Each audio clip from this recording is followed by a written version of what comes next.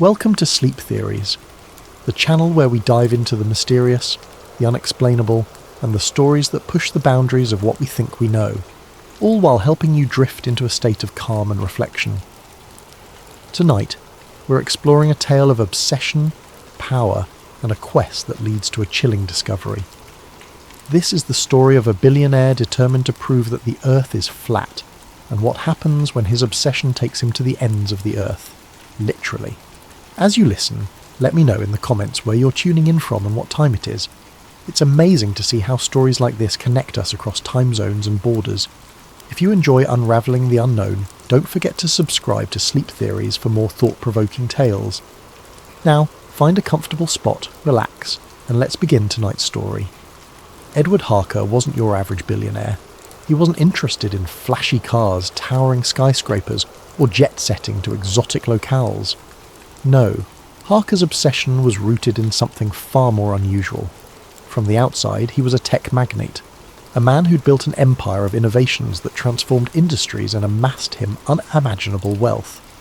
But behind closed doors, he harboured a secret fascination, an unshakable belief that the Earth was flat.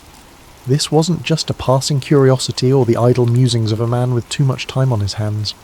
For Harker, it was a conviction that had taken root in the deepest recesses of his mind, growing steadily over the years.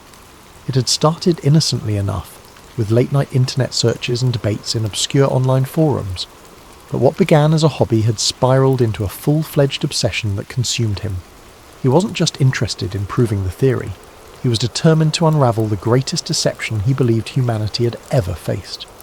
Harker's sprawling estate in the countryside became his sanctuary for this quest. Behind the gates, nestled among manicured gardens and futuristic laboratories, he built a personal library dedicated to the subject. Shelves groaned under the weight of ancient atlases, declassified government documents, and obscure scientific treatises. Maps from centuries past covered his walls, their faded lines and inscriptions serving as a testament to the worldviews of a forgotten era, an era he believed held more truth than the polished narratives of modern times. He would sit for hours in his dimly lit study, his fingers tracing the lines of a 15th century map that depicted a flat Earth surrounded by an unbroken ring of ice. The details were striking. Depictions of mythical sea creatures in uncharted waters, warnings etched in Latin along the edges, and symbols that seemed to whisper secrets he was desperate to understand.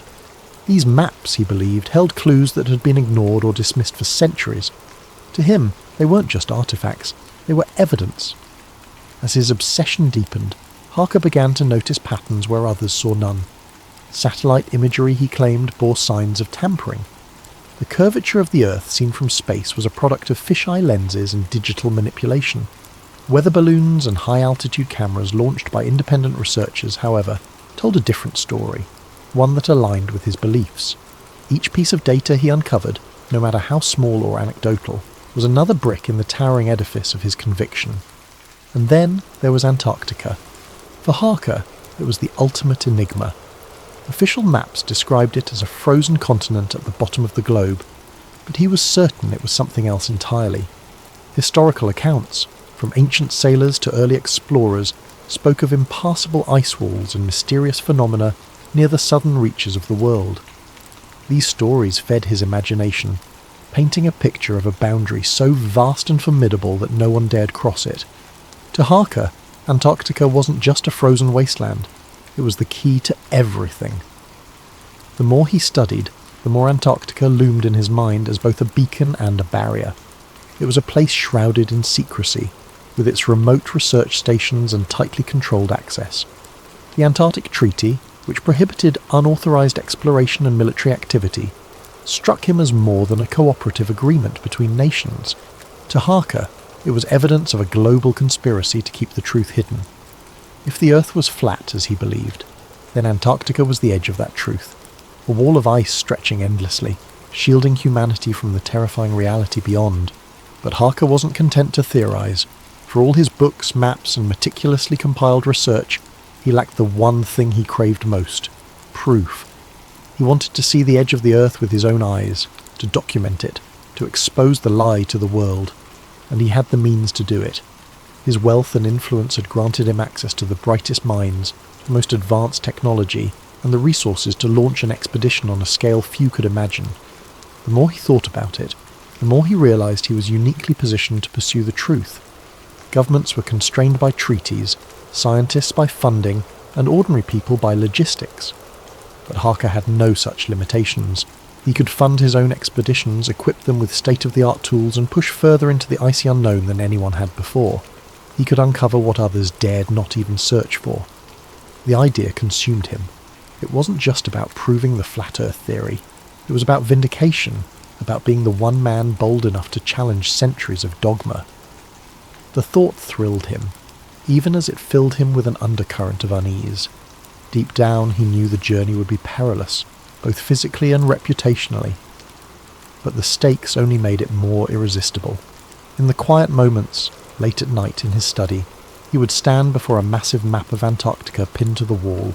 Its stark, featureless expanse stared back at him, daring him to venture into its depths, and every time he looked at it, he felt the same electric pulse of determination. If the edge of the earth truly existed, he would find it, and nothing, not the icy terrain, not the skepticism of the world, not even the possibility of failure, would stop him. It started small. He funded a series of private expeditions to Antarctica, hiring teams of seasoned explorers, scientists, and adventurers. Their mission was simple: document what lay beyond the ice, capture evidence of what the world had been told didn't exist, and bring back irrefutable proof. Each team was outfitted with cutting-edge technology, GPS systems, satellite communication devices, drones, and even experimental ice-penetrating radar. Money was no object. Harker spared no expense, convinced that if he gave these expeditions every possible advantage, success was inevitable. But none of the teams returned. The first group seemed to vanish into thin air. For weeks they sent regular transmissions filled with data and updates, their voices crackling with excitement as they described the surreal beauty of the icy landscape, and their progress deeper into the frozen expanse. And then, without warning, the signals stopped. Search efforts were launched, but the desolation of Antarctica made the task nearly impossible. The rescue teams found no sign of the explorers, no abandoned camps, no wreckage, not even a single piece of discarded equipment. It was as if the ice had swallowed them whole. Harker was shaken but undeterred. He doubled down, convinced that the first team had fallen victim to the harsh, unpredictable conditions.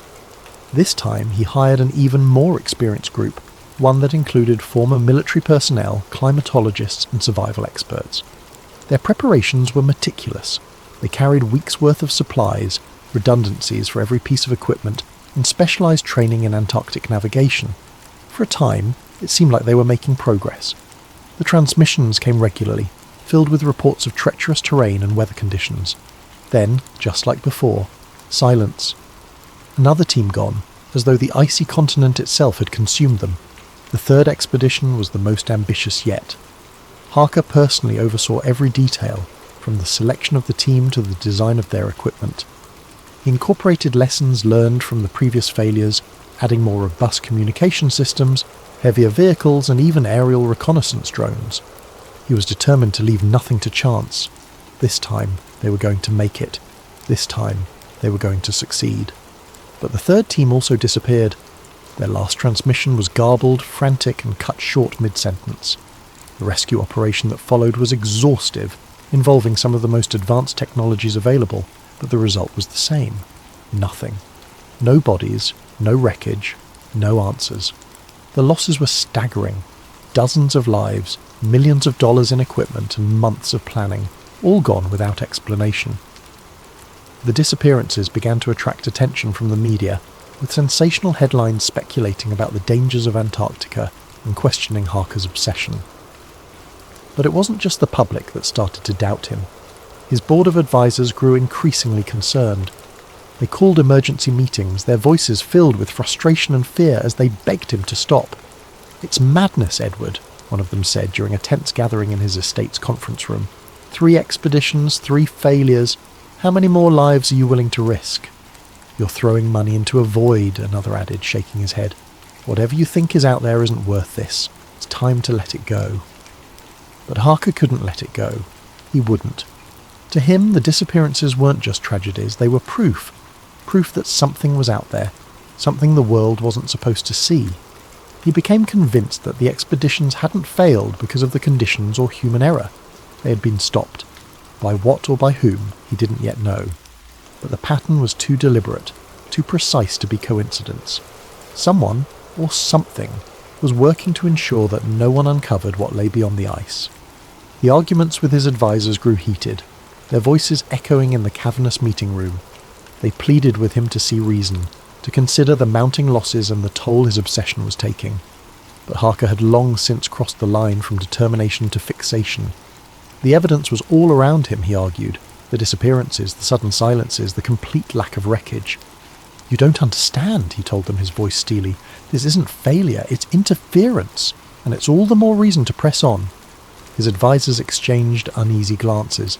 They had seen Harker driven before. His ambition was what had built his empire, but this was different. This was a man consumed by something he couldn't let go, no matter the cost.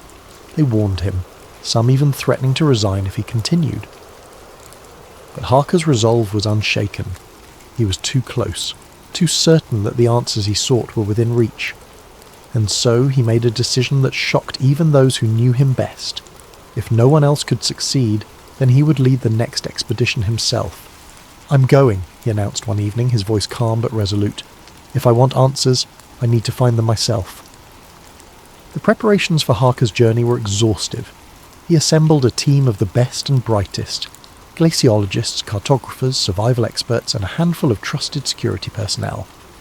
They were given the finest equipment money could buy, custom-built snow vehicles, high-tech communication gear, and enough provisions to last months. Harker spared no expense, determined that this expedition would succeed where the others had failed. Their departure was shrouded in secrecy, a cloak of anonymity drawn tightly around every detail of the mission. No announcements were made, no social media posts leaked. The group boarded a private jet in the dead of night, their destination listed as a vague research operation. Even the crew piloting the aircraft had been sworn to silence, signing ironclad non-disclosure agreements. Harker had made it clear to everyone involved. If word of their mission got out, they would likely never make it past the runway. The team's journey began at a remote and rarely used base on the edge of Antarctica, far from the bustling hubs of international research stations. The facility was little more than a cluster of prefabricated buildings and a small airstrip, barely visible against the backdrop of endless white. It had been chosen for its isolation, ensuring that no curious eyes would be watching. Supplies were unloaded quickly, their crates marked only with cryptic codes to obscure their true contents. Harker moved among the team, his presence both inspiring and intimidating, a mix of quiet determination and restless energy. He didn't trust anyone outside their circle, not the media, not the international coalitions that regulated Antarctic expeditions, not even the scientists who claimed to champion transparency and discovery. To Harker, they were all potential agents of the conspiracy, complicit in maintaining the illusion of a spherical Earth. His paranoia, once a quiet undercurrent, had become an undeniable force driving every aspect of the operation. The team's morale was an uneasy blend of excitement and trepidation. Many of them were drawn to the mission for reasons beyond Harker's flat Earth obsession. Some were seasoned adventurers, enticed by the prospect of exploring one of the last uncharted frontiers. Others were scientists, curious about the mysteries Antarctica held, even if they didn't buy into Harker's theories. And then there were those who simply couldn't resist the lure of being part of something monumental. Whether it was groundbreaking or unthinkable, they didn't care. They were here for the thrill, the chance to make history. The journey across the ice was punishing from the outset. Their convoy consisted of specialised vehicles designed to withstand the extreme cold, their treads crunching over the frozen terrain. Temperatures plunged to levels most of the team had never experienced, the bitter cold seeping into every crack and crevice of their gear. Even the most advanced thermal clothing struggled to keep them warm, and frostbite became a constant threat.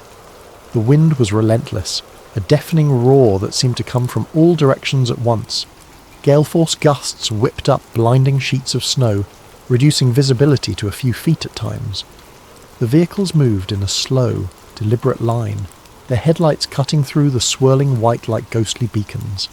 Inside the cabs, the team huddled in their seats, their breath fogging the windows as they exchanged worried glances. Harker, however, seemed unfazed.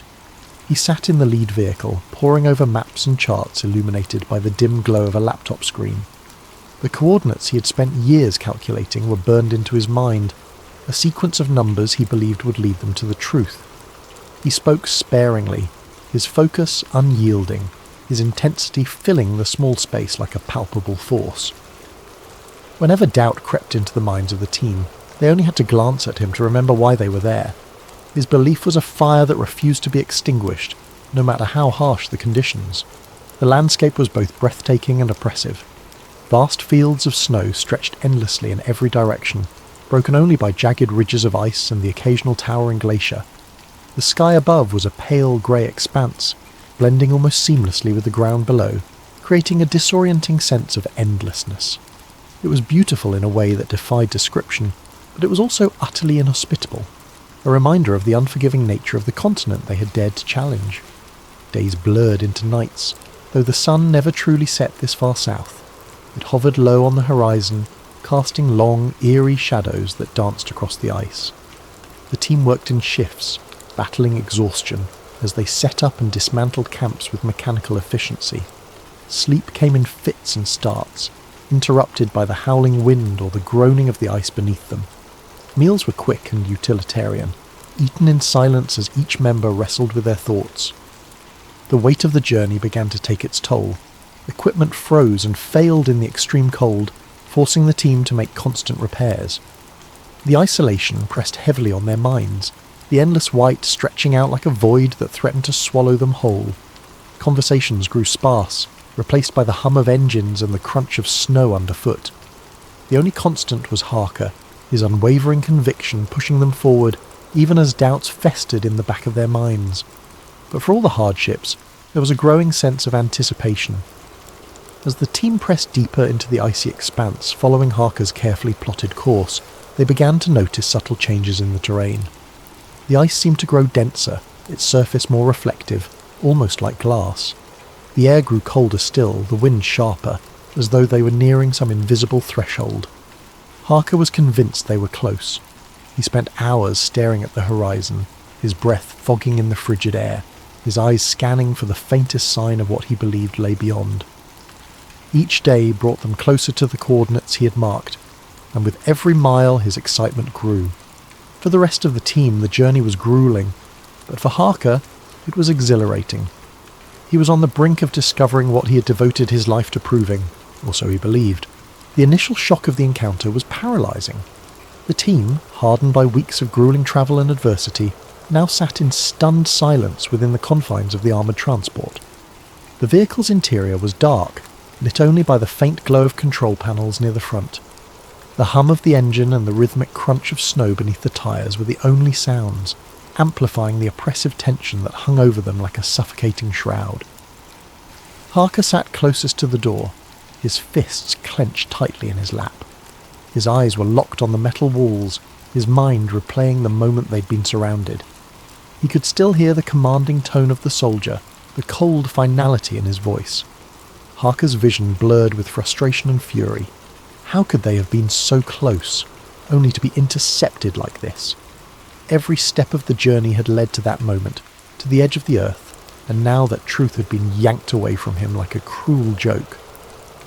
The rest of the team exchanged nervous glances, their faces pale and drawn. Some of them whispered in hushed tones, their words too faint to catch.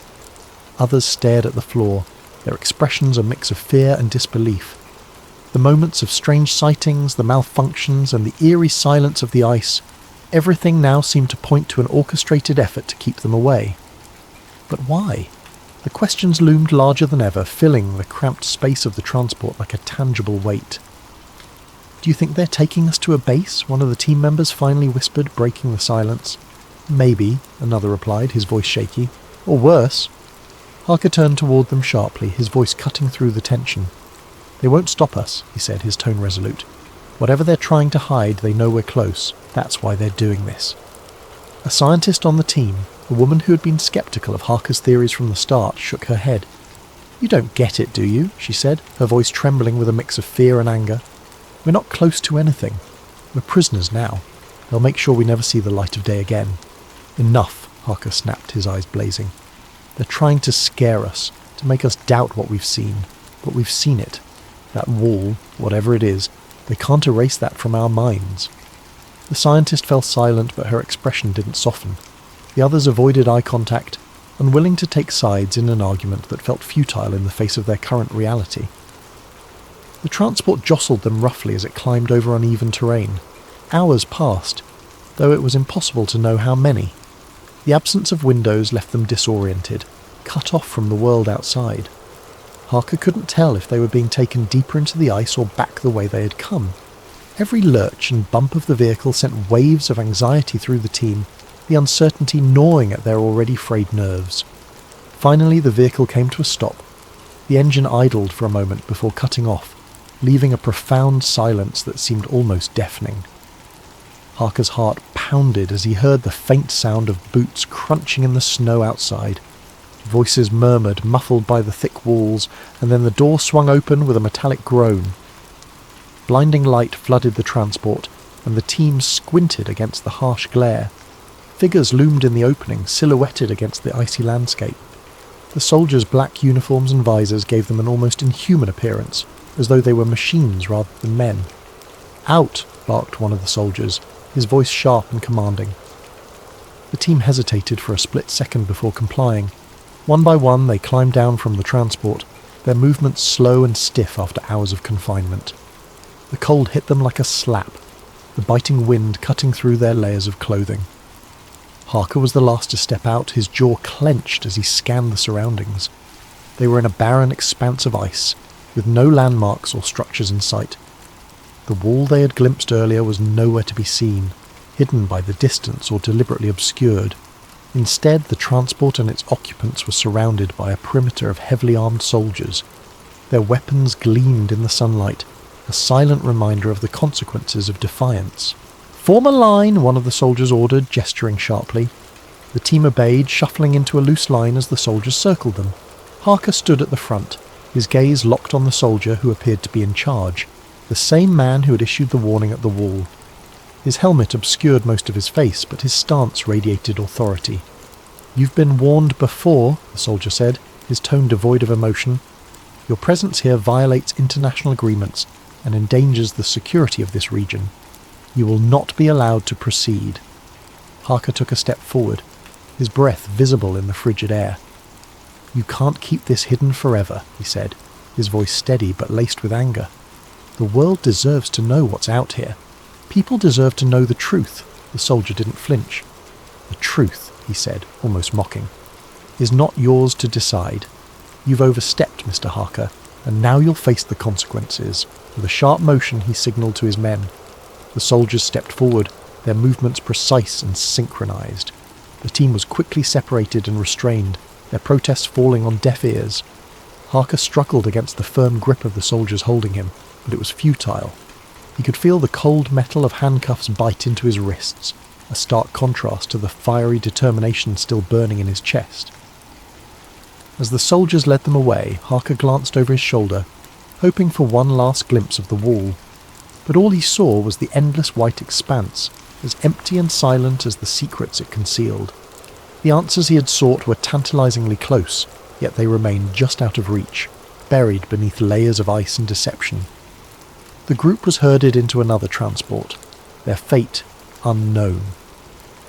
Harker's mind raced with possibilities, each one darker than the last. But despite the fear and uncertainty, one thought remained clear in his mind. He had seen the wall, and no matter what happened next, he would never stop believing in what lay beyond. Thank you for joining us on Sleep Theories. As you drift off tonight, let this story remind you of the lengths we'll go to in pursuit of the truth, and the mysteries that remain just beyond our reach. Sleep well, and sweet dreams.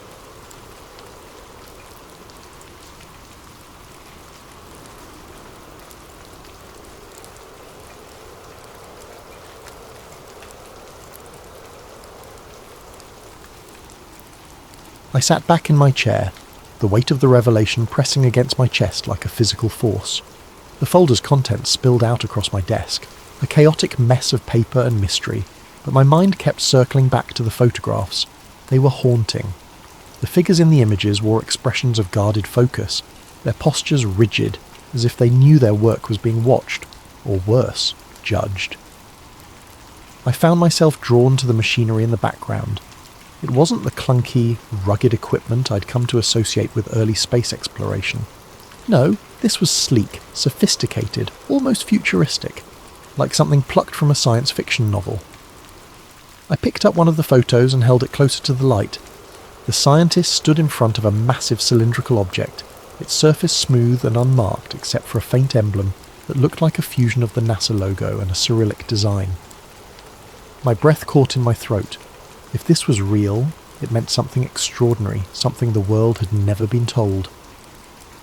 I set the photo down and turned to the memos.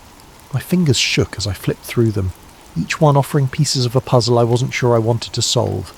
Phrases leapt off the pages: coordinated asset exchange, joint lunar initiative, narrative alignment essential for national security.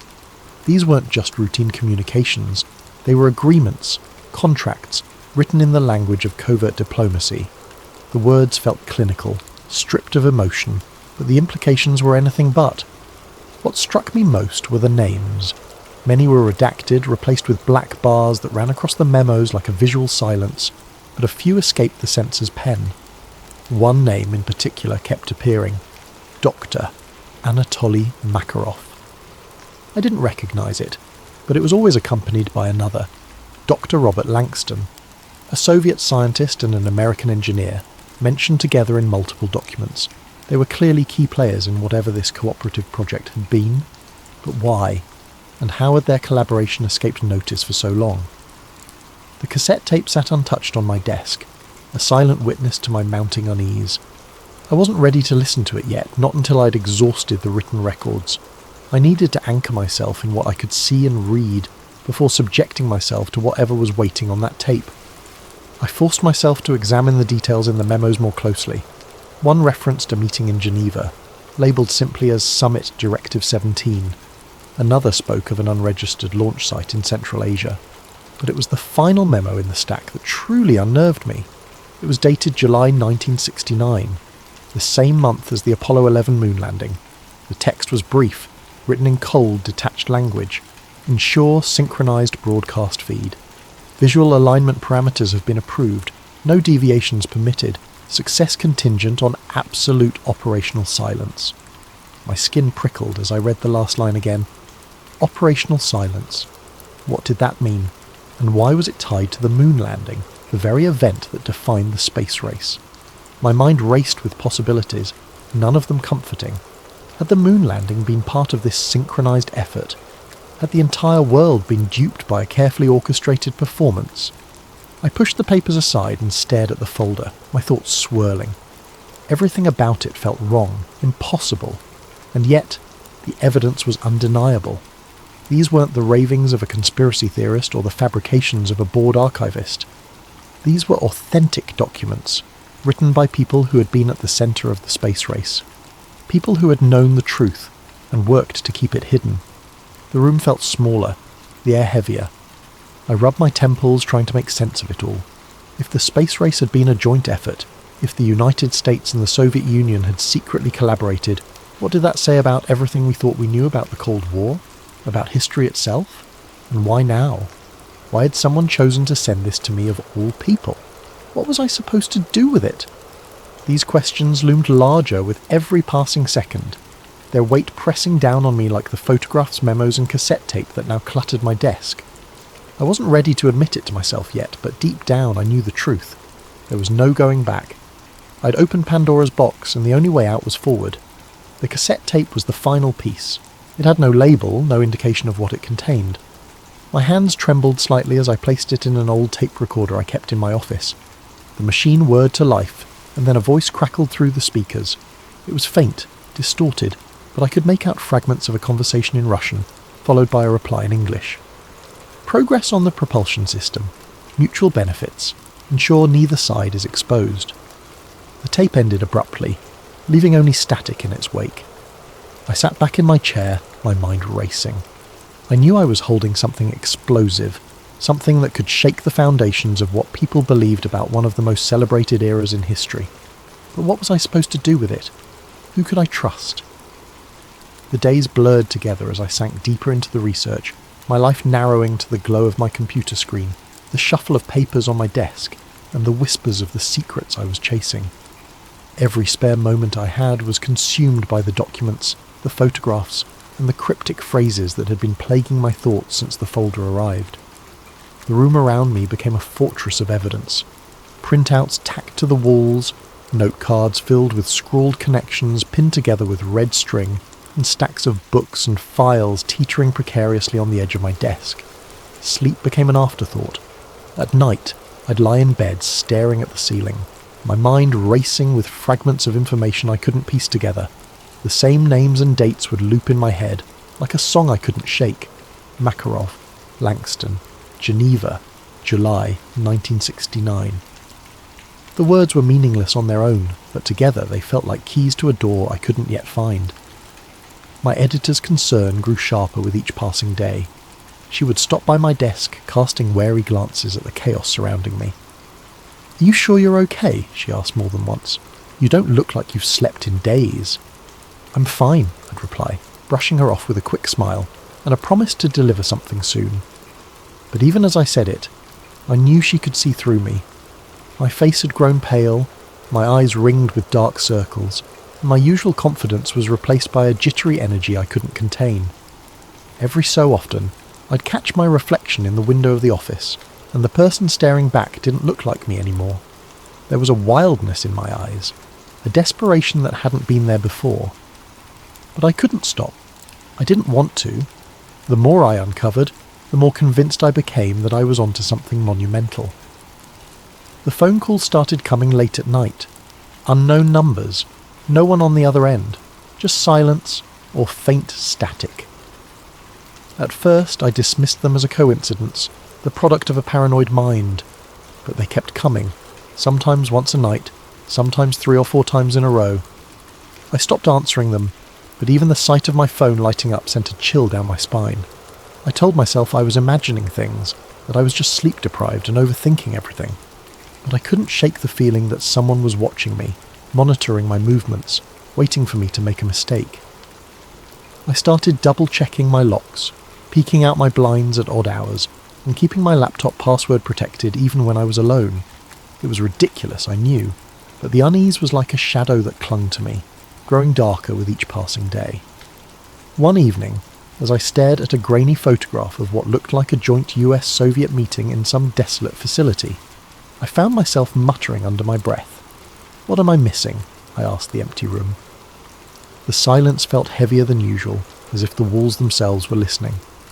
I leaned back in my chair, running a hand through my unwashed hair, and closed my eyes. The exhaustion was catching up to me, but every time I thought about stepping away, that same thought pulled me back. What if I'm right? It wasn't just about proving the theory anymore. It was about the magnitude of it all. If the space race had been choreographed, if the 2 greatest enemies of the 20th century had secretly worked together, then everything I thought I knew about history was a lie. It was bigger than a story. It was a reckoning. I opened my eyes, the photograph still in my hand. In the corner of the frame, barely visible, was a calendar hanging on the wall. The date was circled in red, December 14th, 1962. My pulse quickened as I jotted it down, another fragment to add to the growing pile. It didn't mean anything yet, but it felt significant. Everything did. The walls of my apartment were closing in. The air felt thick, suffocating, and I realised I hadn't eaten all day. My stomach growled, but the idea of food felt foreign, like a task for someone who still lived in the real world. I shoved the photograph into the folder and stood, pacing the room in restless circles. "You're losing it," I said aloud, my voice sharp in the quiet. But even as I said it, I knew I wouldn't stop. I couldn't. This was bigger than me now. The tipping point came when I received a second package. This one was smaller, just a single envelope with no return address. It arrived early in the morning, slipped through the mail slot while the city was still waking up. The envelope was unremarkable, plain and beige, but the weight of it in my hands was enough to send a jolt of adrenaline through me. My fingers trembled as I opened it, sliding out a single photograph. The image was clearer than the grainy black and white photos from the first package. This one was in colour, crisp and recent. It showed a man in his 60s sitting at a small table outside a cafe. He was dressed in a simple grey coat, a scarf draped loosely around his neck. A newspaper lay folded in front of him, next to a cup of coffee. He looked ordinary, almost forgettable, just another face in the crowd. But his posture, the way his eyes seemed to dart slightly off camera, suggested he was anything but.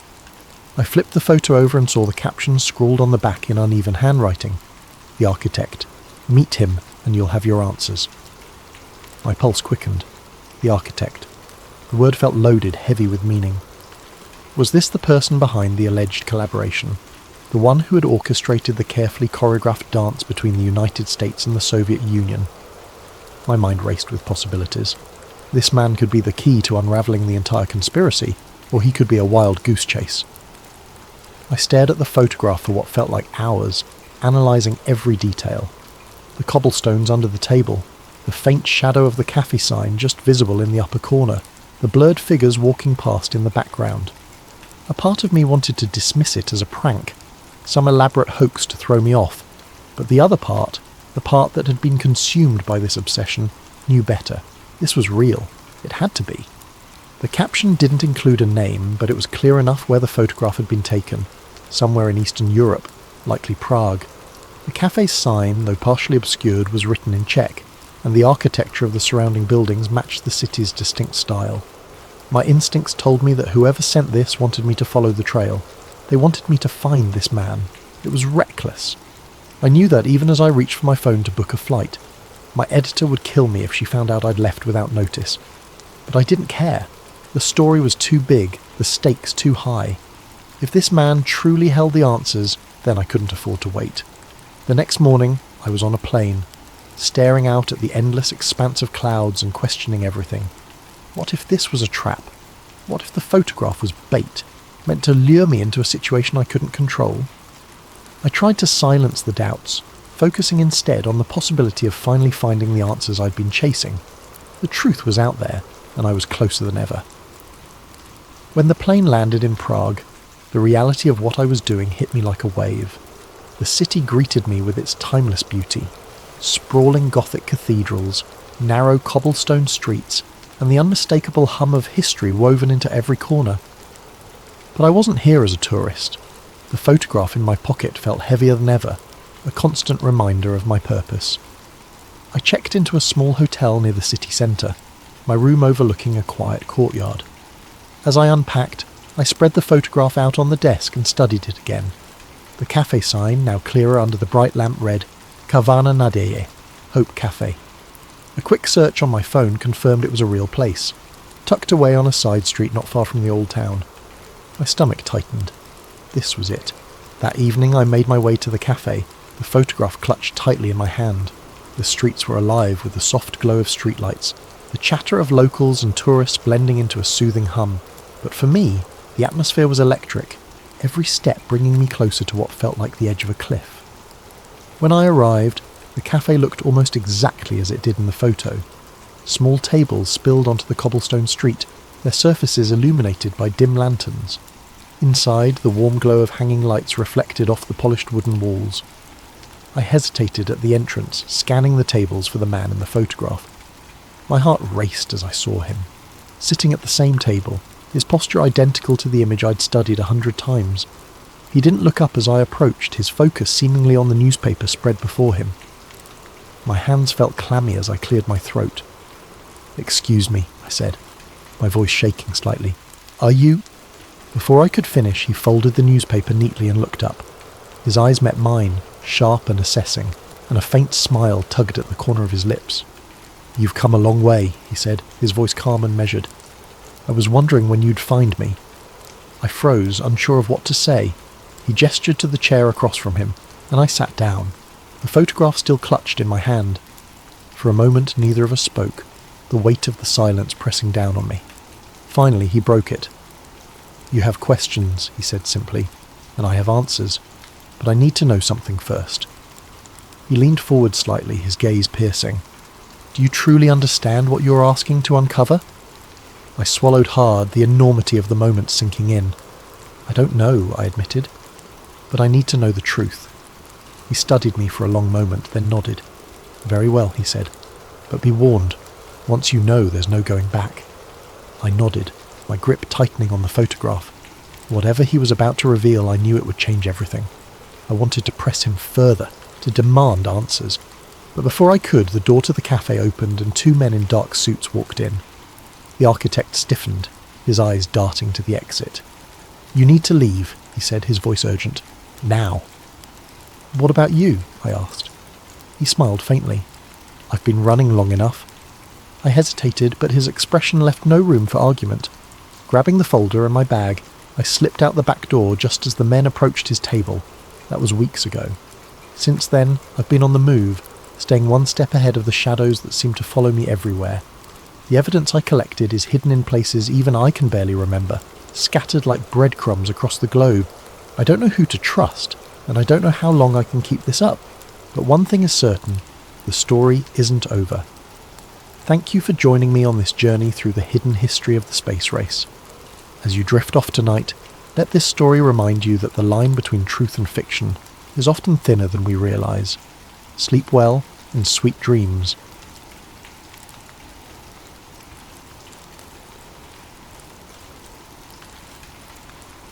Jake Wilder wasn't a man you'd peg as the curious type. He lived a quiet, unassuming life in the suburbs, working as a freelance videographer. His days were a mix of editing wedding videos, filming promotional content for small businesses, and the occasional passion project. It wasn't glamorous, but it paid the bills, and Jake liked the freedom that came with it. He didn't need excitement or intrigue. His life was simple, predictable, and most importantly, safe. Jake's routine was one of steady monotony, and he preferred it that way. He enjoyed the hum of his editing software late into the evening, the predictable satisfaction of piecing together footage until it became a polished narrative.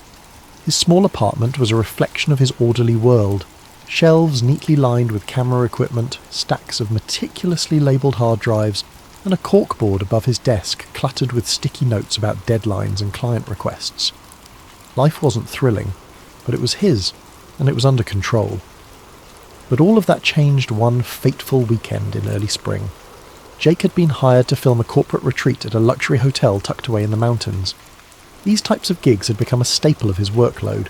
Simple, well-paying assignments that didn't ask too much of him. His job was to capture team-building exercises, keynote speeches, and a few candid moments that could later be used in promotional materials. It was the kind of work that didn't require much creativity, but it was easy money. And in Jake's world, easy money was a good thing. The email with the job details had come a week earlier, sent by an event planning company he'd worked with a handful of times before. The instructions were simple: arrive Friday morning, set up, and be ready to start filming by noon.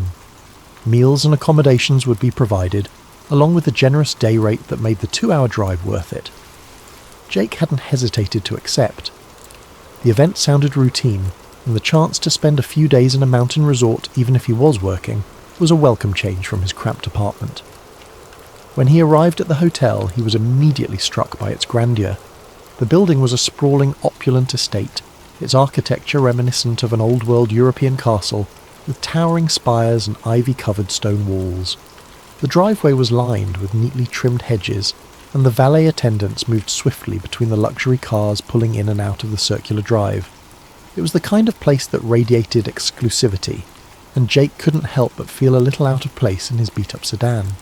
Still, he was used to navigating high-end events, and he approached the assignment with his usual professionalism. Jake parked in the designated staff lot, and carried his equipment through a side entrance, following the directions he'd been given. Inside, the hotel was even more impressive.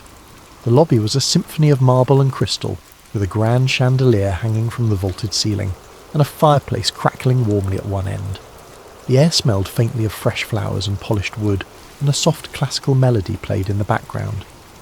Jake checked in with the event coordinator, a brisk but polite woman named Lauren, who handed him a detailed schedule and pointed him toward the conference hall where the first session would take place.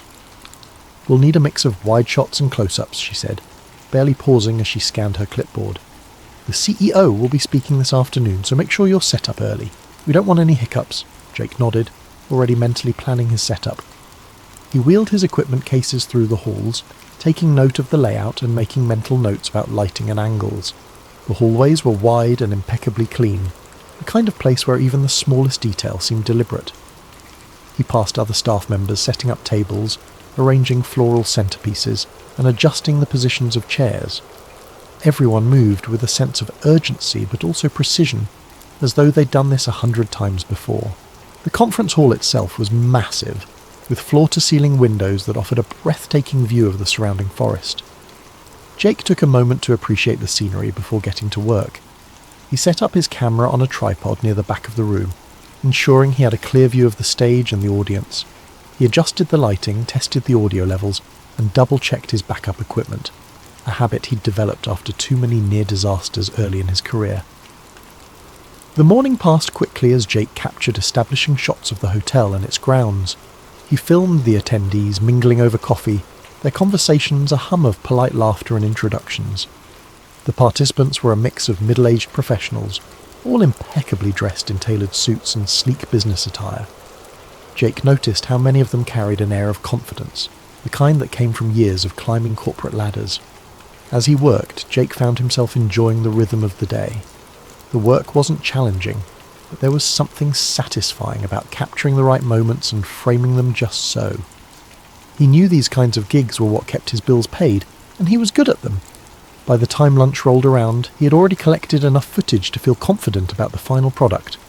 He grabbed a quick bite from the buffet, a spread of artisanal sandwiches and fresh salads that put his usual lunch of instant ramen to shame. After eating, he returned to the conference hall to prepare for the afternoon session. Everything about the day felt smooth, predictable, just the way Jake liked it.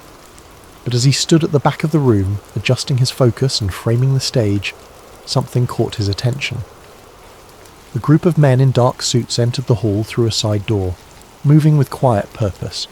They weren't part of the event staff or the attendees. Jake was sure of that. Their suits were sharper, their demeanour more formal. They moved like they belonged there, yet there was an air of secrecy about them. Jake watched as they exchanged brief words with Lauren, the event coordinator.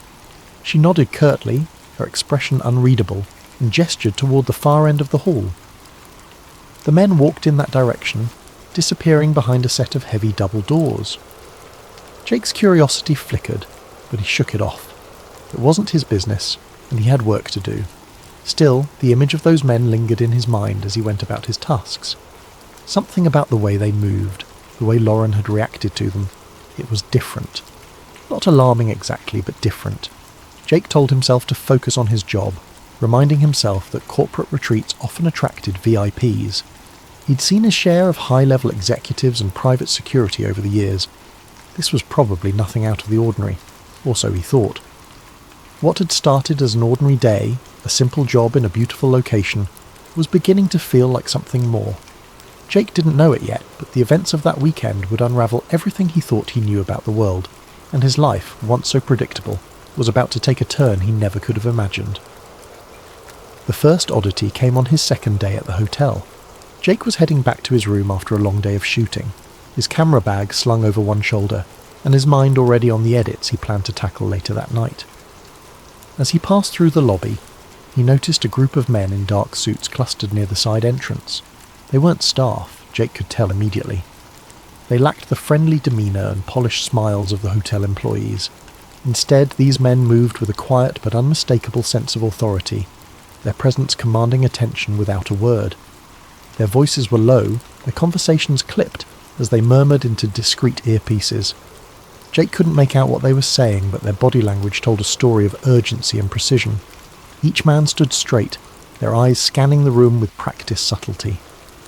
Jake slowed his steps, feigning a casual stretch as he observed them.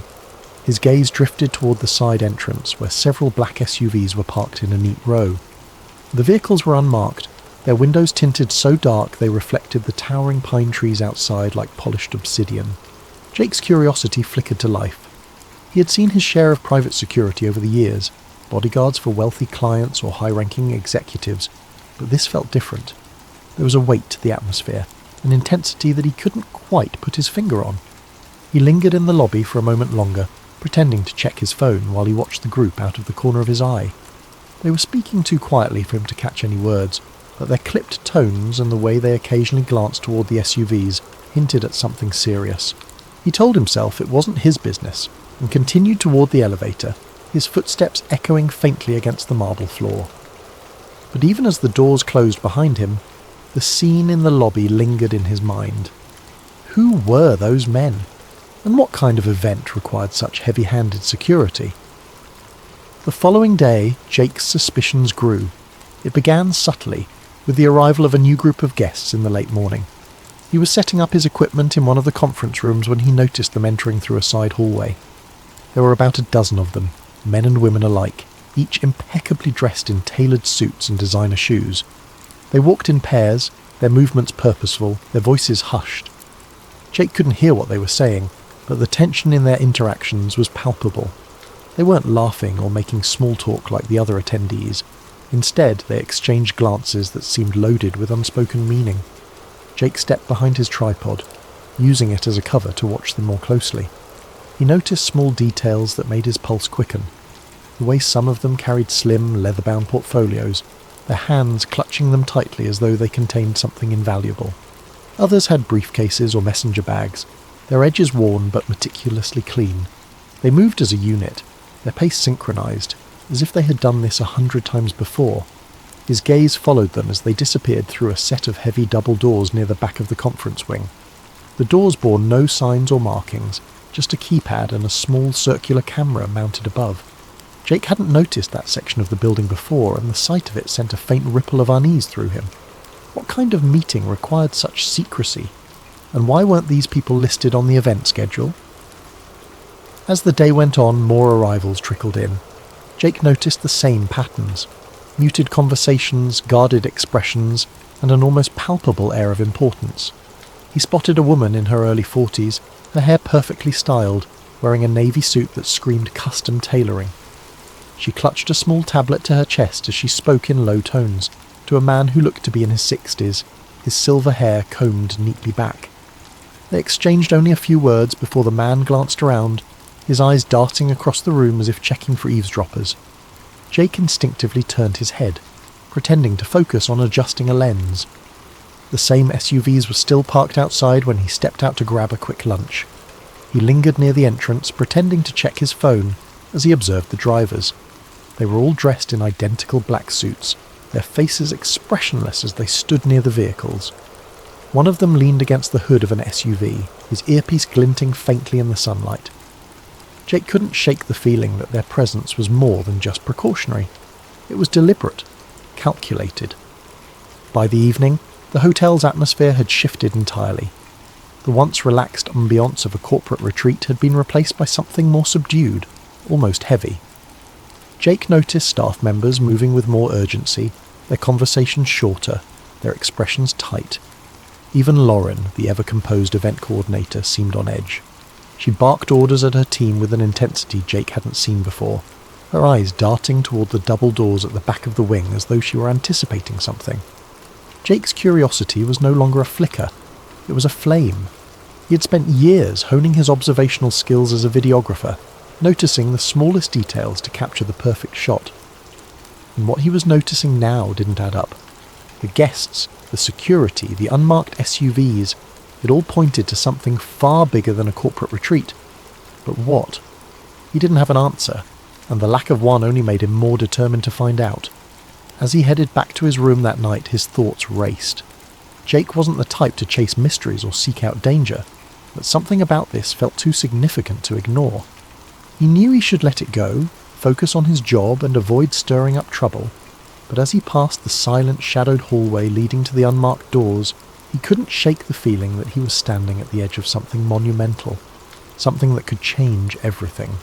Later that evening, as Jake reviewed his footage in his room, there was a knock on his door.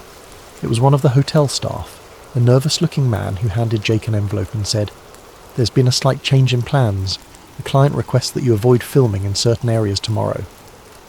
The staff member pointed to a highlighted section on a map of the hotel, a part Jake hadn't yet explored. Jake frowned as the man hurried away. The restricted area wasn't near any of the planned events for the retreat, which only made the restriction more curious. That night, unable to sleep, Jake's curiosity got the better of him. He grabbed his camera and decided to take a walk. The hotel was quiet, its grand hallways illuminated by soft golden light. He wandered toward the restricted area, telling himself he just wanted to see what all the fuss was about. He wasn't planning to film, just a quick look and then back to bed.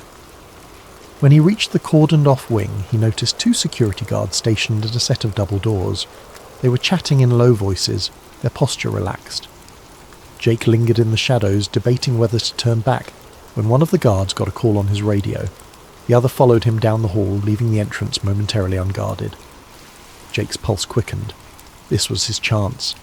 He slipped through the doors, moving as quietly as he could. The corridor beyond was dimly lit, the air cooler, almost sterile. He passed several empty conference rooms before he heard it, a low hum of voices coming from a room at the end of the hall. He crept closer, pressing himself against the wall as he approached the partially open door. What he saw made his breath catch. Inside was a large conference room, its walls lined with ornate wood panelling. Around a massive oval table sat dozens of people, their faces illuminated by the glow of a projector. Jake didn't recognize most of them, but a few were unmistakable. CEOs of major corporations, politicians, and even a royal figure he'd only seen on the news. They were deep in discussion, their voices too low for Jake to make out individual words. On the screen behind them, a slide displayed a title that made Jake's stomach turn. Global Economic Transition Strategy, Phase 3. Jake's hands shook as he lifted his camera, adjusting the focus to capture the scene. He panned across the room, zooming in on faces, documents spread across the table, and the titles of other slides: Media Consolidation Plan, Energy Resource Redistribution, and Population Control Measures. It felt surreal, like stepping into the plot of a dystopian novel, but this was no fiction. This was happening right in front of him. He was so engrossed in filming that he didn't hear the footsteps behind him. A hand clamped down on his shoulder, making him jump. He turned to see one of the security guards glaring at him, a walkie-talkie in hand. "What are you doing here?" the guard demanded. Jake stammered, trying to come up with an excuse, but it was no use. The guard yanked the camera from his hands, pulling him away from the doorway. Jake caught one last glimpse of the room, the projector screen now displaying a list of future meeting dates and locations, before the door was slammed shut. "Come with me," the guard said, his grip firm. Jake's mind raced. He was in trouble, serious trouble. But more than that, he was terrified of what he'd just uncovered.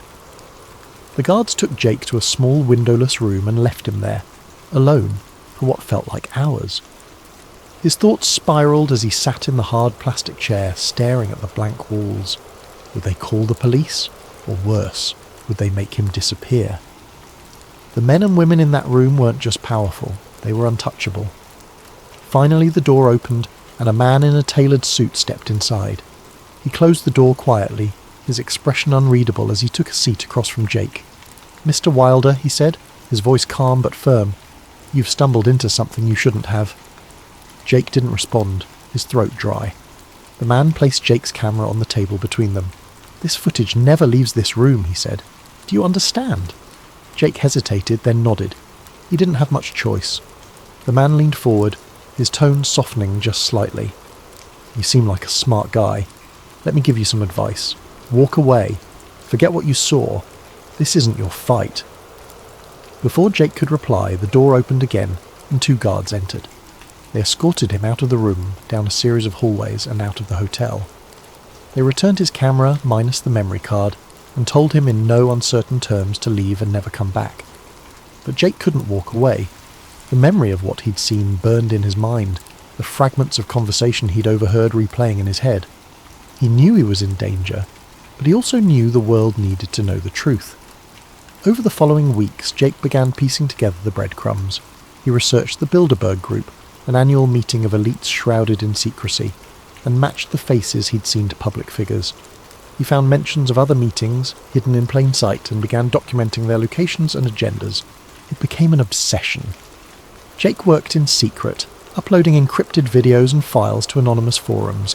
He knew the risks, but the pull to expose the truth was stronger than his fear. Then, one night, As Jake sat hunched over his laptop in his darkened apartment, he heard a knock at the door. His blood ran cold. He hadn't told anyone where he lived, not since he'd started digging deeper. He closed his laptop, his heart pounding as the knock came again, louder this time. He never answered the door. Thank you for joining us tonight on Sleep Theories. Let this story remind us of the hidden forces at play in our world, and the courage it takes to seek the truth. May your dreams be filled with curiosity and wonder, and may you sleep soundly knowing that even the darkest mysteries can be brought to light. Sweet dreams, and good night.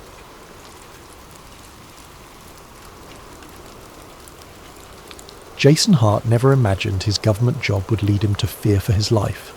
At 37, Jason had spent nearly a decade as a data analyst for a classified branch of the Department of Justice. His work was straightforward, if not monotonous, reviewing old case files, compiling statistics, and ensuring information stayed where it was supposed to stay. Jason liked the stability, the quiet routine of his life. He wasn't the type to question authority or chase after hidden truths. But all of that changed one ordinary Wednesday afternoon. Jason's office was a nondescript cubicle in a secure building outside of Washington, D.C.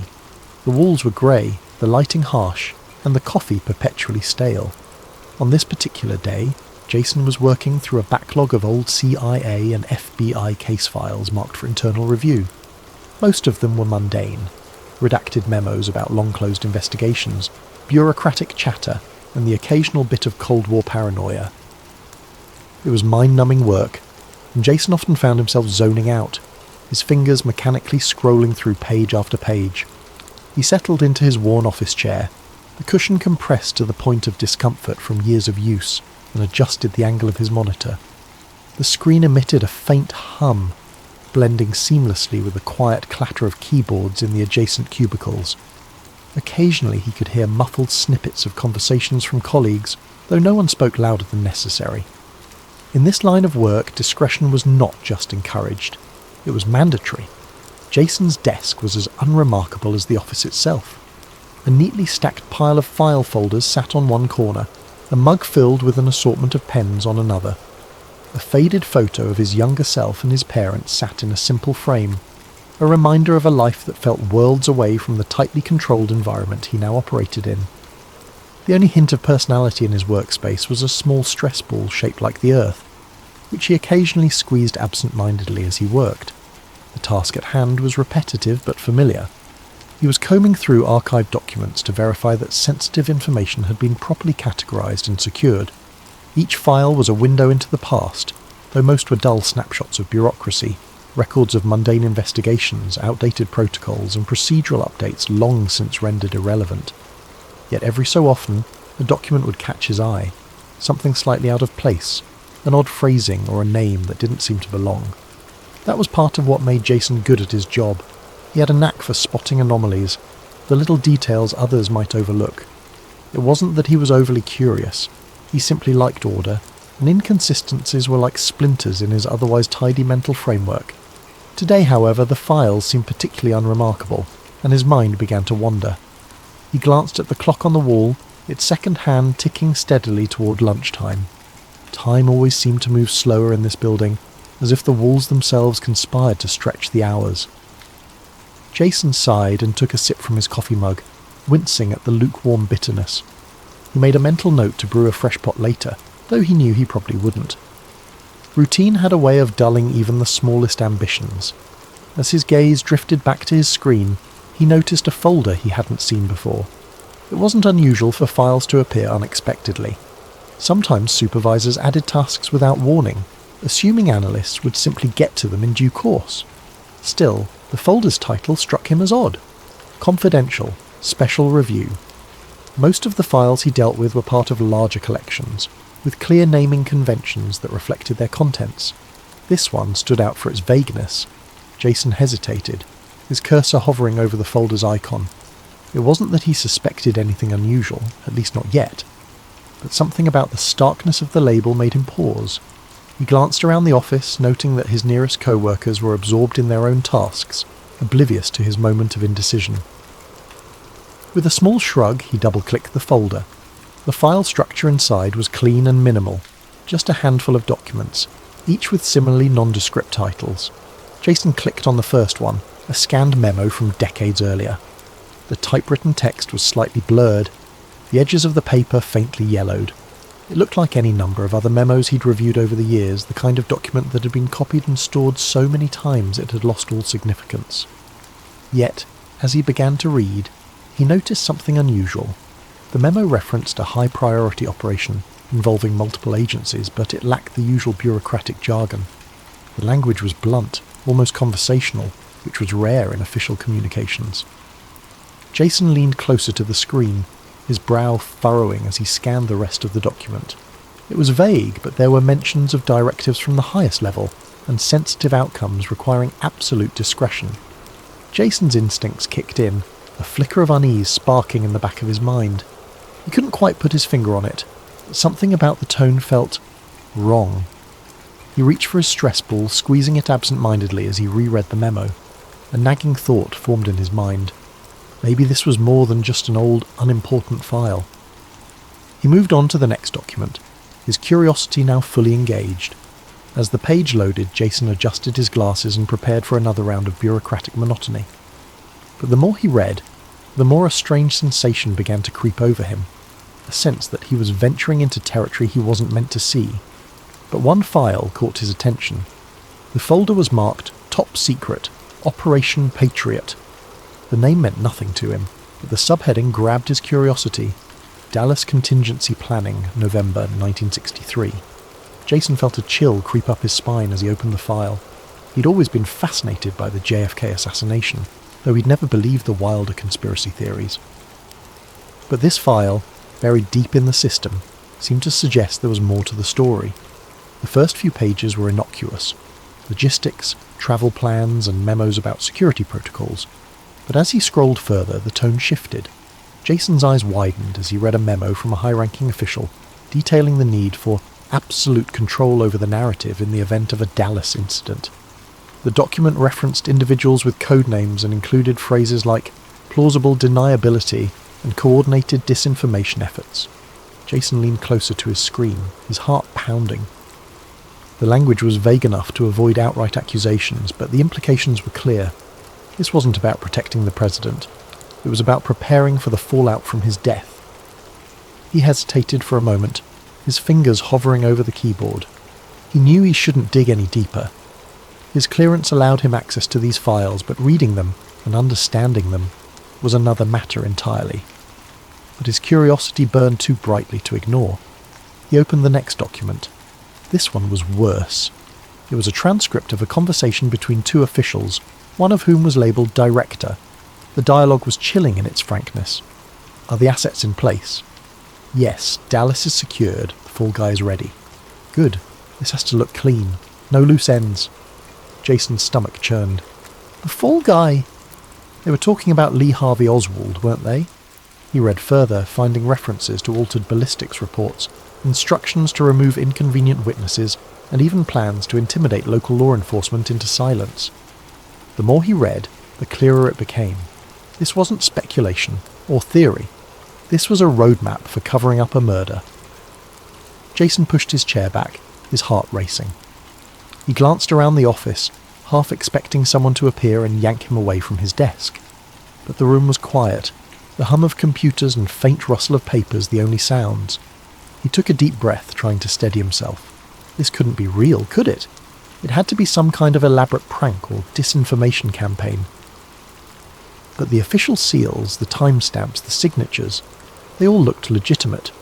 He knew he should stop, report the file and move on, but he couldn't. He opened another document, this one a photographic scan of a handwritten note. The handwriting was neat, the tone matter-of-fact.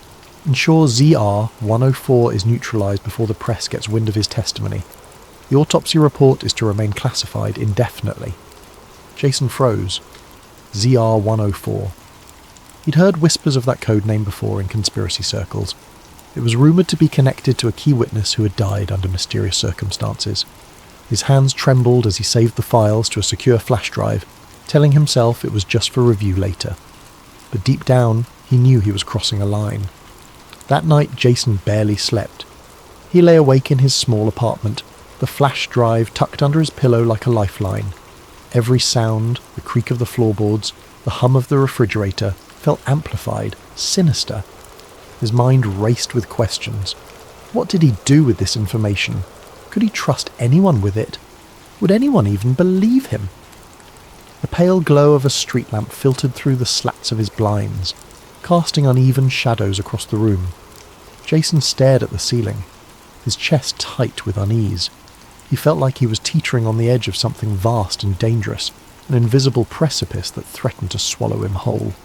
The weight of the flash drive beneath his pillow seemed to press into his skull, a constant reminder of the choice he'd made to take it. His rational mind told him he should never have taken the files.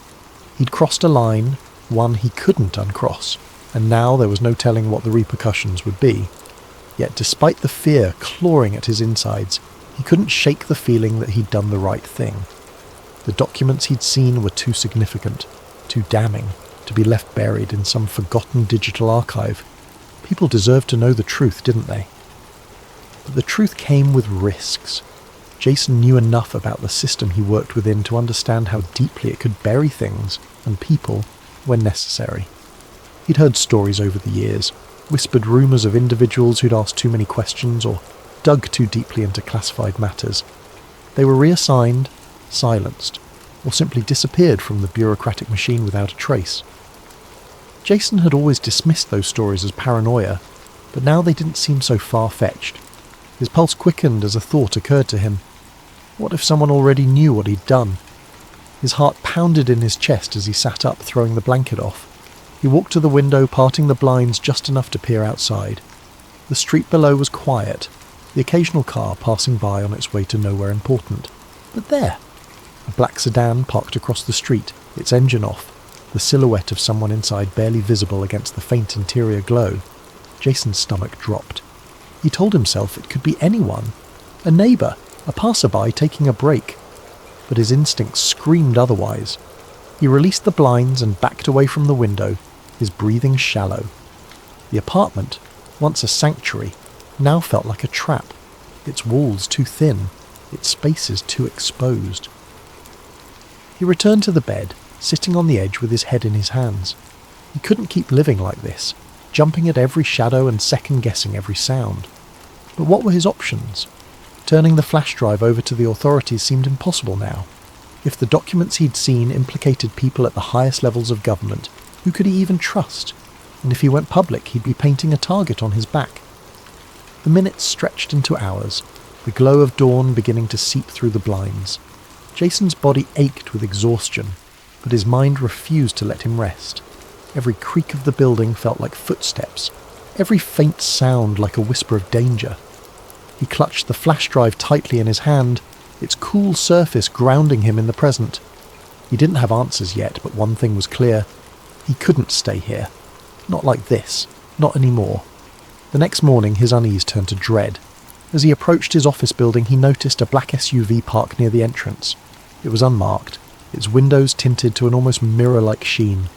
Two men in suits stood nearby, their postures rigid and military, their eyes scanning the area like hawks. Jason hesitated mid-step, his pulse quickening in his chest.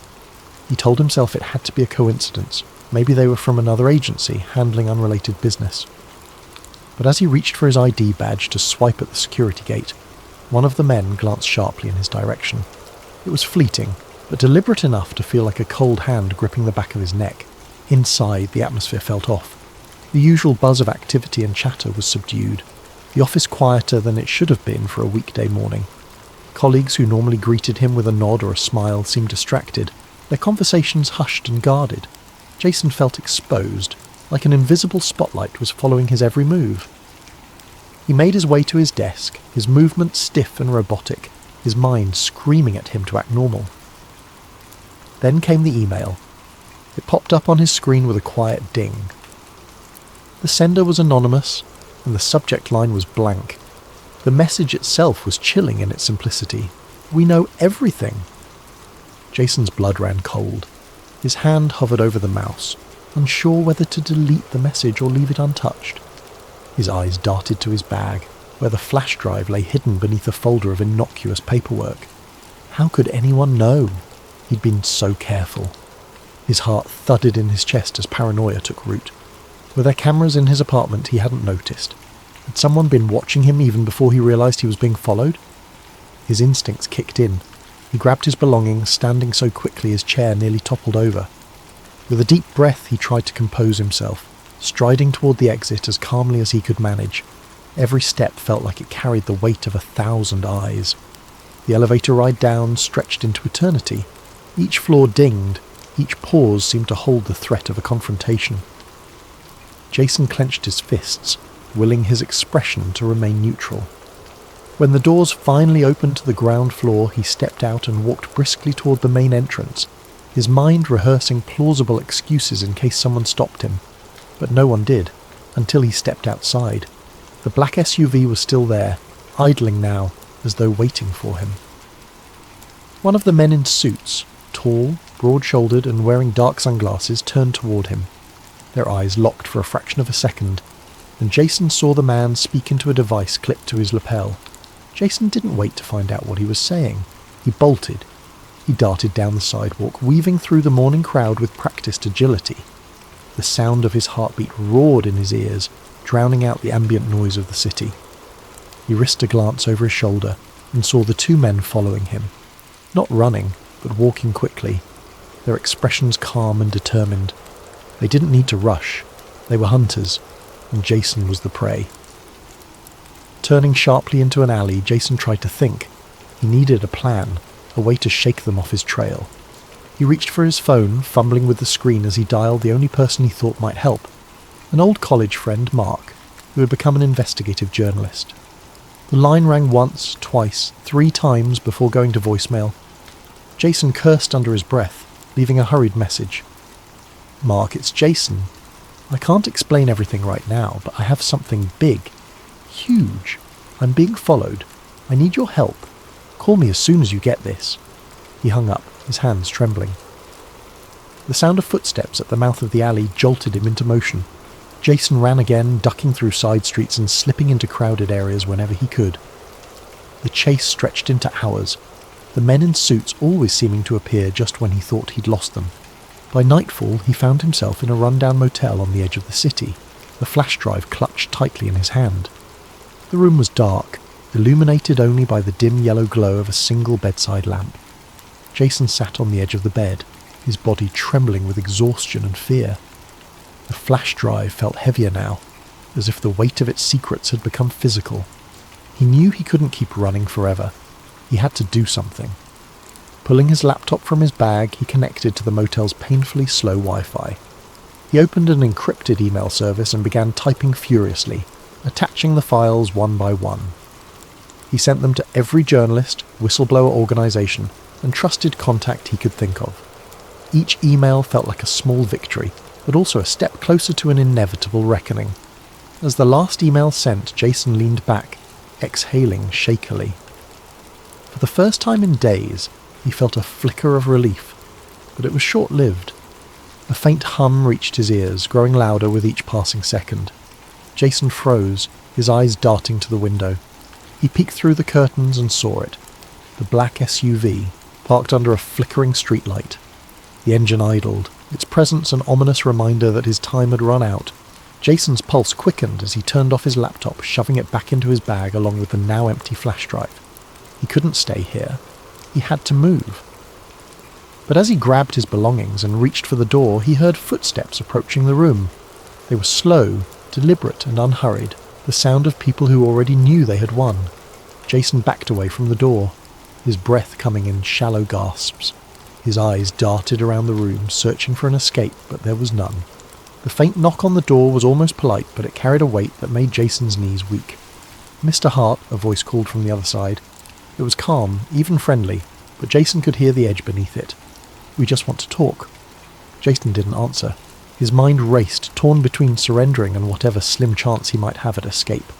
The knock came again, firmer this time. "Open the door, Mr. Hart. You've made things very complicated for yourself." Jason swallowed hard, his back pressed against the far wall of the room. He didn't move, didn't breathe. The silence stretched, the tension in the air thick enough to choke on. And then, with a crash, the door splintered open. The last thing Jason saw was the silhouette of a man stepping through the doorway, a glint of something metallic in his hand. And then the world went dark. Thank you for joining us on Sleep Theories. As you drift off tonight, let Jason's story remind you that the pursuit of truth often comes at a price, and sometimes the greatest stories are hidden in the places we least expect. Sleep well and sweet dreams.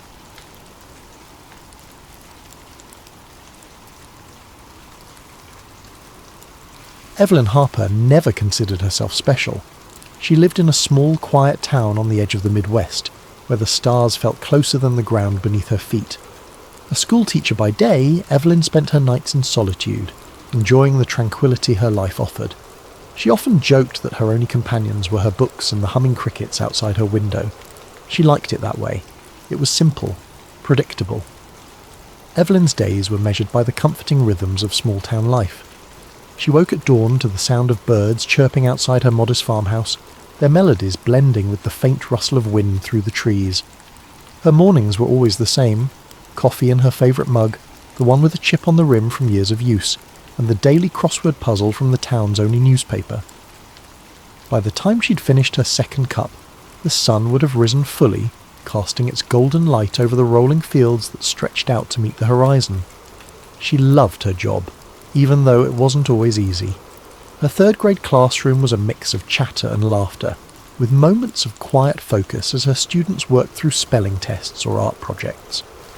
Evelyn had a way of making the lessons come alive, weaving stories and songs into her teaching that left her students eager to learn. She found joy in their curiosity, their boundless energy, and the way they reminded her to see the world through fresh eyes.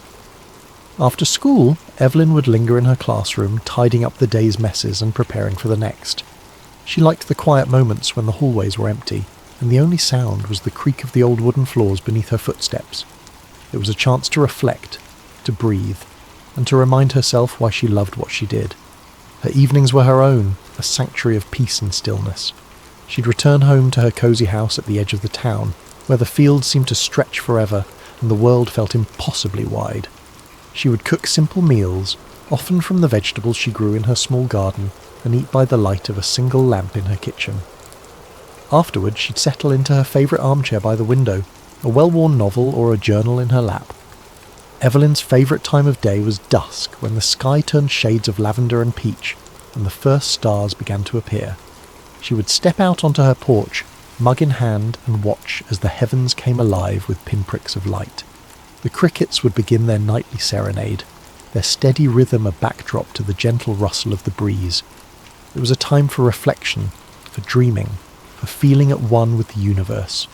To anyone else, her life might have seemed lonely, even dull. But to Evelyn, it was perfect. She had carved out a little piece of the world that was entirely her own, free from the noise and chaos that seemed to dominate everyone else's lives. She didn't need much, just the stars, the stillness, and the knowledge that tomorrow would bring more of the same. But as comforting as her routine was, there was always a faint undercurrent of restlessness, a whisper of something unspoken that tugged at the edges of her contentment. On certain nights, when the moon hung low and the world felt especially quiet, Evelyn would catch herself staring at the sky a little too long, wondering if there was something more. It wasn't a longing for adventure or change. She loved her life exactly as it was. But there was a sense of curiosity, a quiet yearning to understand the vastness above her. She never imagined that her life would change, not in any dramatic way at least. Evelyn Harper was a woman who believed in the beauty of small things, the laughter of her students, the warmth of the sun on her face, the way the stars seemed to wink at her from the dark expanse of the night sky. Her world was small, and she liked it that way, but the universe has a way of surprising us when we least expect it. And for Evelyn Harper, the stars she loved so dearly were about to draw her into a mystery far greater than anything she had ever dreamed. It began on an unremarkable Tuesday evening. The air was warm, thick with the scent of blooming wildflowers, and Evelyn had just settled onto her porch with a cup of tea. Her home sat at the edge of a sprawling field, with nothing but open land and endless sky stretching toward the horizon. She found peace in the stillness, in the way the wind whispered through the grass, its gentle rustling a lullaby for her thoughts. But that night, the quiet felt different. There was an unease in the air, a stillness too deep, like the world was holding its breath, waiting for something to happen. Evelyn shifted in her chair, her gaze lifting to the sky as she tried to brush off the odd sensation creeping over her. The stars were unusually bright that night, scattered across the velvety darkness like shards of diamond. The moon hung low, casting a pale glow over the fields, and for a moment Evelyn allowed herself to relax, letting the familiar beauty of the night wash over her. She sipped her tea, savouring the warmth as it spread through her chest, and listened to the crickets' steady song, their chirping a constant companion in her otherwise solitary evenings. But then the crickets stopped. It wasn't gradual. One moment, their symphony filled the air, and the next, there was nothing but silence. A deep, unnerving silence that seemed to press down on her, wrapping around her like a heavy blanket. Evelyn froze, her cup poised halfway to her lips. Her heart quickened as her eyes darted to the edge of the field, searching for the source of the disruption. It wasn't uncommon for the crickets to pause momentarily when a predator passed nearby, a fox perhaps, or a stray cat. But this felt different. The silence stretched on, growing heavier with each passing second. Setting her tea down with trembling hands, Evelyn leaned forward, her fingers gripping the armrests of her chair. She squinted into the darkness, her eyes scanning the horizon for any sign of movement. The wind had stilled, the grass no longer swaying in its gentle rhythm, as if the entire world had been frozen in place. A chill ran down her spine, and she pulled her shawl tighter around her shoulders, suddenly acutely aware of how exposed she was in the open air. And then she saw it.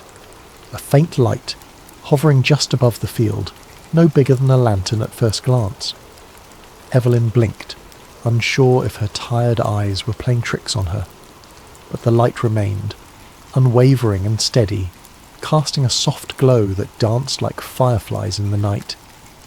At first she thought it might be a plane, but the way it moved dispelled that idea almost instantly. It didn't glide smoothly across the sky. Instead, it darted back and forth, moving with an unnatural precision that defied logic. Its glow shifted between hues of blue, green and white, as if it were alive, pulsating with its own heartbeat.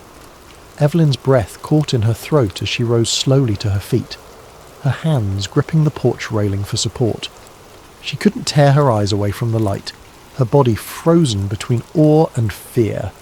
It was like nothing she had ever seen before, and the longer she watched, the more a strange sense of unease crept over her. Her mind raced, trying to rationalize what she was seeing. Could it be a drone, some kind of experimental aircraft? But deep down she knew, whatever it wasn't man-made. The light grew brighter, its glow spilling across the field and illuminating the tall grass in an otherworldly radiance.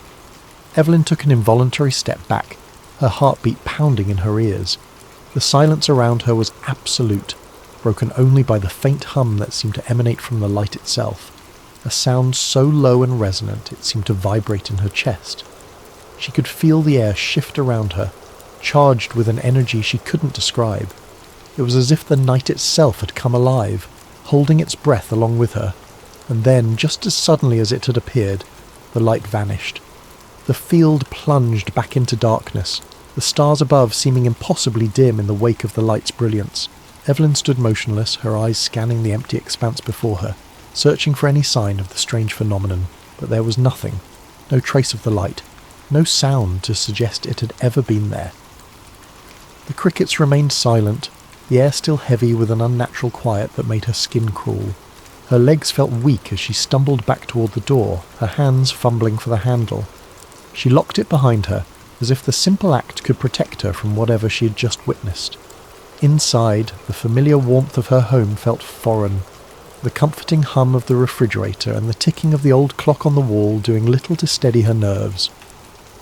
Evelyn paced the small living room, her thoughts racing. She tried to convince herself it was nothing, a trick of the light, a strange weather phenomenon, or perhaps even an overactive imagination brought on by too much solitude. But the image of the light was burned into her mind, vivid and unrelenting. She checked the windows repeatedly, peering out into the darkness for any sign of the movement. Each creak of the old house made her jump, her pulse quickening as shadows danced in the corners of her vision. She thought about calling someone, her sister perhaps, or one of her colleagues from school. But what would she say? How could she explain what she had seen without sounding like she'd lost her mind? Evelyn spent the rest of the night wide awake, the warm glow of a single lamp her only comfort. She tried to read, to distract herself with the familiar pages of her favourite book, but the words blurred together, her mind unable to focus. She replayed the scene in her head over and over, searching for an explanation that would make sense. But no matter how she tried to rationalise it, one thought lingered, refusing to be ignored. It was something more. As the first rays of dawn broke over the horizon, painting the fields in shades of gold and amber, Evelyn finally allowed herself to relax, if only for a moment. The world looked ordinary again, the cricket's song returning as if nothing had happened. But Evelyn knew the truth. What she had seen the night before wasn't ordinary, and deep down she suspected that this was only the beginning. The next morning, Evelyn felt like a ghost. She went about her day as usual, teaching her third-grade class, chatting with colleagues, but her mind was elsewhere. She couldn't shake the feeling that she'd been watched, that whatever had hovered above her field the night before wasn't finished. When she returned home that evening, the unease only grew. She checked the locks on her doors and windows twice, her eyes darting to the field every few minutes. The sun dipped below the horizon, painting the sky in streaks of pink and orange, but Evelyn found no beauty in it. She sat by the window, clutching her mug of tea like a lifeline, and waited. It happened again around midnight. This time the light was brighter, its movements more erratic. Evelyn's hands shook as she grabbed her phone, intending to record it, but before she could hit the button, her body was overcome with a sudden wave of exhaustion. Her vision blurred, her limbs felt heavy, and the last thing she remembered was collapsing onto the couch. When she woke, it was morning. The sun streamed through her window, the field outside bathed in golden light. For a moment she thought it had all been a dream, but then she noticed something. Her bare feet were caked with dirt. Her heart raced as she inspected herself further. There were faint scratches on her arms, as if she had been walking through the field, but how? She had no memory of leaving the house. That day, Evelyn tried to convince herself she was imagining things. She avoided looking at the field, avoided thinking about the light. But the marks on her arms wouldn't let her forget. And that night, as she lay in bed, staring at the ceiling, she knew it wasn't over. Over the following weeks, the experiences escalated in ways Evelyn couldn't have imagined. At first, it was subtle. The lights in the sky came more frequently, sometimes appearing in the distance, their glow faint but unmistakable. Each time they lingered longer, as though they were searching, waiting. Evelyn would watch from the safety of her home, her heart pounding in her chest, telling herself it was nothing she needed to fear. But the lights grew bolder.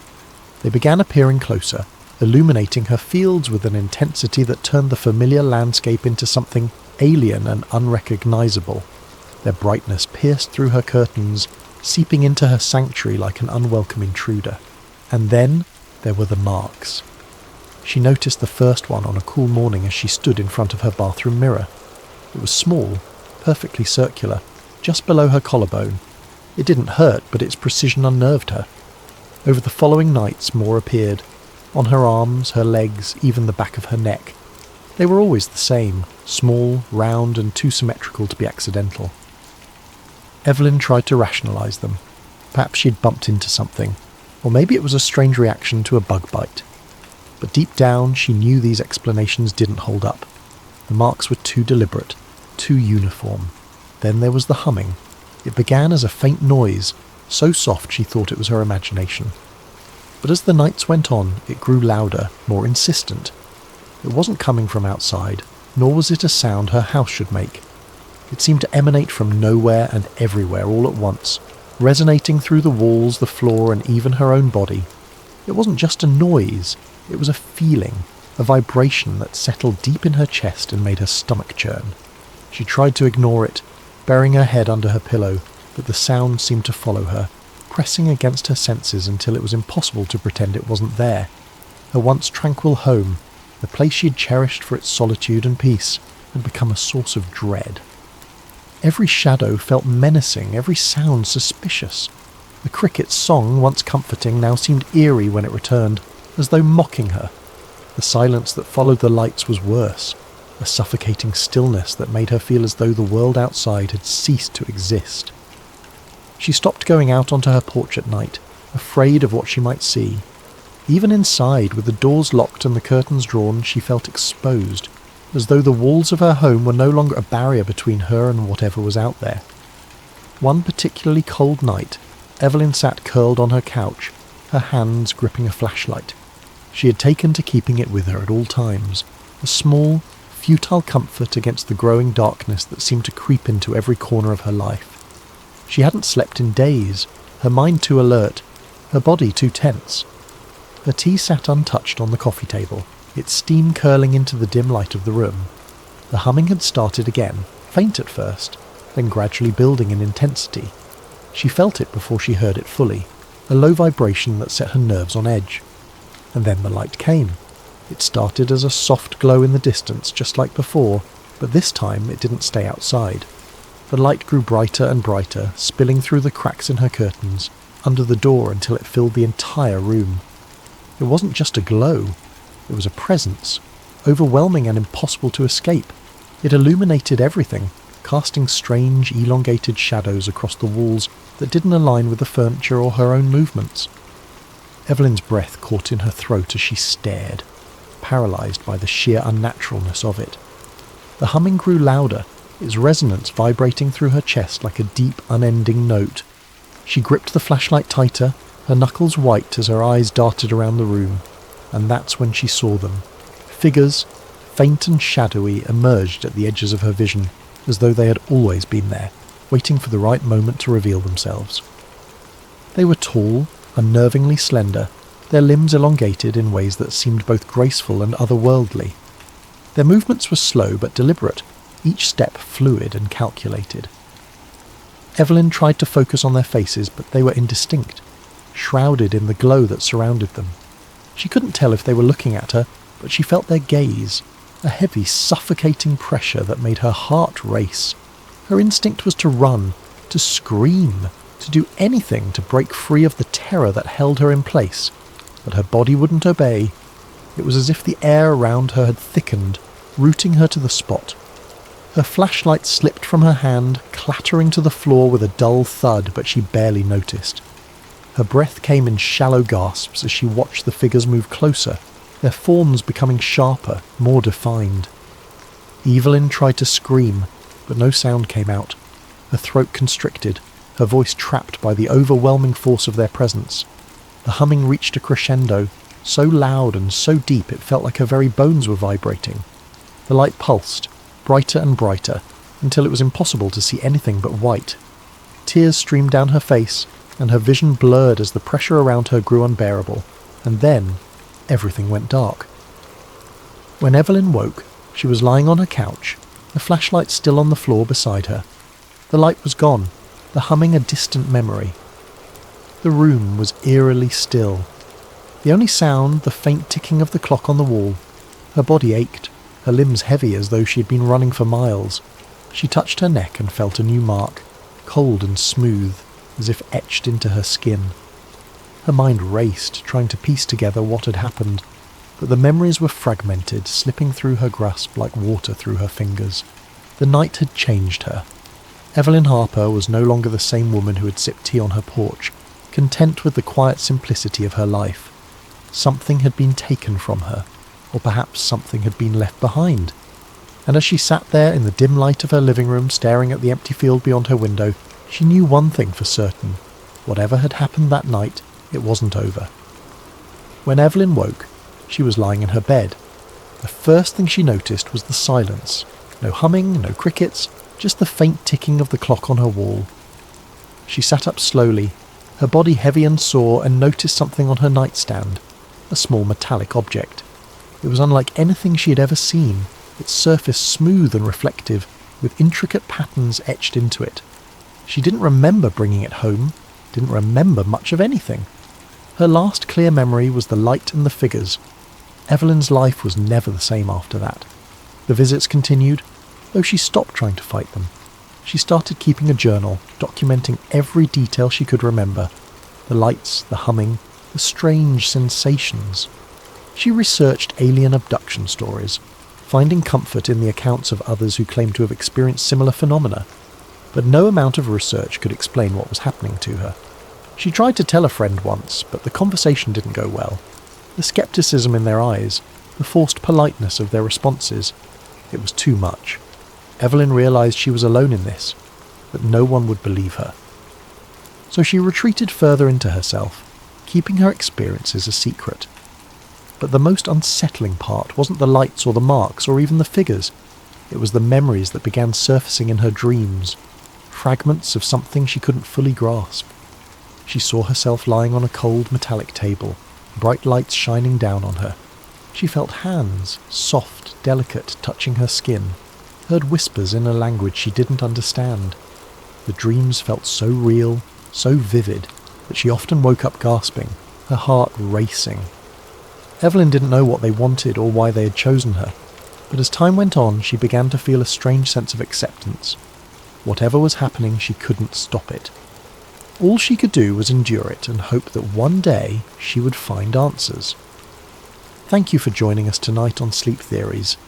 Evelyn's story is just one of many that remind us how little we truly understand about the world and perhaps the universe around us. May this tale of mystery and wonder lull you into a peaceful sleep, where the boundaries of reality and imagination blur. Sleep well and sweet dreams.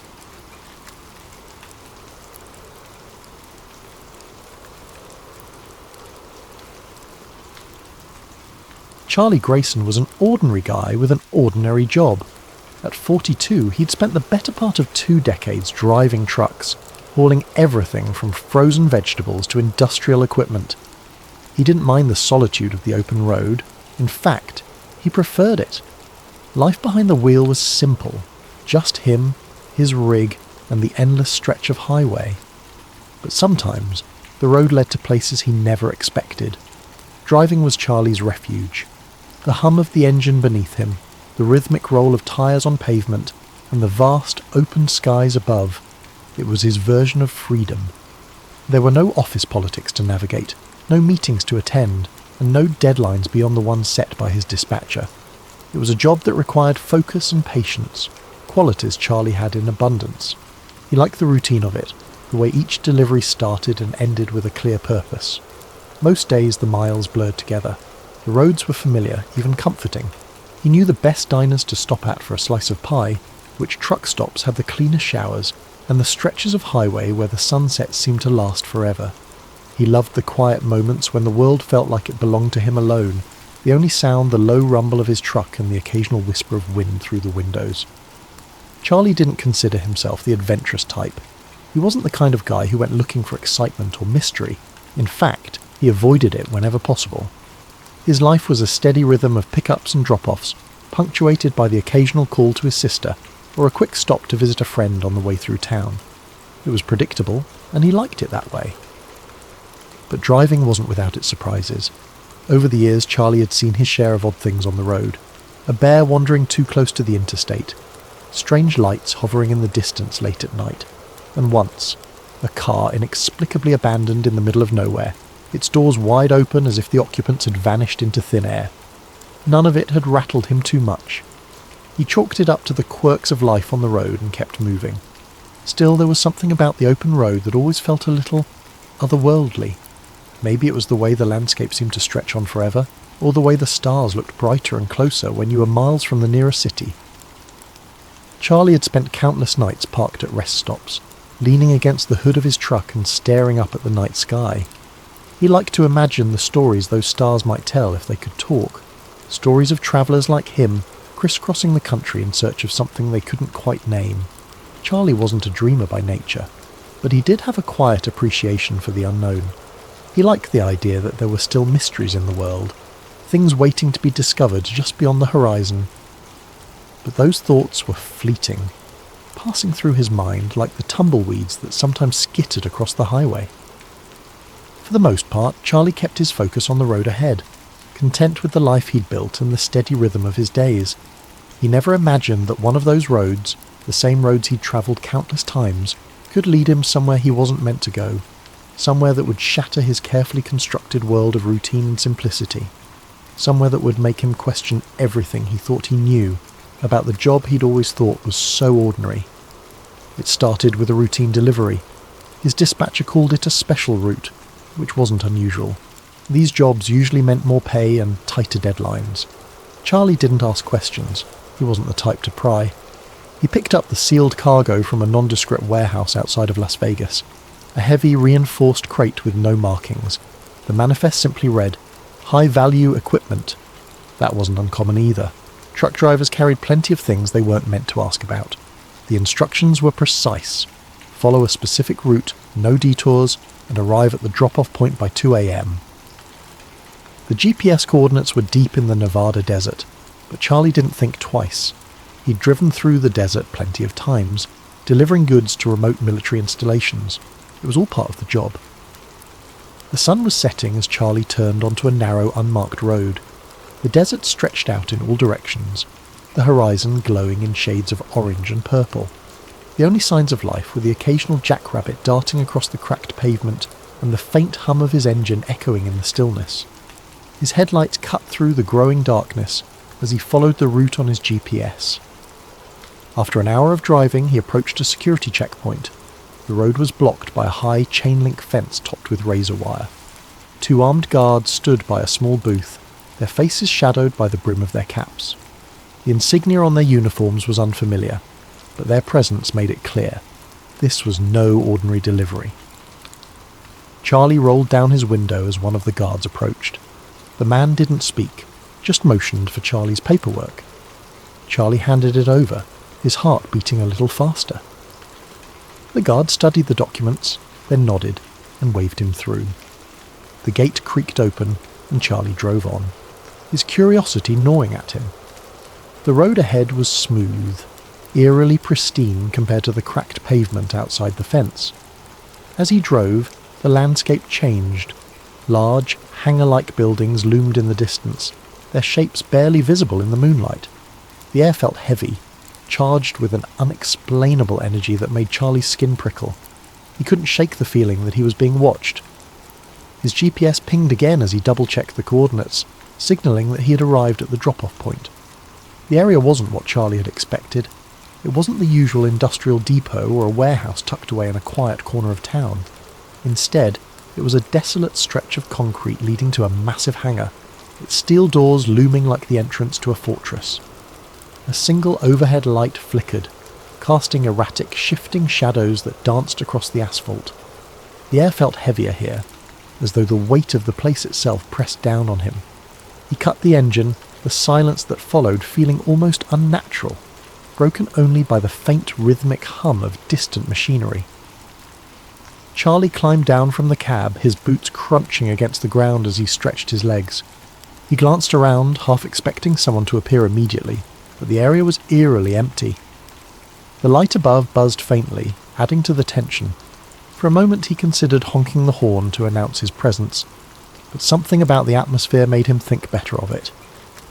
After a few minutes, a figure emerged from the shadows. It was a man in a crisp white lab coat, his expression blank and his gait purposeful.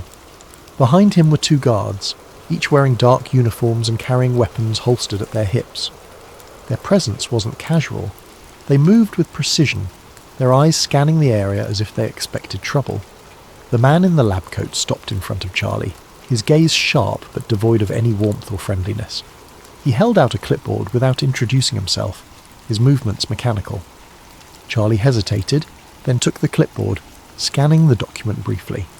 It was the standard delivery confirmation, but the strange location and the armed guards made him feel like he was signing away more than just a shipment.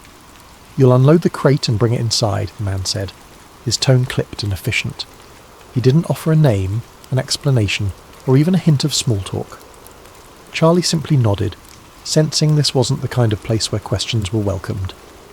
As he moved to the back of his truck, the guards followed closely, their boots echoing against the concrete.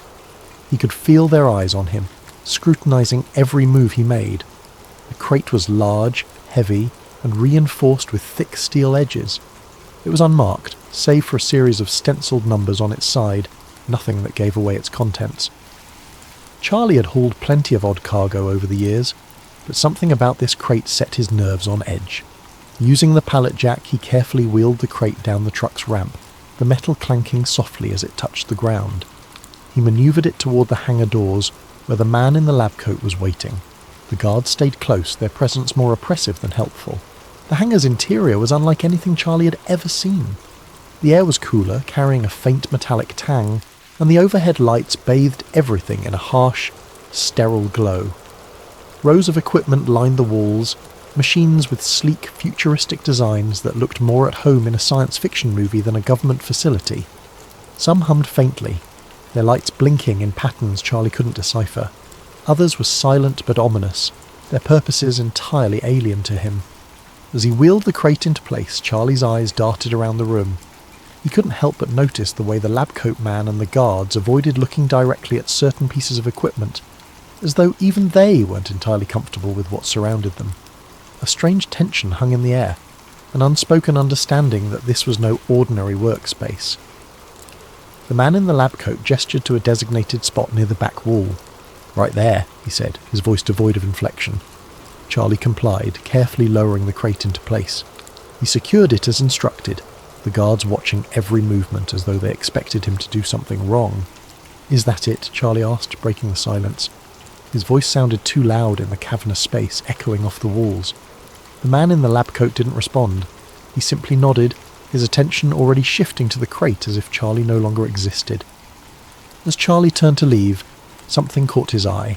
A large translucent panel mounted on the far wall. The surface glowed faintly, its opacity shifting like frosted glass under a faint light. Behind it, he thought he saw movement. It was subtle, almost imperceptible, a flicker of shadow that disappeared as quickly as it had appeared, but it was enough to make him stop in his tracks. "What's behind?" he started to ask, but the words died in his throat. One of the guards stepped forward, his hand resting on the holster at his hip. "Time to go," the guard said, his tone leaving no room for argument. Charlie's mouth went dry. He nodded quickly, forcing his eyes away from the panel. As he walked back toward his truck, he could feel the guard's presence behind him, their steps measured and deliberate. It was as if they were herding him out, ensuring he didn't stray or look too closely at anything he wasn't supposed to see. Climbing into the cab of his truck, Charlie's hands trembled slightly as he gripped the wheel. He started the engine, the familiar rumble doing little to calm his nerves. As he pulled away from the hangar, he cast one last glance in his side mirror. The translucent panel was barely visible through the open hangar doors, but in that fleeting moment, he thought he saw it again, a shadow shifting behind the glowing surface. He told himself it was just his imagination, a trick of the light or the exhaustion from the long drive. But no matter how hard he tried to convince himself, the unease lingered, crawling under his skin like an itch he couldn't scratch. The image of the translucent panel and the faint movement behind it replayed in his mind, an unshakable reminder that he had seen something he wasn't meant to. The GPS continued to hum directions, urging him back toward the main gate, but the unease clawing at Charlie's chest wouldn't let him obey. Something about the narrow, well-worn side road just ahead called to him, a whisper of forbidden knowledge he couldn't ignore. He hesitated for only a moment before jerking the wheel and veering off the marked route. His heart pounded as the truck's tyres crunched over the gravel, every turn taking him further away from the path he was supposed to follow. The side road twisted and snaked through the facility's outskirts, its bends obscured by the shadows of low hills and sparse desert vegetation. The abandoned buildings that lined his path seemed to loom larger as he passed, their windows like hollow eyes watching his every move. At first, he saw no signs of life, just darkness and the occasional rusted chain-link fence, rattling faintly in the breeze. But as he drove deeper, things began to shift. He noticed subtle signs of activity, a faint glimmer of light from a distant structure, tyre tracks freshly carved into the dirt, the unmistakable silhouette of guards patrolling a perimeter. His breath quickened. The urge to turn back tugged at him, a voice of reason growing louder in his mind, but his curiosity burned too hot to be extinguished. He pressed forward, gripping the wheel tighter as the road widened and led him into what felt like the heart of the facility. At last, he pulled his truck into the shadow of a massive hangar. its dark metal walls blending into the night. He killed the engine, the abrupt silence amplifying the sound of his own rapid breathing. For a moment he just sat there, the weight of what he was doing pressing down on him. Then, as though compelled by an unseen force, he climbed out of the cab. The air here was different, thick, charged, as if it hummed with an invisible current. Every step Charlie took felt deliberate, his boots crunching softly on the gravel as he crept closer to the hangar. A faint glow seeped through a crack in the enormous doors, and he found himself drawn to it like a moth to a flame. He crouched low, the cool metal of the hangar's sidewall brushing against his hand as he leaned in to peer through the gap. The interior of the hangar was breathtakingly vast, stretching farther than his eyes could follow. The air inside was cold, a stark contrast to the desert night beyond. Rows of futuristic workstations lined the walls, each manned by technicians clad in pristine white lab coats. They moved with quiet precision, their faces illuminated by the pale blue light of glowing monitors. Charlie's eyes scanned the room, drinking in details that felt like something out of a dream or a nightmare. And then he saw it. At the centre of the hangar, suspended impossibly above the ground, was a craft like nothing he'd ever imagined. Its shape was sleek, almost organic, with smooth metallic curves that shimmered like liquid under the harsh overhead lights. The hull was etched with strange, glowing symbols that pulsed faintly, as though alive. The air around the craft seemed to ripple subtly, distorting the light in a way that made it difficult to focus on its form for too long. Charlie's breath caught in his throat. This wasn't any kind of military tech he'd ever seen. This was something else, something not of this world. The realization sent a chill down his spine, and for a moment he couldn't move. His mind raced, struggling to process what he was seeing. His hands gripped the edge of the doorframe so tightly his knuckles turned white. The technicians moved around the craft like surgeons in an operating room, their movements synchronized and deliberate. It was clear they were conducting tests, but on what or why, Charlie couldn't begin to guess. A soft mechanical hum filled the air, barely audible but somehow felt deep in his chest. It was coming from the craft, a rhythmic vibration that seemed to resonate with the very walls of the hangar. He stared at it, transfixed, until a faint sound behind him shattered the spell. "Step away from the door," a voice commanded, sharp and unyielding. Charlie whipped around, his heart lurching into his throat. 2 guards were approaching, their weapons drawn and pointed squarely at him. The beams of their flashlights cut through the darkness, illuminating his frozen form. Panic surged through his veins, and before he could think, his instincts took over. He bolted. The shouts of the guards rang out behind him, their voices sharp and urgent. Charlie's boots pounded against the gravel as he sprinted back toward his truck, his mind a blur of fear and adrenaline. He could hear their heavy footsteps gaining on him, the clatter of their gear echoing in the night. Every breath burned in his lungs, but he didn't dare slow down. He reached the truck and yanked open the door, his hands trembling as he fumbled with the keys. The guards were closing in, their shouts growing louder, but finally the engine roared to life. He slammed the door shut and threw the truck into gear, his foot pressing hard on the gas pedal. The tyres spun for a moment before gripping the gravel, sending up a cloud of dust as he sped down the road. In his rearview mirror he could see the guards giving chase, their figures silhouetted against the distant lights of the hangar. But as he rounded a bend, the facility began to fade into the background. For a fleeting moment, relief washed over him. He thought he might have escaped, but his hope was short-lived. As he neared the main gate, a blinding spotlight erupted ahead of him, flooding the road with harsh white light. He squinted against the glare, his truck screeching to a halt. The tyres left deep grooves in the dirt as the vehicle came to an abrupt stop. Ahead, a line of vehicles blocked the road, their engines idling ominously. Armed guards stepped out, their weapons raised and trained on him. Charlie's breath came in ragged gasps as he realized he was surrounded. There was no way out. Slowly he raised his hands, his heart pounding so hard it felt like it might burst from his chest. The guards approached, their faces impassive as they barked orders. They pulled him from the truck, cuffing his wrists with practiced efficiency. The cold metal bit into his skin, a stark reminder of his mistake. As they led him toward one of the waiting vehicles, Charlie cast one last glance over his shoulder. In the distance, the hangar loomed dark and silent, its secrets once again hidden from view. The faint glow of the translucent panel burned in his memory, a haunting image he knew he'd never forget. The guards shoved him into the back of a black van, its interior as cold and unyielding as the cuffs around his wrists. The doors slammed shut, sealing him in darkness. As the vehicle pulled away, Charlie's mind raced with unanswered questions and a growing sense of dread. He didn't know where they were taking him, or what would happen next. All he knew was that he'd seen something he was never meant to see, and that knowledge would cost him more than he'd ever imagined. Thank you for joining us tonight on Sleep Theories. As you drift off, let this story remind you of the mysteries that might lie just out of sight, hidden in the most secretive corners of the world. Sleep well and sweet dreams.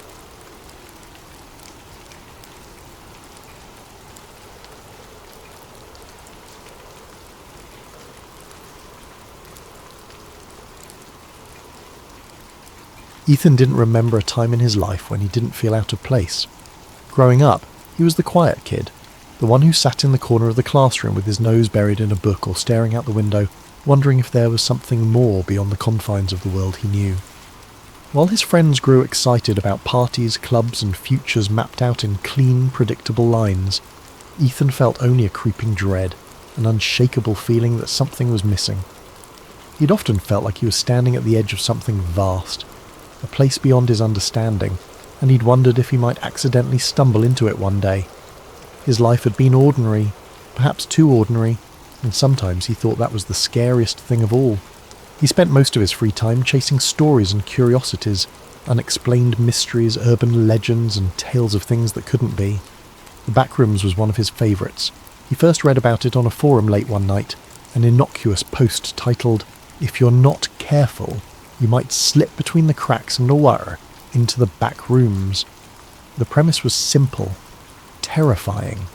The Backrooms were a hidden dimension, an endless maze of empty, yellowed rooms, a place you could fall into if you weren't careful, disappearing from the world as you knew it.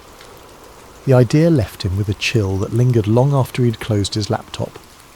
To some part of Ethan, the Backrooms didn't just sound like a horror story.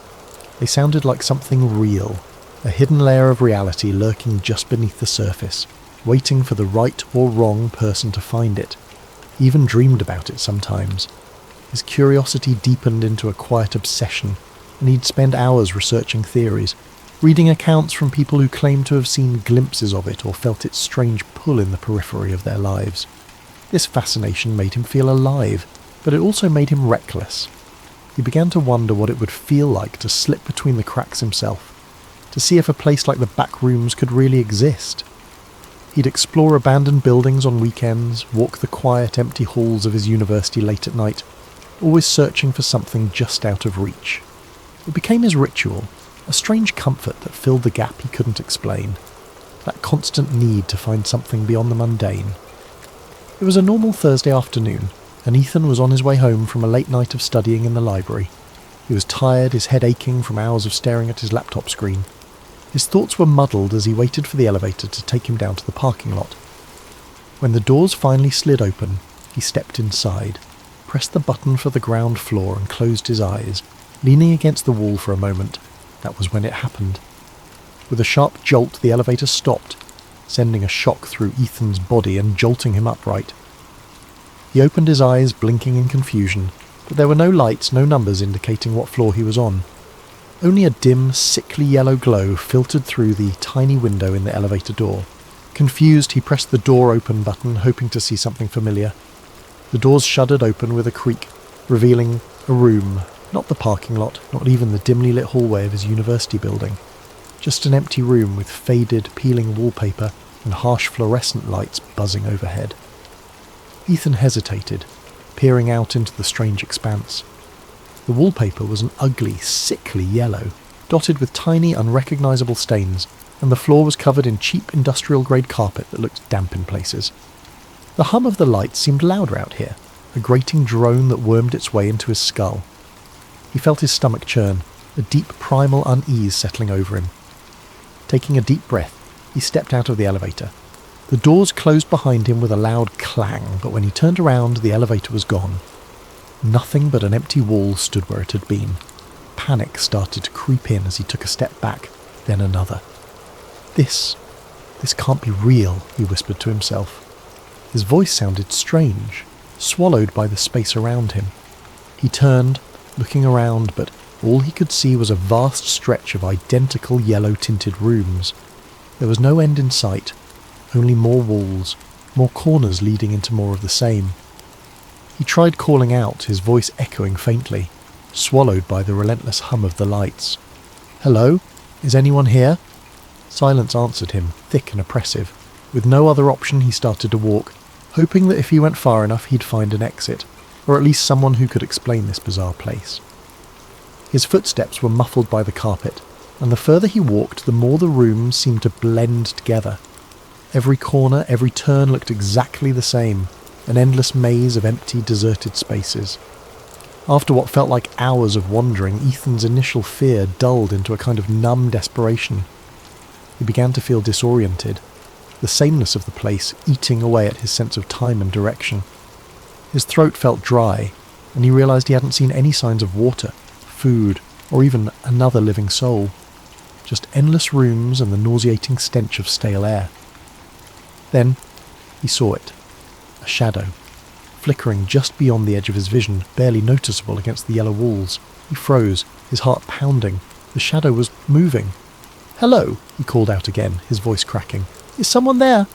The shadow darted out of view, slipping around a corner before he could get a good look at it.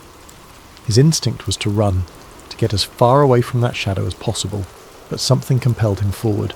A morbid curiosity mingled with the faint hope of finding another human being in this nightmare. He crept forward, rounding the corner, but the shadow was gone. He continued down the hallway, the humming lights above creating a strange hypnotic rhythm that made his thoughts feel hazy and slow.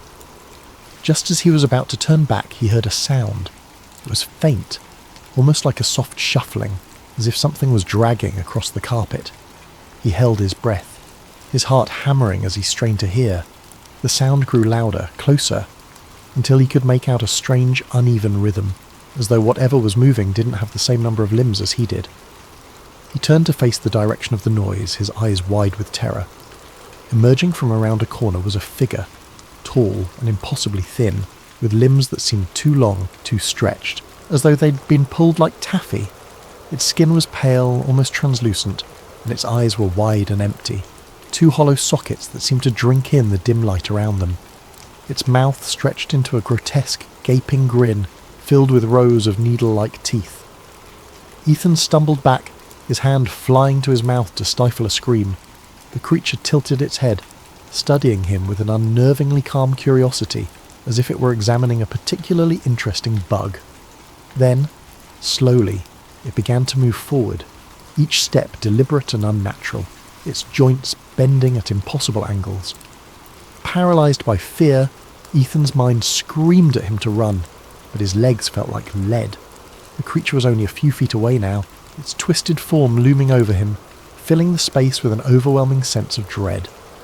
Finally, his survival instincts kicked in, and he spun on his heel, sprinting back the way he'd come. He could hear it behind him, that terrible shuffling sound as it followed, closing in with an eerie persistence. His breath came in ragged gasps, his heart pounding so loudly it nearly drowned out the hum of the lights. He took random turns, ducking through rooms and around corners, hoping to throw it off his trail, but no matter how far he ran, he could still feel its presence lurking just out of sight. As he rounded another corner, he stumbled into a different room.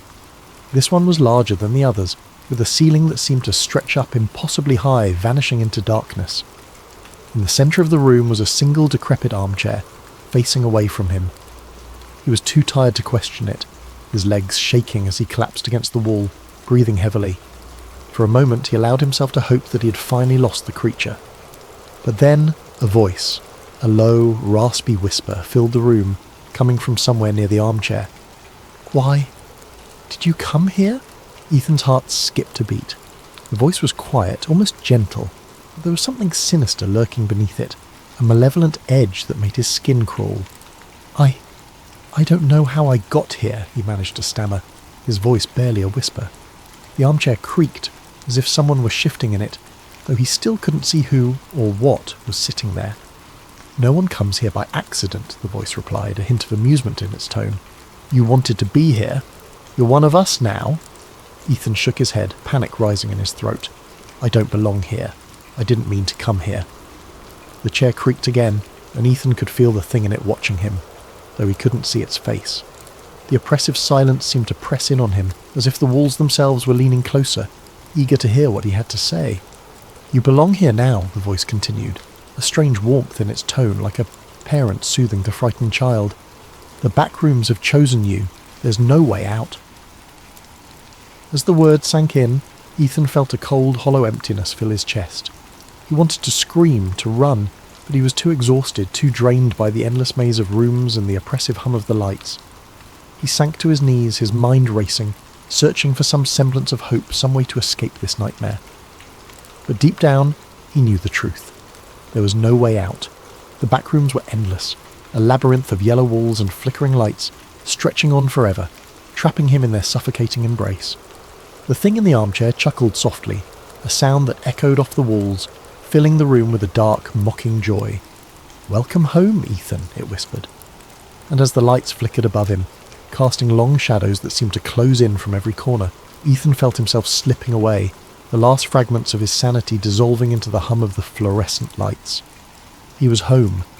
After his harrowing escape from the back rooms, Ethan struggled to return to his normal life. He tried to convince himself that it had been a nightmare, the result of exhaustion and a wandering mind. But deep down, he knew the truth.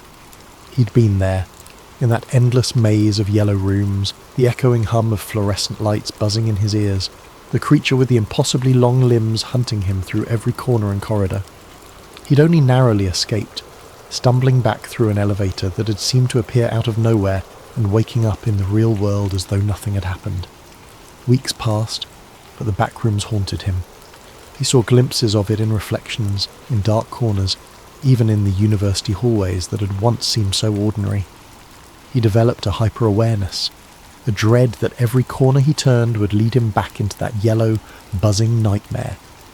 His friends noticed his anxiety, his sleeplessness, but he couldn't bring himself to tell anyone.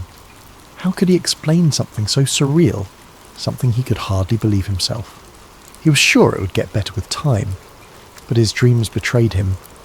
Almost every night he would return to the back rooms in his sleep. He would wander through its endless corridors, its stale, musty air thickening with every breath. No matter how he tried to direct his dream, no matter how aware he became, he was always drawn deeper into the maze. And in every dream the creature was there, lurking in the shadows, watching him with those empty eyes, that horrible grin. One night Ethan jolted awake, sweat pouring down his face, the hum of the fluorescent lights still ringing in his ears. His pulse pounded as he sat in the darkness of his room, clutching his bedsheets.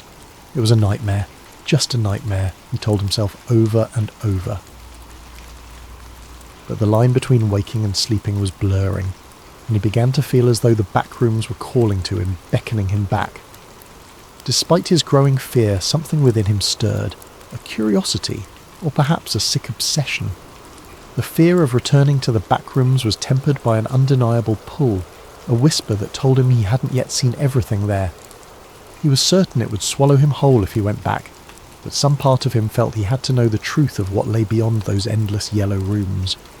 The uncertainty gnawed at him, tugging at the back of his mind until he could think of little else. One Friday night, after another sleepless week, he gave in. It was as though he were possessed, acting on some deep unspoken impulse. He found himself back in the library, a little past midnight, with nothing but the quiet hum of the building to keep him company. He rode the same elevator he'd taken the last time, pressing the ground floor button, feeling the jolt as the elevator began its descent. But this time, there was no jolt to stop him. The elevator smoothly reached the ground floor, and the doors slid open to reveal the quiet university lobby. Disappointed and relieved in equal measure, he let out a shaky laugh. He'd been foolish, he thought, to believe the back rooms could be summoned by something so simple. As he stepped out of the elevator, he froze. The lobby looked different. The lights were dimmer, the walls slightly yellowed, and an odd damp smell hung in the air. Slowly, his heart sinking, he turned to look behind him. The elevator doors were still open, but there was no lobby beyond them. Only the familiar yellow-tinted wallpaper, the buzz of the fluorescent lights, and that endless carpeted expanse stretching into oblivion. Ethan felt a wave of nausea wash over him. He was back. Taking a deep breath, he steeled himself. This time, he wouldn't panic. He would stay calm, map out a path and find his way out. He'd done it once and he could do it again. But as he started to walk, he noticed subtle differences. The rooms felt darker, the smell stronger, almost like mildew mixed with something metallic. And the buzzing was louder, a harsh, grating sound that rattled in his skull. He wandered through the hallways, taking mental notes of every turn, every detail he could remember. But the back rooms seemed to shift around him, subtly changing with each step, making it impossible to find his way back. And soon enough, he began to hear the faint, shuffling footsteps he dreaded. The creature was here again. Ethan quickened his pace, his heart pounding. The footsteps followed him, echoing in sync with his own. He glanced over his shoulder, catching a glimpse of its grotesque, elongated form rounding a corner, moving with a horrible, jerking grace. He forced himself to keep calm, his mind racing as he tried to think of a way to escape. Room after room he searched for a way out, for any clue that could guide him. But the rooms seemed different this time, as if they were trying to trap him. The walls seemed to close in on him, narrowing with every turn, the air growing thick and stagnant. The creature's footsteps grew louder, closer, and Ethan knew he couldn't keep running forever. Finally, he stumbled into a room that looked different. A wide, empty space with a single door at the far end, something he hadn't seen before. With no other choice, he sprinted for it, throwing himself through the door just as he heard the creature behind him, its horrible breathing echoing in his ears. He shut the door, his back pressed against it as he gasped for breath. The room he'd entered was dimly lit, quieter, the buzzing sound fading to a low hum. The wallpaper was still that sickly yellow, but the atmosphere felt different, almost like a forgotten place, untouched even by the back rooms. In the centre of the room was a large rusted metal door, unlike anything he'd seen in his previous visits. With a surge of hope, he moved towards it, gripping the cold handle. He pulled and the door swung open, revealing a dark, narrow passage. He didn't hesitate. He stepped inside, the door closing with a heavy thud behind him. The passage stretched on, the air growing colder, the walls narrowing until he could barely fit through. He squeezed his way down the hallway, his hands brushing against rough, uneven walls, and as he moved he noticed something strange. The buzzing of the fluorescent lights was gone, replaced by an eerie silence, broken only by the faint drip of water echoing somewhere in the distance. He kept moving forward, the passage twisting and turning in unpredictable ways.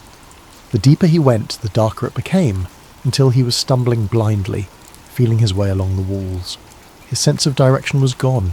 He was deep within the back rooms, deeper than he'd ever been before, in a place that felt hidden, even from the horrors he'd already encountered.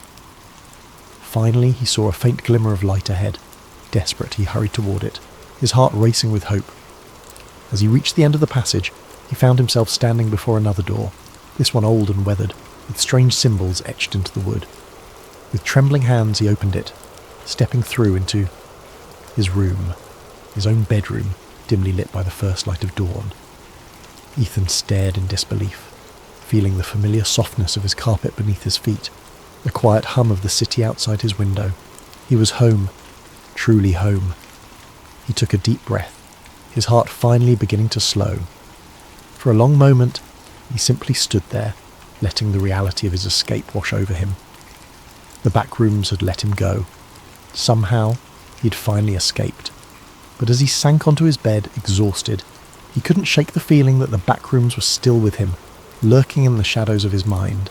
The buzzing of the fluorescent lights, the stale smell, the creature's hollow eyes, all of it haunted him, a presence he could feel even in the safety of his room. And then he realized with a shiver that the room felt colder than usual. A subtle, creeping chill filled the air, seeping through the walls, brushing against his skin like fingers trailing ice. His breath fogged in the dim light, something that had never happened before in his cozy apartment. It was as though the warmth and safety he'd known here had been drained, replaced with the oppressive, stagnant atmosphere he'd left behind. Ethan sat up, glancing around. Everything looked normal. The posters on his walls, his desk cluttered with notes, the blanket he'd thrown carelessly to the side. But the silence was deafening. Outside his window, the familiar city sounds were gone, replaced by a dead, heavy stillness. He reached for his phone to check the time, but the screen remained blank, lifeless.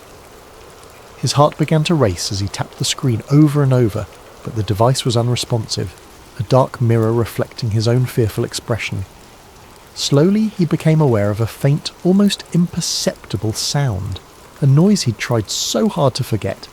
The low, ominous hum of fluorescent lights. It was faint at first, a murmur on the edge of his hearing, but as he listened it grew louder, filling the room with that same mind-numbing buzz. Ethan stood up, gripping his bedpost for support as he scanned his surroundings. The walls of his room seemed to shift subtly, the wallpaper taking on a yellow tint, faded and stained, as if something had leached the colour out of it. The air thickened, that familiar smell of mildew creeping in, the metallic tang that clung to his senses. His stomach twisted with a dawning, sick realisation. "No," he whispered, his voice trembling. "No, I got out. But the room only continued to change, morphing around him. His bed stretched longer, the carpet rippled into endless patches, the door faded from view, leaving nothing but an expanse of yellowed walls and buzzing lights. The familiar furnishings of his room vanished entirely, swallowed by the sickly expanse. As he backed up, his foot collided with something soft yet solid, a familiar thick patch of carpet. His heart dropped, and he turned, dread curling in his stomach. The backrooms had found him again, and this time, he feared, it would never let him go. Sam Ryder wasn't a man who sought out danger. He lived a quiet life in Albuquerque, New Mexico, repairing antique radios and running a small electronic shop tucked away on a quiet corner of Main Street. The shop was a modest space, the kind of place you might miss if you weren't looking for it. Its sign, hand-painted years ago, hung slightly askew above the door, proudly declaring, "Ryder's Radios, restoring the past, one dial at a time." Inside, the air carried the scent of aged wood, solder, and the faint tang of old electronics, a combination that felt as comforting as it did nostalgic. Sam's world revolved around the small, intimate hum of his daily routines. His morning started with a fresh cup of black coffee from the cafe across the street, where the barista always had his order ready before he walked in. He'd unlock the shop just as the sun began to filter through the large front windows, its light catching on the shelves lined with radios of every make and model. Some were pristine, polished to a shine and ready for their new homes. Others sat in various states of disassembly, their exposed wires and circuit boards a testament to Sam's steady, patient hands. He took pride in his work. Each radio brought into his shop carried a story, family heirlooms passed down through generations, wartime relics crackling with static-laden memories, and rare finds that collectors had unearthed from forgotten corners of attics or barns. Sam had an uncanny ability to coax life back into these relics, his fingers dancing over tools as if he were playing an instrument. He wasn't just fixing radios, he was breathing life back into forgotten pieces of history. The process was slow, meticulous, and deeply satisfying. Sam often lost himself in the rhythm of soldering connections, replacing tubes, and meticulously cleaning dials that had been coated with decades of dust. It was in these quiet, focused moments that he felt most at peace, the noise of the outside world fading into a distant hum. To Sam, the radios weren't just machines. They were windows into another time, echoes of lives lived and stories told. Customers came and went, each one leaving a small mark on the shop's ever-growing tapestry of tales. There was the elderly man who brought in his father's military radio, desperate to hear it crackle to life one more time. The young couple who stumbled upon an Art Deco model at a flea market, dreaming of filling their first apartment with its warm sound, and the local historian who occasionally brought in pieces for restoration, always eager to share a story about the significance of each artifact. Sam listened to these stories with genuine interest, his quiet demeanour putting people at ease. He wasn't much of a talker, but when he spoke, his words carried weight. He'd learned long ago that sometimes people just wanted to be heard, to know that their memories mattered to someone else, and in his own small way, Sam was helping preserve those memories, ensuring they wouldn't be lost to the static of time. The world outside might have been speeding up with new technologies and distractions, but Sam had always preferred the simplicity of things with knobs, dials and wires. He didn't own a smartphone, didn't bother with social media, and had never been one to chase the latest trends. His evenings were spent reading books from the second-hand shop down the street, or listening to the soothing crackle of an old jazz station on one of his favourite restored radios. His life wasn't exciting by most people's standards, but it was his, and he wouldn't have had it any other way. It was a life built on routine, on the comfort of the familiar. And for years, that was enough. He liked to say his job wasn't just fixing radios, it was restoring voices from the past. Each crackle, each tune that burst from an old speaker was a bridge between now and then, a reminder that even in a world that never seemed to stop moving, some things could remain timeless. But the past had a way of finding you, even when you weren't looking. And for Sam Ryder, that quiet life he'd built was about to be upended in a way he could never have imagined. It started with an old chest, brought into his shop by a woman in her late 60s.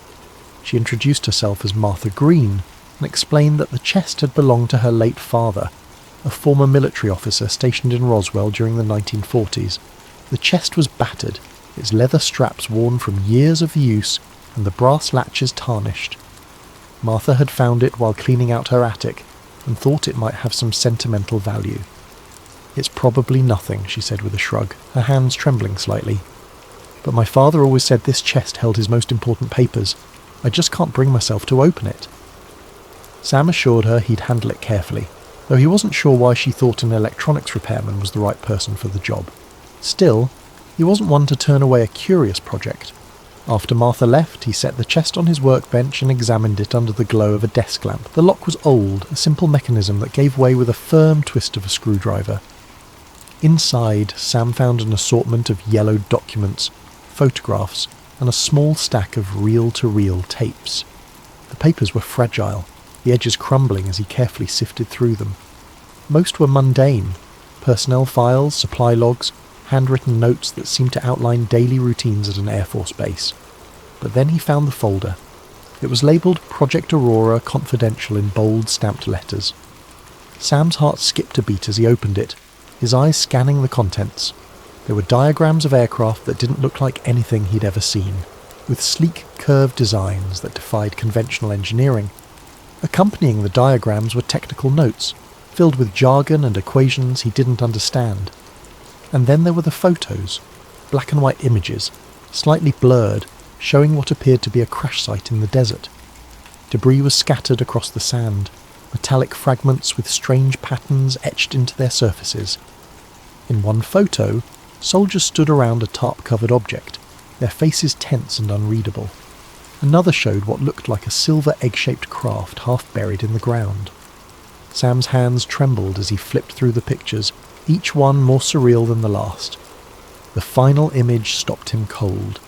It was a close-up of a small humanoid figure lying on a stretcher. Its skin was pale, almost translucent, and its large almond-shaped eyes stared blankly at the camera. Sam's breath caught in his throat.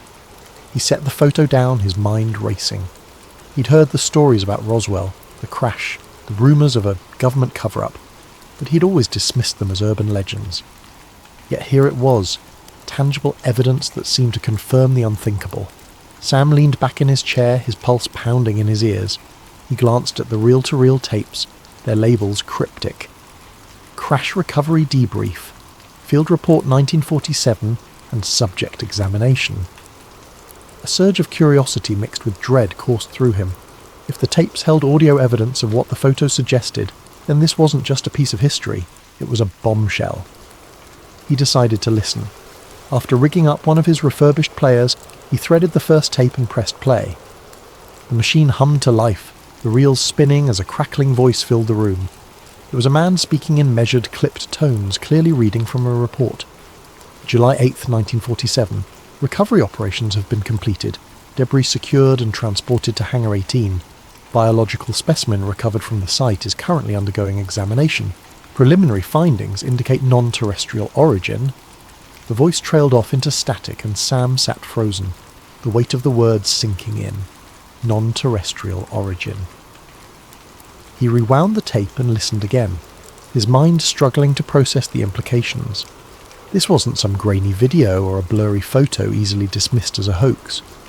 It was a first-hand account from someone who had been there, someone who had seen things no one was ever supposed to know about. Sam knew he couldn't keep this to himself, but the moment he made that decision, a sense of dread settled over him. If this chest had been hidden for decades, there had to be a reason. And if he exposed its contents, there was no telling what might happen. The first sign of trouble came the next morning. Sam arrived at his shop, coffee in hand, to find the front door slightly ajar, the lock broken. His heart sank instantly, the unease hitting him like a punch to the gut. The door creaked as he pushed it open, revealing the interior of his once cosy sanctuary in shambles. The air felt thick, the kind of oppressive stillness that lingers after an uninvited presence has violated a space. Sam stood in the doorway, frozen, as his mind tried to catch up with what his eyes were seeing. His workbench, usually so meticulously organised, was a chaotic mess. Tools were scattered across the floor, wires and parts strewn about as if someone had ransacked the area in a hurry. The chest where he carefully stowed away the reel-to-reel tapes and the folder of documents was wide open, its contents emptied. Panic clawed at his chest as he stepped inside, his boots crunching on broken glass from a shattered desk lamp. "No, no, no," he muttered under his breath, dropping his coffee onto the floor without even noticing. He knelt by the chest, frantically sifting through the remnants of what had once been neatly arranged. The reel-to-reel tapes, the ones that had unearthed the long-buried whispers of the Roswell incident, were gone. His fingers dug through the scattered papers, desperate for some shred of the hope, but it was useless. The folder containing the photographs and diagrams, the single most damning evidence he'd ever seen, had vanished too. All that remained was an empty chest, a few stray scraps of paper fluttering on the floor, and a faint, acrid scent in the air. Sam froze as he inhaled it more deeply. Cigarette smoke. The smell was distinct, stale, as if whoever had been here had lingered for a while, watching, waiting. He stumbled to his feet, his legs unsteady, and staggered to the door. The world outside looked unchanged, the morning light casting long shadows across the quiet street. But then his eyes landed on it, a black sedan parked across the road. It hadn't been there yesterday. The car was sleek and nondescript, its windows tinted so dark that not even a glimmer of the interior was visible. It sat there, engine idling softly, like a predator waiting in the shadows. The sound of the engine was barely audible, but to Sam it was deafening. A cold sweat broke out on his brow as his instincts screamed at him to retreat, to get out of sight. He stepped back into the shop, pressing himself against the wall beside the door, his breath coming in shallow gasps. His mind raced, piecing together the fragments of the morning's events. Someone had been here, had taken the tapes and the folder, and now they were watching him. Why hadn't they just taken everything? Why had they left the shop otherwise intact? The damage minimal. It felt like a message, a warning. We know. Sam peered cautiously out the window, his fingers trembling as he pulled the edge of the curtain aside. The car hadn't moved, its dark presence an anchor for the fear tightening in his chest. He scanned the street for any signs of movement, but saw none. It was too quiet, the kind of quiet that made every creak of the floorboards behind him, and every shuffle of papers sound like thunder in his ears. His eyes darted to the back of the shop, where the emergency exit led to an alley. He could slip out unnoticed, get away before whoever was in that car decided to come in. But where would he go? And what would he do without the evidence that had been stolen? A dozen plans formed and dissolved in his mind, none of them offering the reassurance he craved. The cigarette smoke still lingered faintly in the air, a reminder of how close whoever had been here had gotten. Sam wiped his hands on his jeans, realizing only then how clammy his palms had become. He needed to think, needed to figure out his next move. But the presence of that car, the silent threat it represented, made it impossible to focus. He took a step back, his heel crunching on a loose screw. The noise startled him, his head snapping toward the sound as if expecting someone to emerge from the shadows. His pulse thundered in his ears as he tried to steady his breathing, his eyes flicking back to the car. It hadn't moved, but that didn't make it any less menacing. Sam backed further into the shop, the comforting clutter of his workspace now feeling alien and unsafe. He crouched behind his counter, his mind replaying every decision that had brought him to this moment. He hadn't asked for any of this. He was just a guy who fixed radios, someone who liked tinkering with the past because it felt safer than the present. But now the past had reached out with a chilling grip, pulling him into something far larger and far more dangerous than he could have ever anticipated. For a brief moment he considered calling the police. But what would he say? That someone had broken into his shop and stolen evidence of a decades-old government cover-up. He imagined their faces, the disbelief, the dismissive tones as they filed his report and went on with their day. And even if they did believe him, who was to say they wouldn't be part of whatever shadowy force was now watching him? Sam's gaze drifted back to the black sedan, his fingers tightening into fists. He wasn't sure what his next move would be, but one thing was certain. He was no longer just a man repairing radios. He was now a man in the crosshairs of something far bigger and far more dangerous than he had ever imagined. Over the next few days, the paranoia set in. The sedan followed him everywhere, when he went to the grocery store, when he walked to the post office, even when he drove out to the desert to clear his head. It never got too close, but it was always there, a shadow he couldn't shake. The phone calls came next. At first, they were just clicks and static. Then came the voice, a low, measured tone that never identified itself. "You've seen too much," it said one night, the words sending a chill down Sam's spine. "Leave it alone." Sam tried to tell himself it was just a coincidence, a prank, but deep down, he knew better. Someone knew what he had found, and they wanted to make sure it stayed buried. He considered going to the police, but what would he say? That he had uncovered proof of a decades-old government cover-up involving aliens? They'd laugh him out of the station. Desperate, Sam turned to the only person he could trust, Martha Green. She was as shocked as he was when he told her what had happened, her hands trembling as she held one of the few photos he'd managed to copy before the chest was ransacked. "My father always said he had secrets," she whispered, her voice heavy with regret.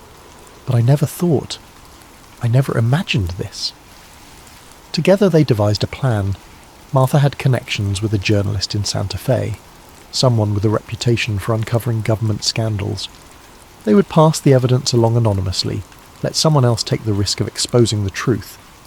But the closer they got to Santa Fe, the more Sam felt the walls closing in. The sedan was still following them, its headlights a constant reminder that they weren't alone. Every mile felt like a gamble, every turn a chance for their pursuers to close the gap. When they reached the meeting spot, a diner on the outskirts of the city, Sam's hands were slick with sweat. The journalist was waiting in a corner booth, a man in his 40s with a worn leather jacket and sharp eyes. Sam handed over the envelope containing the copied photos and notes, his heart pounding as he explained what had happened. The journalist nodded grimly, tucking the envelope into his jacket. "This is big," he said. "But you need to be careful. If they're already watching you, they won't stop just because you gave me this." Sam nodded, his throat tight. He knew the man was right. Even as he left the diner, the weight of the truth he'd uncovered hung over him like a storm cloud. The drive back to Albuquerque was tense, every shadow on the road feeling like a threat. When Sam finally reached his apartment, he locked the door behind him and sat in the dark, his thoughts racing. He didn't know what the future held, but one thing was certain. The truth was out there now, and no matter what happened, he had done his part to make sure it couldn't be buried again. Thank you for spending your evening with us on Sleep Theories. As you drift off to sleep, let this story remind you that some mysteries are too big to stay hidden forever. Sleep well, and sweet dreams.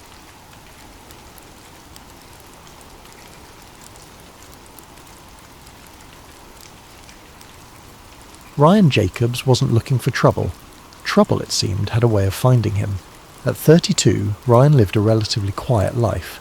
He was a freelance video editor, the kind of guy who spent most of his days hunched over a laptop, meticulously cutting together wedding videos, corporate ads, and the occasional independent film. His work was steady, predictable, and as far removed from the world of controversy as one could imagine. And that was exactly how Ryan liked it. But everything changed on a rainy afternoon in early November. Ryan sat frozen in his chair, the faint whir of the projector the only sound in the otherwise silent room. The flickering black and white images on the screen felt both surreal and undeniable. His pulse quickened as the scenes replayed in his mind, each frame embedding itself deeper into his memory. The footage wasn't just strange, it was damning. The camera lingered on the astronauts for longer than it should have, capturing moments that felt oddly unguarded. One of them adjusted his helmet, not with the slow, deliberate movements one might expect in a low-gravity environment, but casually, as though he were preparing for a costume party rather than stepping onto an alien world. Another tapped his foot impatiently as a crew member hurried over to adjust the angle of a prop rock. Ryan's gaze darted to the edges of the screen, where cables and sandbags were just barely visible, betraying the illusion. Then there were the voices. They drifted through the crackling audio, clear but dispassionate, issuing commands like a director orchestrating a scene. Hold the flag higher. It's got to look heroic. Cut the glare on the visor, we need the reflection clearer. Ryan's chest tightened as he heard a voice say, almost jokingly, don't forget to kick up the dust. This isn't supposed to look like Earth. Each instruction chipped away at his sense of reality, the layers of disbelief peeling back to reveal something darker. He found himself staring at the details in the background, the crisscrossing beams of the soundstage's metal scaffolding, the faint glimmer of an exit sign reflected in the glossy surface of a prop panel. A crew member, oblivious to the camera, walked through the set holding a clipboard, his shadow long and distorted under the bright studio lights. When the shot cut to a wide angle of the entire set, Ryan instinctively leaned forward. The clarity of the image left no room for doubt. The soundstage sprawled out in front of him, its false lunar surface meticulously crafted down to the tiniest detail. The craters looked deliberate, like someone had sculpted them to fit a template rather than formed naturally over eons. The lunar module, iconic in its design, sat precariously on the artificial terrain, its metallic sheen too pristine, too calculated. The director's chair was the final nail in the coffin. K. Kubrick, the name boldly emblazoned on its back, stood out against the monotone backdrop.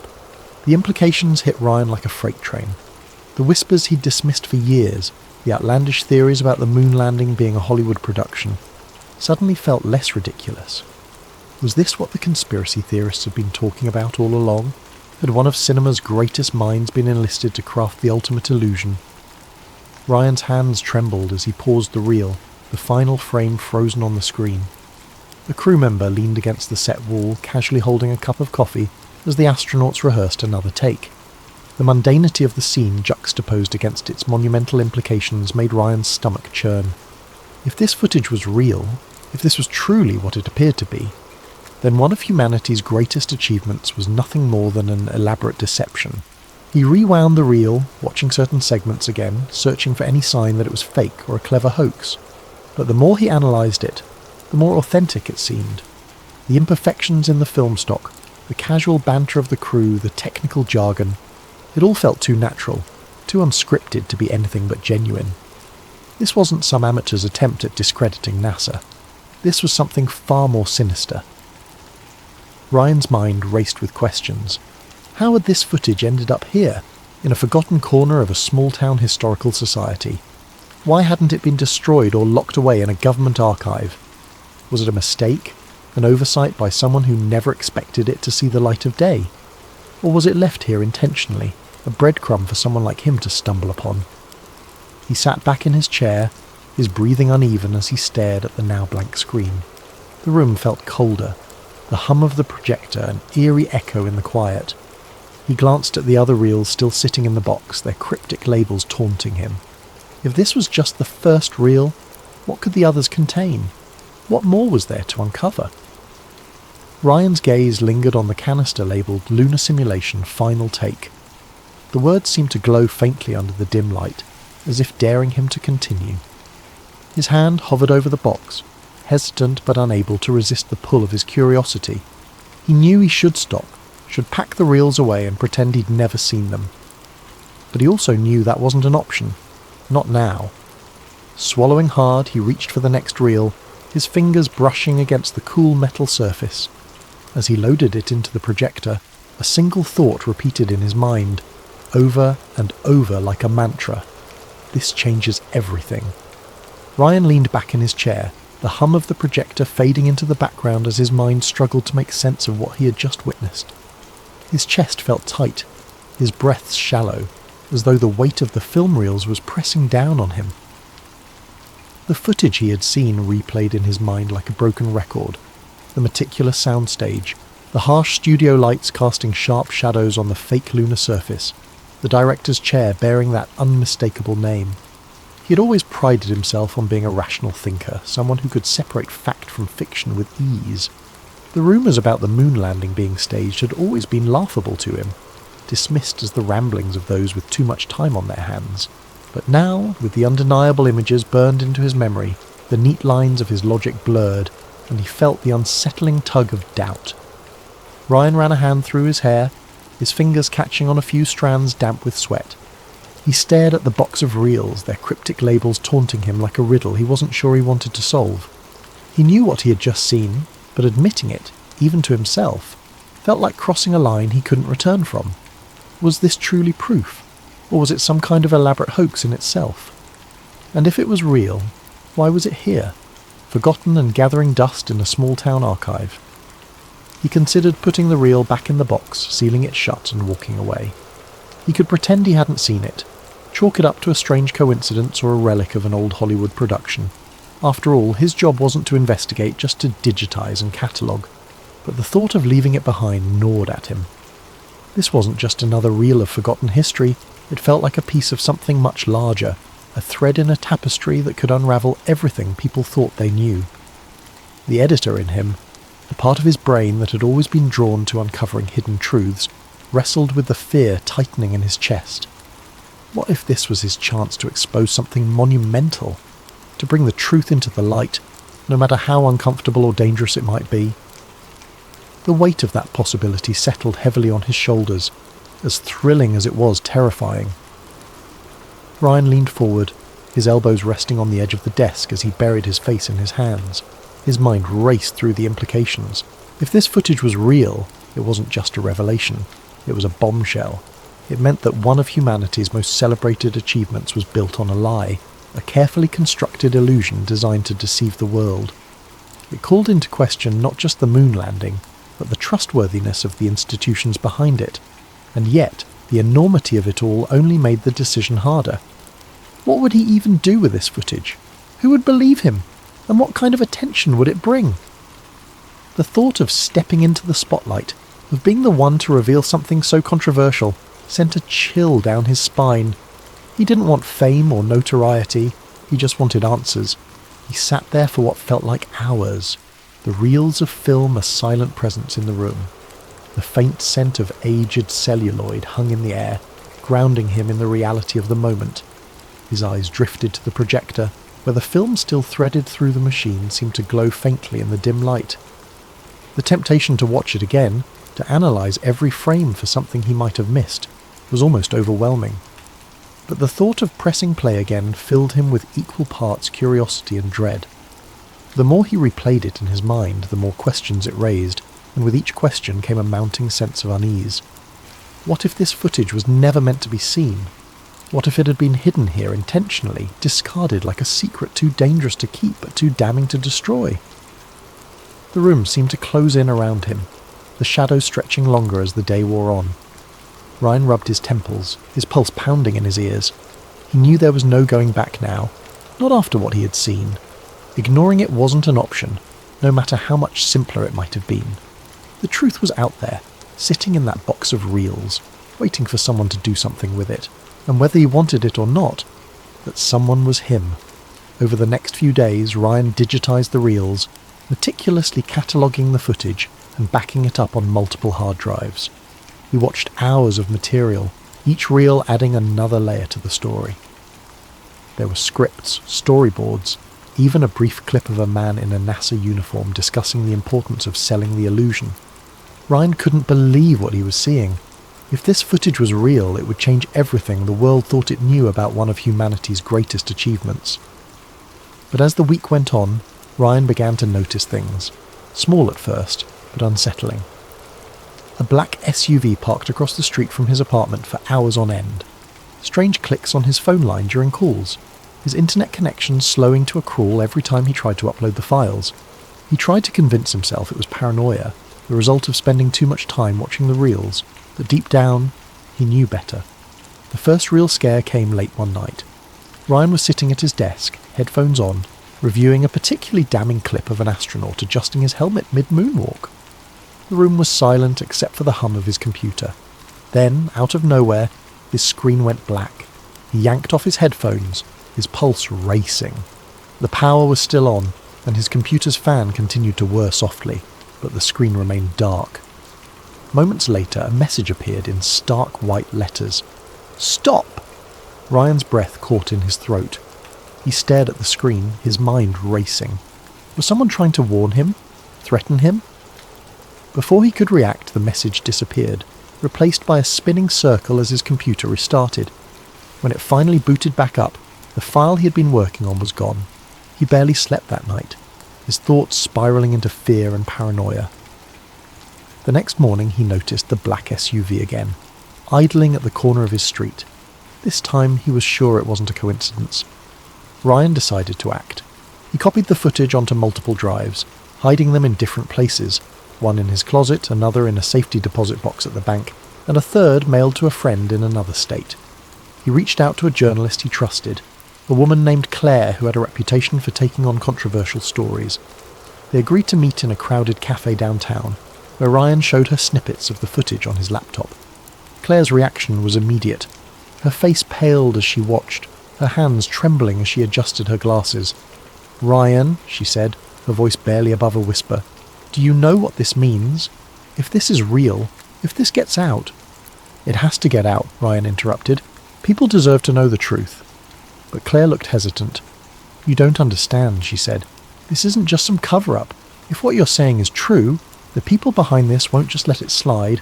They'll do whatever it takes to keep it quiet." Ryan nodded. He had already begun to realise the extent of what he was up against, but knowing didn't make it any easier. The next few days were a blur. Claire agreed to help him investigate further, using her connections to verify the authenticity of the footage. But as they worked, the pressure mounted. Ryan's apartment was broken into, nothing stolen, but everything rifled through. His phone buzzed constantly with unknown numbers, the calls ending in silence when he answered, and every time he looked over his shoulder, he saw the same black SUV parked just out of sight. Ryan's paranoia grew. He stopped sleeping, his nerves fraying with each passing hour.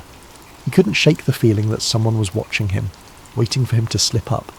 Even Claire began to worry, urging him to lay low while she handled the story. Then, one night, Ryan's worst fear came true. He was driving home from Claire's office when he noticed headlights behind him, too close and too persistent to be another commuter. He turned onto a side street, then another, his heart racing as the car followed him. Panic set in, his hands gripping the wheel so tightly his knuckles turned white. He didn't go home that night. Instead, he checked into a cheap motel on the outskirts of town, paying in cash and parking his car out of sight. He spent the night staring at the door, half expecting it to burst open at any moment. The hard drive with the original footage was in his bag, his last line of defence against the shadows closing in around him. By morning, Ryan knew he couldn't keep running forever. He contacted Claire, arranging to meet her at a secure location to hand over the footage. But when he arrived, she wasn't there. Instead, he found a note taped to the inside of the cafe door. "Trust no one. They're watching me too." Ryan's stomach dropped. He knew he was out of options. Alone and terrified, he boarded a bus to a city halfway across the country, the hard drive hidden in a pocket sewn into his jacket. He didn't know where he was going or how he'd expose the truth, but one thing was certain: the secret he carried was too important to bury. Thank you for joining us on Sleep Theories. As you drift off tonight, let this story remind you of the fine line between truth and deception, and the courage it takes to uncover what lies beneath. Sleep well, and sweet dreams.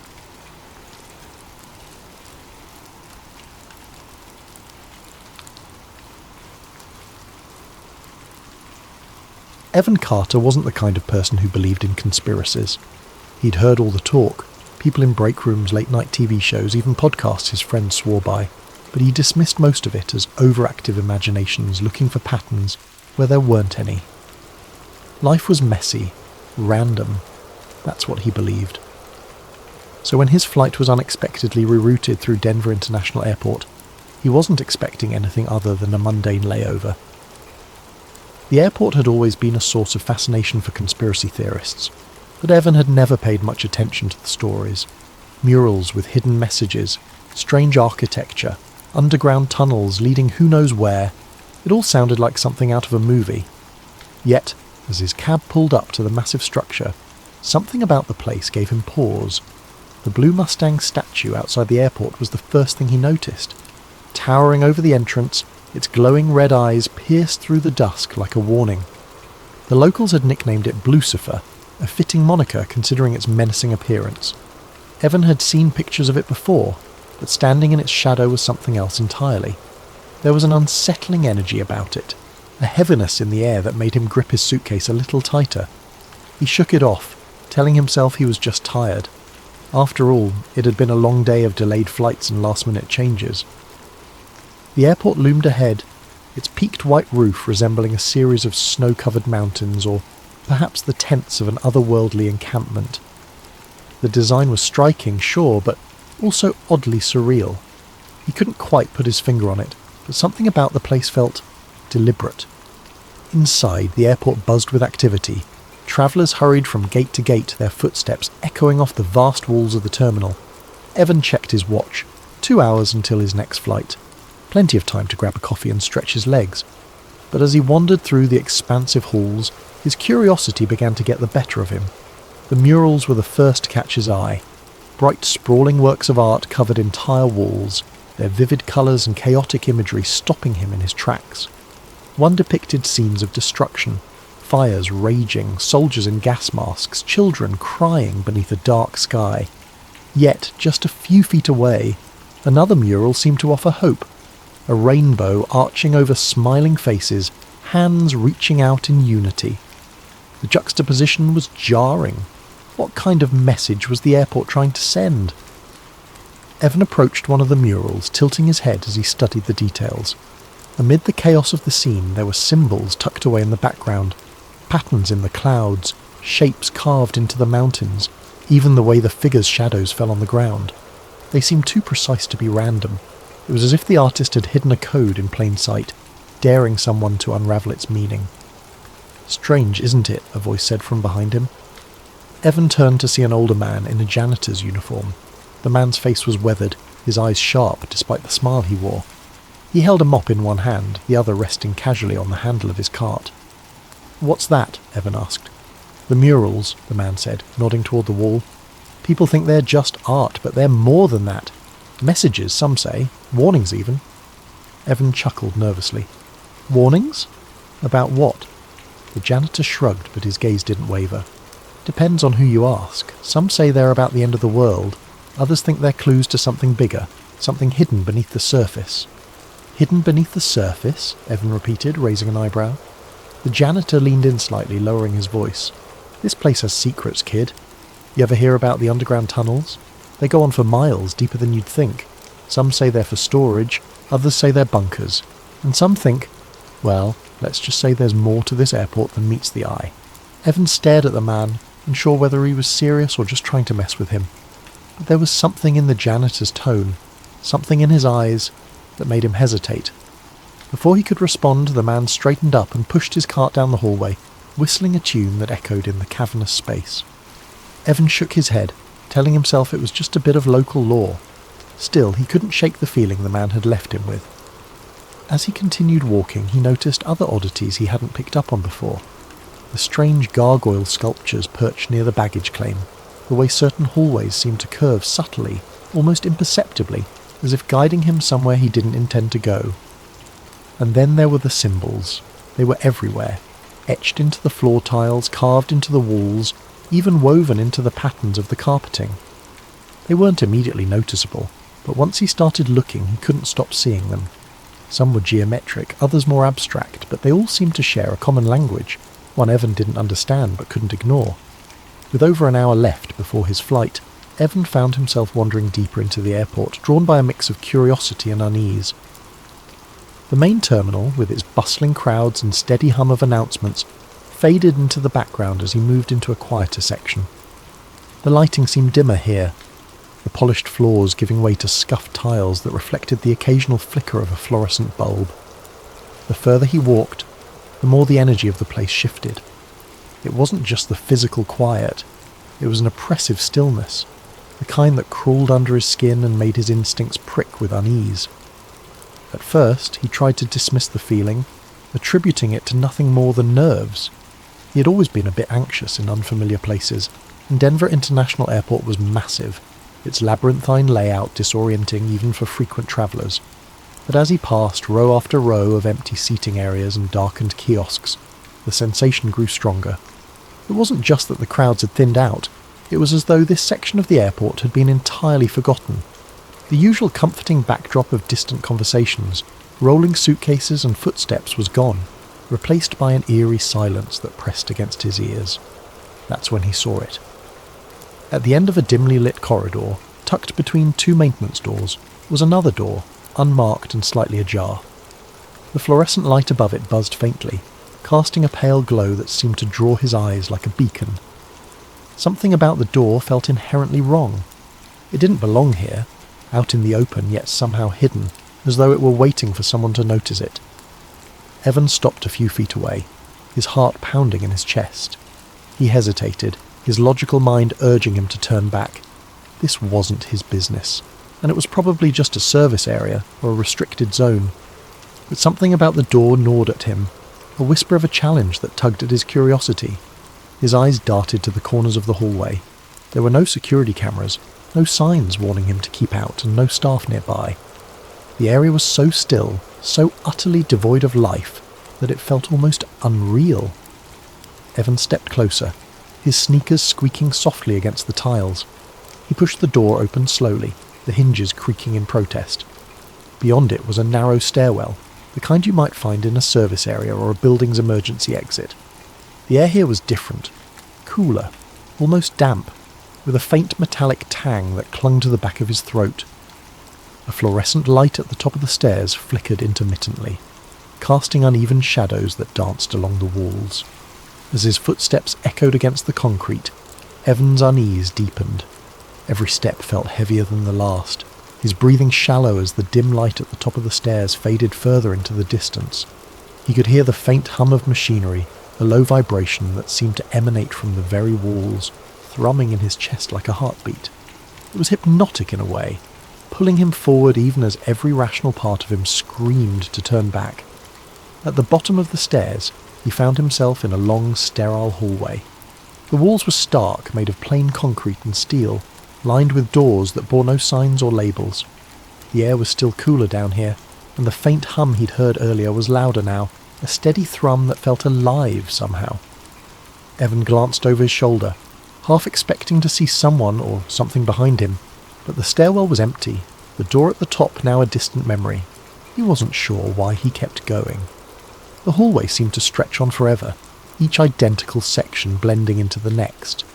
The dim lighting flickered sporadically, creating brief flashes of clarity before plunging everything back into an unsettling gloom. Evan's footsteps sounded unnaturally loud in the confined space, the echo amplifying with every step. Each time he passed another unmarked door, his curiosity grew sharper, mingling with a growing sense of dread. Finally, he reached a door that stood out from the rest. It was heavier than the others, its surface marked with intricate symbols etched deeply into the metal. The patterns were strange, almost geometric, and looked disturbingly familiar. He recognised them from the murals and floor tiles upstairs, symbols he'd dismissed as abstract design elements, but now seemed to carry a darker significance. His hand hovered over the handle, his mind racing. He pressed his ear to the cold surface and froze. There were voices on the other side. Muffled but distinct, they spoke in low, deliberate tones, the cadence too purposeful to be casual conversation.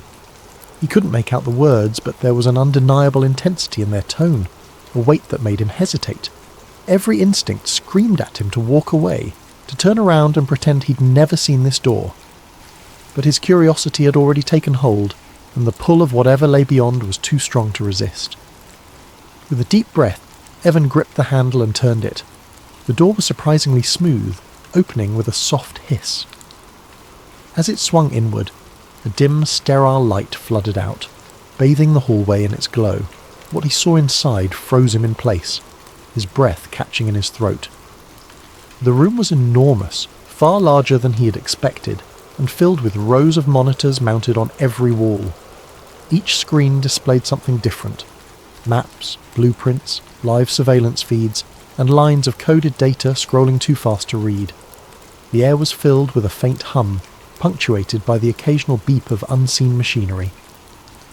In the centre of the room stood a massive circular table, its surface covered in documents, schematics, and objects he couldn't immediately identify.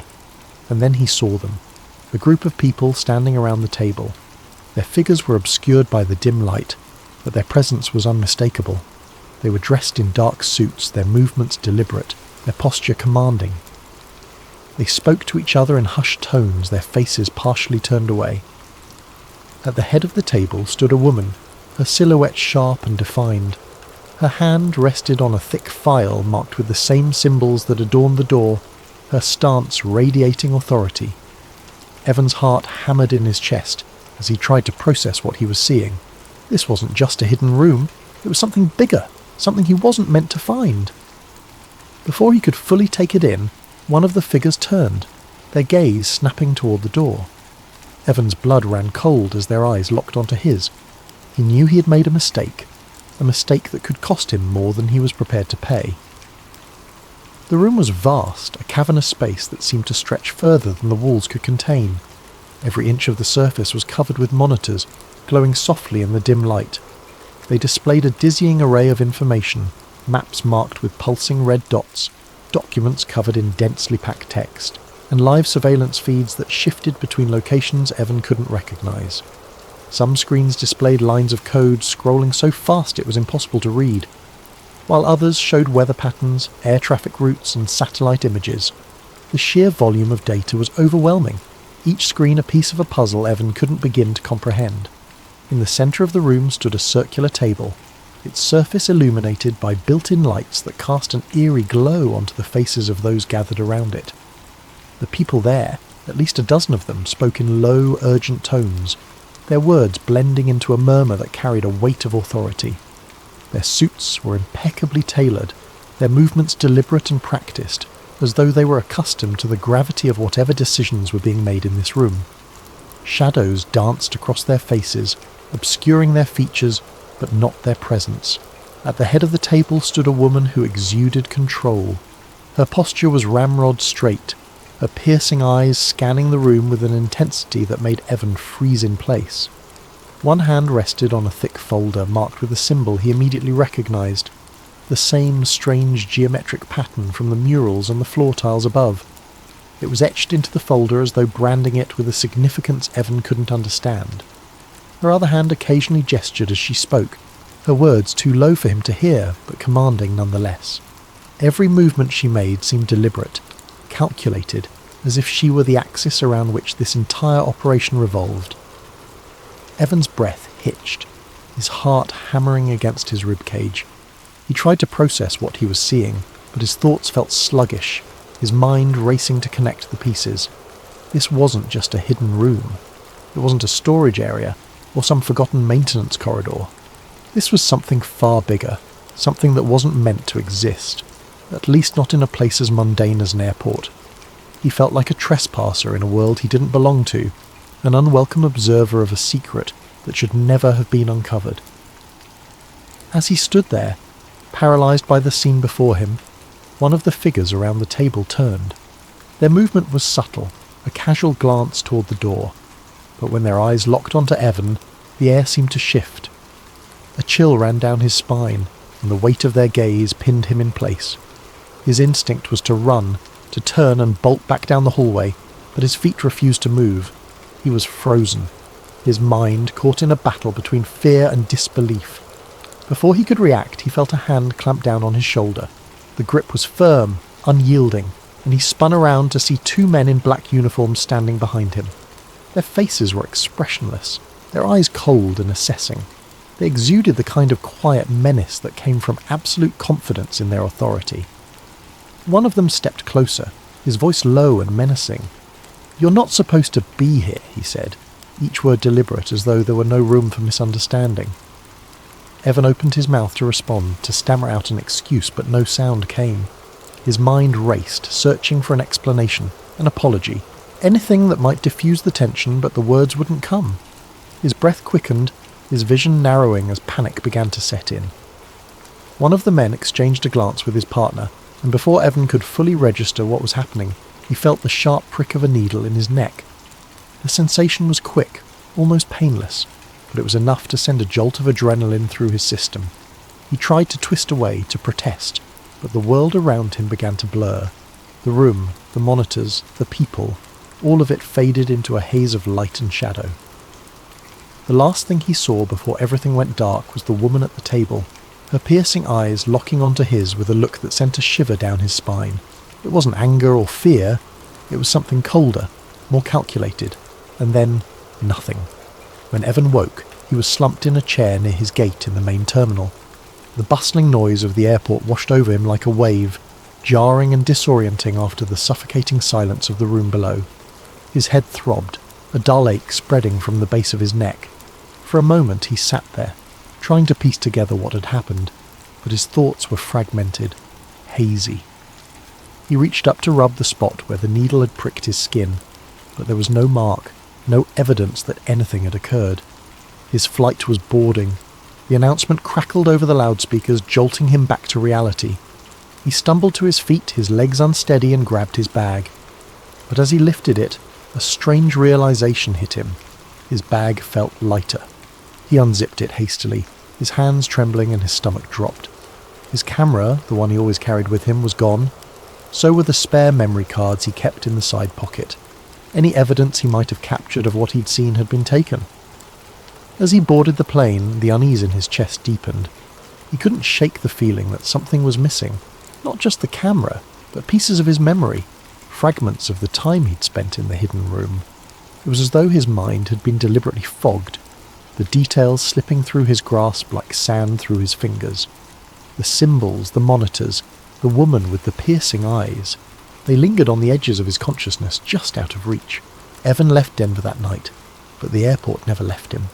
The strange events he had witnessed became like a splinter in his mind, impossible to ignore but equally impossible to fully grasp. He tried to tell friends about it, to explain the unsettling feeling that had taken root in his chest, but the words sounded absurd even to him. Every time he brought it up, he saw the skepticism in their eyes, the subtle shift in their demeanour as they tried to humour him without outright dismissing his story. Eventually he stopped talking about it. He buried the memories, convincing himself it was easier to let them fade. But every so often, when he saw a news story about Denver International Airport, or caught a glimpse of its distinctive roofline in a photograph, that old unease would creep back in. The symbols, the murals, the strange room beneath the surface, they haunted him like a half-remembered dream, a puzzle he could never quite solve. In the years that followed, Evan avoided flying through Denver whenever he could. But no matter how far he stayed from the airport, he couldn't shake the feeling that he had stumbled onto something vast and hidden, a secret he was never meant to uncover. And though he tried to push it from his mind, one question lingered, gnawing at the edges of his thoughts. What had he seen beneath the airport that night? And how far would someone go to ensure he never found out? Thank you for spending this time with us at Sleep Theories. May this story of intrigue and mystery lull you into a peaceful slumber. As you drift off, remember that the line between the known and the unknown is often thinner than we think. Sleep well and sweet dreams.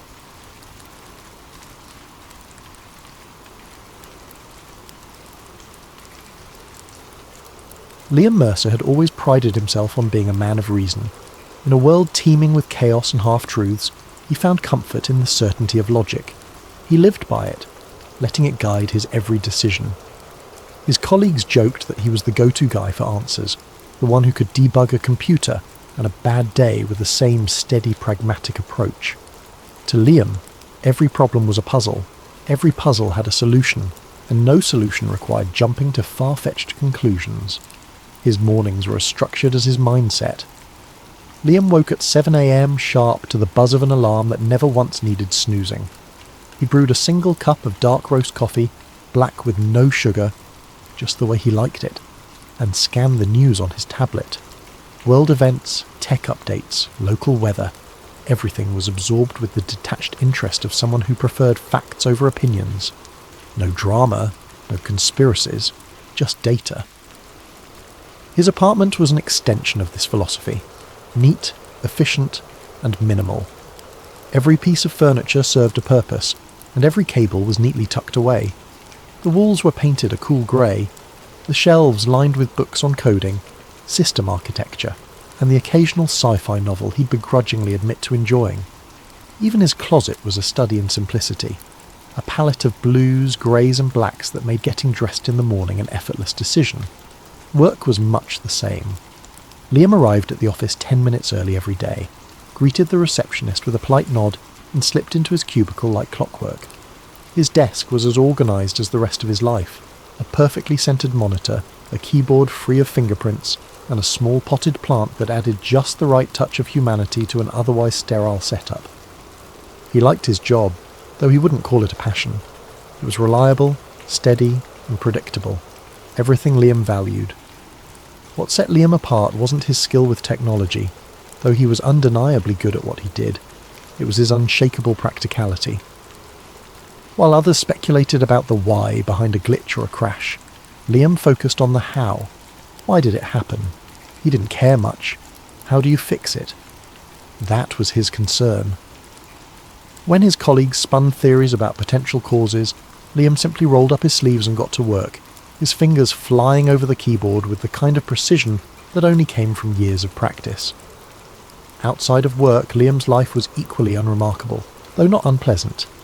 He frequented the same coffee shop every Saturday, ordered the same latte, and sat in the same corner booth.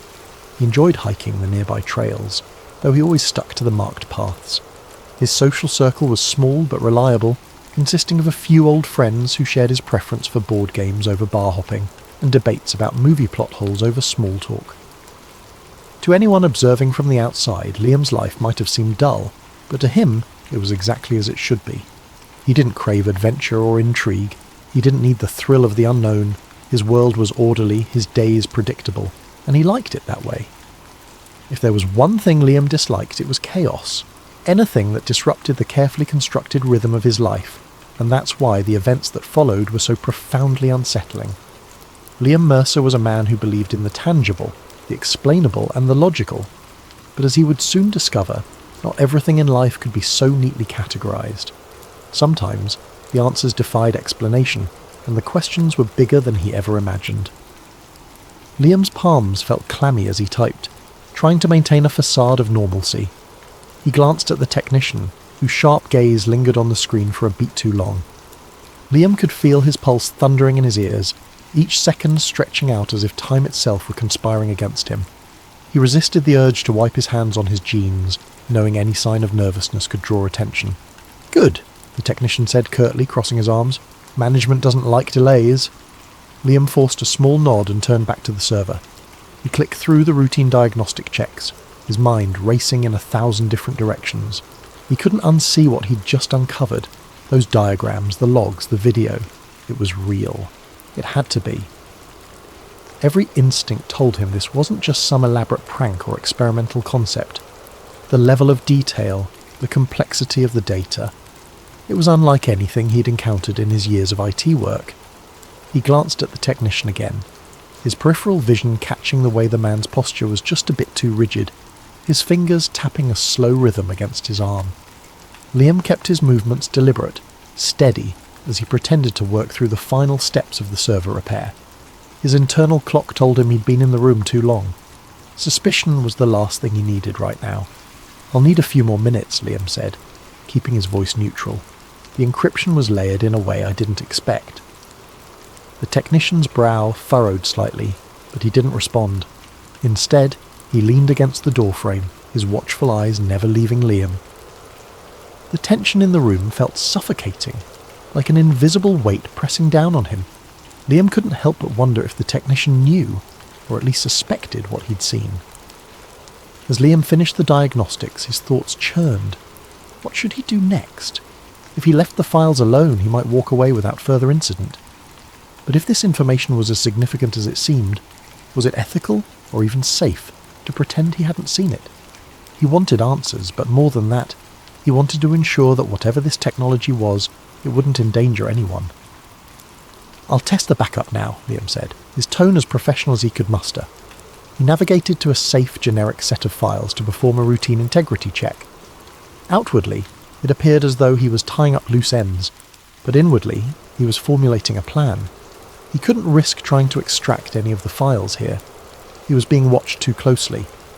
But if he could memorize key terms or details, perhaps he could research them later. He risked a glance at the technician. The man's eyes had drifted to his phone, his focus momentarily elsewhere.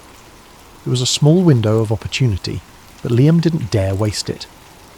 He opened the diagnostic console and quickly typed a few innocuous-looking lines of code, embedding a simple keylogger that would give him remote access to the server once he was off-site. He knew it was a gamble. If anyone noticed the intrusion, it could blow his cover. But the curiosity burning inside him outweighed the risk. "There," Liam said, his voice steady. "The server's stable now. You shouldn't have any more issues." The technician stepped forward, glancing at the monitor. "Good. I'll need you to file a report before you leave. Standard protocol." "Of course," Liam said, already standing and gathering his tools. He kept his expression neutral, even as his mind screamed at him to leave as quickly as possible. The technician escorted him to a small office where he was handed a clipboard with a form to fill out. The questions were standard: details of the issue, steps taken to resolve it, and confirmation of the server's restored functionality. Liam filled it out meticulously, careful not to let his handwriting betray his nerves. When he handed it back, the technician skimmed it briefly before giving a curt nod. "You're clear to go," he said, gesturing toward the exit. Liam forced a smile. "Thanks, let me know if anything else comes up." The walk back through the building felt interminable. He passed through the same security checkpoints, presenting his ID and signing out as required. Every step felt heavier than the last, his stomach twisting with the knowledge of what he'd seen and what he'd done. By the time he reached his car, his hands were trembling. He fumbled with the keys, taking a deep breath to steady himself before sliding into the driver's seat. The drive home was a blur. His thoughts swirled like a storm, replaying the images on the screen, the strange terminology, the vanishing man in the video. He couldn't shake the feeling that he'd just opened a door he was never meant to see, let alone step through. And yet, part of him was exhilarated. If this technology was real, it could change everything: history, science, even the very fabric of existence. But as he pulled into the driveway of his modest apartment complex, a flicker of doubt crept in. What if someone had noticed? What if the technician had seen through his act or the keylogger was detected? He shook his head, trying to dismiss the thoughts. He had done everything carefully, methodically. There was no reason to think anyone would suspect him. Or so he told himself. As he locked the car and headed inside, Liam's eyes darted toward the street. A black sedan sat parked a few houses down, its windows tinted too dark to see through. It wasn't a car he recognised, but it could have been anyone. A neighbour, a visitor, even a passing stranger. And yet, as he climbed the stairs to his apartment, he couldn't shake the feeling that he was being watched. The rest of the day passed in a haze. Liam moved through the motions, checking the final diagnostics, closing the server panels, and gathering his tools into his worn black case. On the surface, everything appeared normal, but inside his thoughts churned relentlessly. The images of those diagrams and the grainy video of the man disappearing into thin air replayed over and over in his mind like a movie he couldn't turn off. The words temporal displacement protocols echoed in his head, accompanied by a gnawing sense of unease. He couldn't stop questioning what he'd seen. Were the files real? Were they some kind of advanced simulation or classified experiment? And if they were real, why were they stored on a server so poorly maintained that someone like him had to repair it? The whole situation felt wrong, like a puzzle where none of the pieces should fit but somehow did. Liam knew one thing for sure. What he'd stumbled upon wasn't meant for his eyes. As he exited the server room, the lab's technician gave him a curt nod, but Liam noticed the man's eyes lingered a moment too long on the flash drive peeking out of Liam's case. He quickly zipped the bag closed, offering a casual smile as if nothing were amiss. The technician said nothing, but Liam could feel the man's gaze boring into his back as he walked toward the exit. The process of leaving the lab was just as tedious as entering it. He passed through checkpoint after checkpoint, presenting his ID and signing forms at each stop.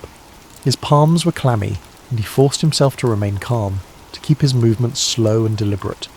Each guard seemed to scrutinize him just a little more than they had that morning, their eyes lingering on his badge or scanning his bag with what felt like extra care. Liam reminded himself to breathe. They had no reason to suspect him, no way of knowing he'd accessed the files. He had done his work, fixed the problem, and left the lab as instructed. At least, that's what it looked like. Finally, after what felt like an eternity, Liam stepped out into the crisp late afternoon air. The sun was beginning to dip below the horizon, casting long shadows across the parking lot. He inhaled deeply, the scent of rain in the distance cutting through his spiralling thoughts. His car was parked in the far corner, away from the other vehicles. As he approached it, the flash drive in his bag seemed to grow heavier, its weight pressing against his mind. Was it a mistake to take it? Should he have left everything behind and walked away? The questions swirled, unanswered, as he climbed into the driver's seat and started the engine. The drive home felt surreal, the hum of the car blending with the noise in his head. He replayed the events in his mind, searching for signs he might have missed. An offhand comment from the technician, the guarded glances of the security staff. Did they know? Could they suspect? Or was he simply being paranoid? Liam glanced at the flash drive resting on the passenger seat, its plastic casing catching the fading light. The small device felt like a ticking time bomb, its contents holding answers he wasn't sure he wanted. But he couldn't ignore it. Not now. Not after what he'd seen. His logical side told him to destroy it, to rid himself of the evidence and pretend none of this had ever happened. But the part of him driven by curiosity, by the need to understand, won out. By the time he pulled into his apartment complex, dusk had settled over the city. Liam parked his car in its usual spot, pausing for a moment to scan the lot. Most of the spaces were empty, the faint glow of porch lights illuminating a handful of vehicles. His eyes lingered on a black SUV parked near the entrance, its windows tinted so dark they reflected the dim streetlights. It could have been anyone's car, but something about it made him pause. He shook his head, dismissing the thought as paranoia, and grabbed the flash drive before heading inside. In the safety of his apartment, Liam set his tools down and locked the door behind him. The silence was heavy, broken only by the faint hum of his refrigerator. He stood in the entryway for a moment, clutching the flash drive in his hand before heading to his desk. His laptop sat waiting, the screen dark but ready. He hesitated, the weight of what he was about to do settling over him like a shroud. Liam placed the flash drive on the desk and stared at it, his heart pounding in his chest. The questions that had haunted him all afternoon now seemed louder, more insistent. What had he gotten himself into? And what would happen if he kept going? He didn't know the answers, but he knew one thing for certain. There was no turning back now.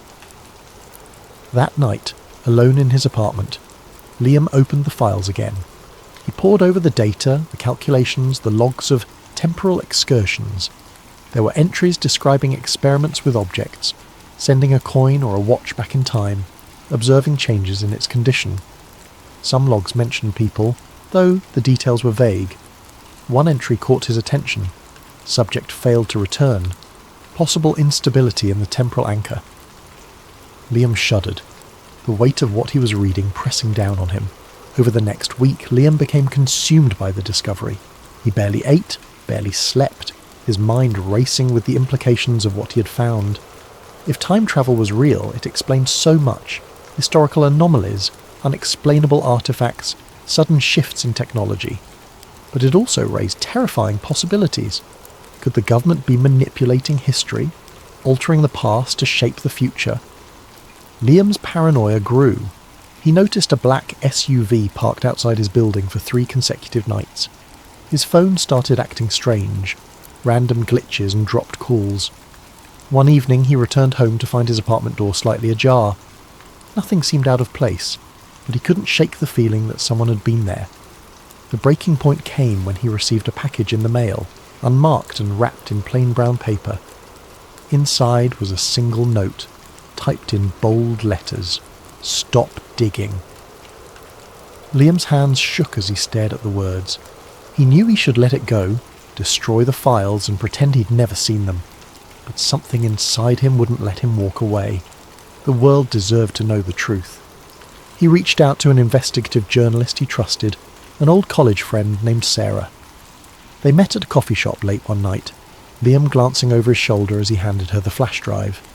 "If something happens to me," he said, his voice low, "you have to promise you'll get this out there."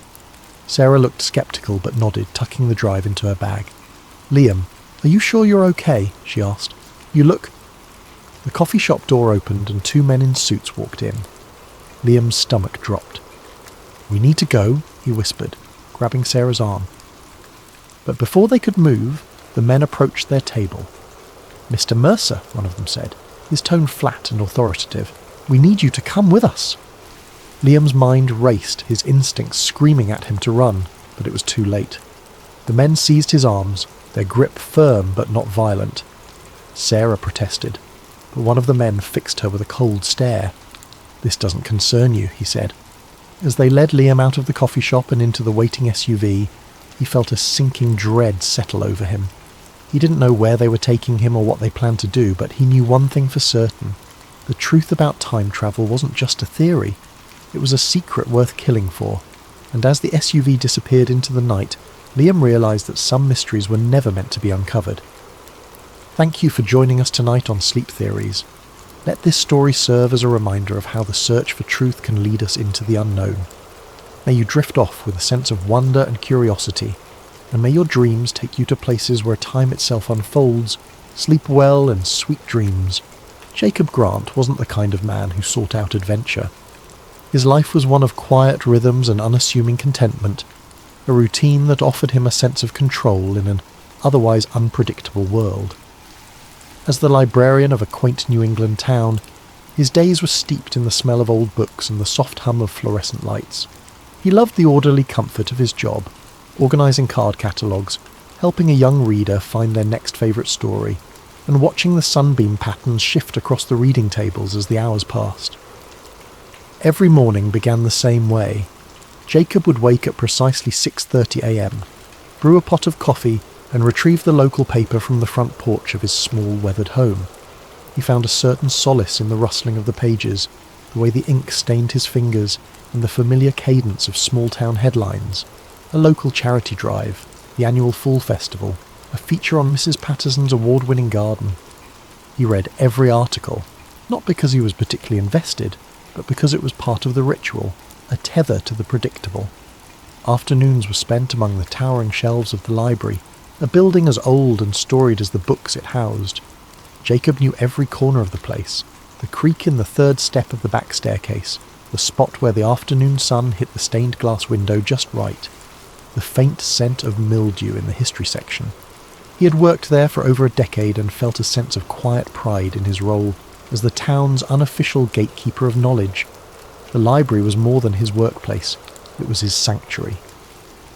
The soft murmur of patrons, the rhythmic clatter of the card catalogue drawers, and the occasional distant thud of a book being reshelved created a symphony of sounds that Jacob found deeply comforting. It was a place where time seemed to slow, where the chaos of the outside world could be left at the door. Jacob took great pleasure in guiding patrons through the labyrinth of stories, often recommending books he himself had loved. His eyes would light up as he described a plot twist or a particularly poetic passage, and for those brief moments his quiet demeanour would bloom into enthusiasm. Evenings were his time to unwind. After the library closed, Jacob would return to his modest home, a cosy bungalow adorned with ivy climbing its weathered brick facade. He'd prepare a simple dinner, usually something like soup or a grilled cheese sandwich, and settle into his favourite armchair with a novel. On warmer nights he might take a leisurely stroll through the quiet streets, nodding politely to neighbours who sat on their porches or walked their dogs. He loved the way the town transformed under the glow of the streetlights, the way the stillness of the night amplified the sound of his footsteps on the pavement. Jacob's weekends were equally unremarkable, filled with small pleasures that he had come to cherish. A Saturday morning visit to the farmer's market for fresh produce, an afternoon spent tinkering with the old clock in his living room, a hobby he had picked up from his late grandfather. Sundays were for church, not out of deep religious conviction, but because he enjoyed the sense of community and the familiar rhythm of the service. He wasn't lonely. Not exactly. Jacob had friends, though his relationships were more cordial than close. He preferred to keep people at arm's length, finding comfort in the solitude that allowed him to retreat into his thoughts and his books. He was the kind of man who blended into the background, who was known but not truly known, a reliable fixture in the town but never the centre of its stories. And yet there was a part of Jacob that yearned for something more, though he rarely acknowledged it. Sometimes as he walked through the quiet town or shelved books in the library, he felt a faint tug of curiosity, a whisper of longing for something beyond the predictable. It wasn't dissatisfaction exactly, but an itch he couldn't quite scratch, a sense that there might be more to the world than the comfortable bubble he'd built for himself. Jacob didn't think of himself as the adventurous type. He didn't chase after excitement or seek out the unknown. But life has a way of finding you when you least expect it, of pulling you into the extraordinary when you're content to remain in the ordinary. Jacob Grant's quiet, predictable life was about to be turned upside down, and he had no idea how much everything was about to change. It began on a chilly autumn afternoon. The air was crisp, the kind that made the leaves crunch underfoot as Jacob walked to work. He had always loved the quiet charm of his town, with its cobblestone streets and ivy-covered buildings. It was the kind of place where everyone knew everyone else, where secrets were few and far between, or so he thought. That day, as he arrived at the library, he found a small, unmarked package sitting on the steps. It was plain, wrapped in brown paper with no return address, and his name was scrawled across it in uneven handwriting. Frowning, Jacob picked it up, his fingers brushing against the coarse paper. He assumed it was a donation. People often dropped off books for the library, but something about this package felt different. Curiosity burned brighter than caution as Jacob carefully carried the package to the library's back office, a dimly lit room cluttered with forgotten tomes and dusty archives. The quiet hum of the building seemed to amplify his unease as he set the package on the desk, the weight of it sending an unexplainable chill through him. His hands trembled slightly as he peeled back the brown paper wrapping, revealing a worn leather-bound notebook. Its age was evident, the edges frayed, the leather cracked in places. The faint outline of an eagle clutching an unfamiliar insignia was embossed on the cover, faded but unmistakably deliberate. It wasn't any symbol Jacob had seen before, and its presence seemed to carry an unspoken gravity. Tucked into the front of the notebook was a folded piece of paper. The words scrawled across it in bold, uneven letters sent a shiver down his spine. "Do not ignore this." Jacob stared at the message for a long moment, his breath shallow. His first instinct was to laugh it off, to tell himself it was some elaborate prank. But there was something about the notebook, its weight, its smell, the tangible history that radiated from it, that made the warning impossible to dismiss. Taking a steadying breath, he unfolded the notebook's brittle cover and began flipping through its pages. What greeted him was a chaotic maze of handwritten notes, precise diagrams, and what appeared to be official documents. The handwriting varied in style and intensity, some pages neatly scripted, others frantic and scrawled as though written in haste. Many of the documents bore stamps and seals. Top secret, classified, and eyes only were repeated throughout. Jacob felt his pulse quicken. These weren't the kind of words you found in old notebooks left lying around. As he scanned the pages, certain terms leapt out at him like fragments of a dark puzzle. Operation Paperclip, V2 rockets, biological warfare research, intelligence collaboration.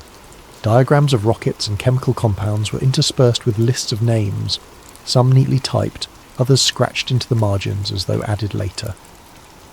The notes told a story, a fragmented, haunting story about an operation conducted by the US government in the shadow of World War II. Jacob leaned closer, his fingers tracing over faded ink as he pieced together what the notebook described. According to the notes, Operation Paperclip was a covert program orchestrated in the late 1940s. Its aim was to recruit German scientists, engineers and technicians, many of whom had worked for the Nazi regime.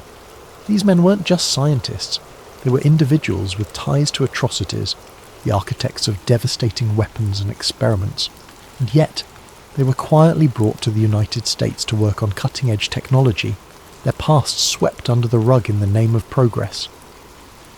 Jacob's stomach churned as he read descriptions of their contributions. the development of V2 rockets, early missile systems, and even projects that hinted at more sinister undertakings: biological research, psychological manipulation. One name caught his attention: Wernher von Braun, a man celebrated as a hero of the US space program. Yet here, his name appeared alongside accounts of wartime rocket programs that had left devastation in their wake. The deeper Jacob delved, the more disturbing the story became. Some of the notes hinted at government cover-ups, carefully orchestrated efforts to erase the scientists' wartime affiliations from public record. There were references to fabricated employment histories, falsified immigration papers, and the relocation of families to quiet towns where their pasts would go unnoticed. The notebook detailed an intricate web of secrecy, one that stretched across continents and decades. Jacob sat back in his chair, the notebook resting in his lap. His hands felt clammy and his mind raced with questions. Was this real? Could it possibly be true? The seals and signatures, the painstakingly detailed diagrams, they all seemed genuine. And yet the story it told was so extraordinary, so damning, that part of him wanted to believe it was nothing more than a fabrication. But as he thumbed through the notebook again, he realised that if it were a hoax, it was an elaborate one. The sheer volume of detail, the specific dates and locations, the references to obscure government agencies, it was too precise, too consistent to dismiss outright. Jacob felt a cold knot of unease settle in his stomach. If this was real, then he was holding evidence of one of the most chilling secrets in modern history. He flipped back to the first page, reading the phrase, "Do not ignore this," once more. The words felt like a challenge, a dare to keep digging. Jacob wasn't sure he wanted to know more, but he also knew he wouldn't be able to stop himself. The quiet librarian who had spent his days cataloguing books and reading about history was now entangled in a piece of it, an ominous, hidden piece that someone clearly wanted to stay buried. His eyes darted to the door, half expecting someone to burst in and demand the notebook back. The library was silent, its dimly lit aisles empty, but Jacob's sense of safety had been shaken. He knew his life would never feel so predictable again. He wasn't sure if that thought thrilled him or terrified him. Over the following days, Jacob's obsession grew, consuming every moment of his waking life. The notebook and the cryptic warning it contained had unlocked a door he couldn't close, revealing a shadowy narrative that felt both unreal and undeniable. His once quiet evenings were now spent hunched over his desk, surrounded by a fortress of documents, declassified files, and hastily scribbled notes. The more he uncovered, the more sinister the story became. Operation Paperclip wasn't just a footnote in history. It was a sprawling operation, intricately linked to the Cold War arms race, the dawn of space exploration, and the rise of clandestine government power. Jacob felt a mix of awe and horror as he pieced together the connections. The very men whose names were etched in history as pioneers of rocketry and aviation had also been architects of wartime atrocities. The realization left a sour taste in his mouth. Wernher von Braun, the charismatic face of NASA's Apollo program, had overseen the development of the V2 rockets used to devastate London during the war.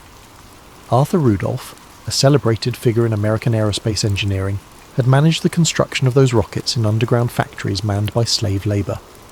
Kurt de Bus, another name that appeared repeatedly in Jacob's research, had been a member of the SS, directly complicit in Nazi operations. These men weren't just brought to the US, they were celebrated, their pasts carefully sanitised, their contributions woven into the fabric of America's technological triumphs. Each discovery made Jacob's chest tighten. It wasn't just the moral compromises that disturbed him, it was the realisation of how deeply this deception had been buried. He uncovered declassified memos outlining the lengths to which government agencies had gone to obscure the scientists' Nazi affiliations.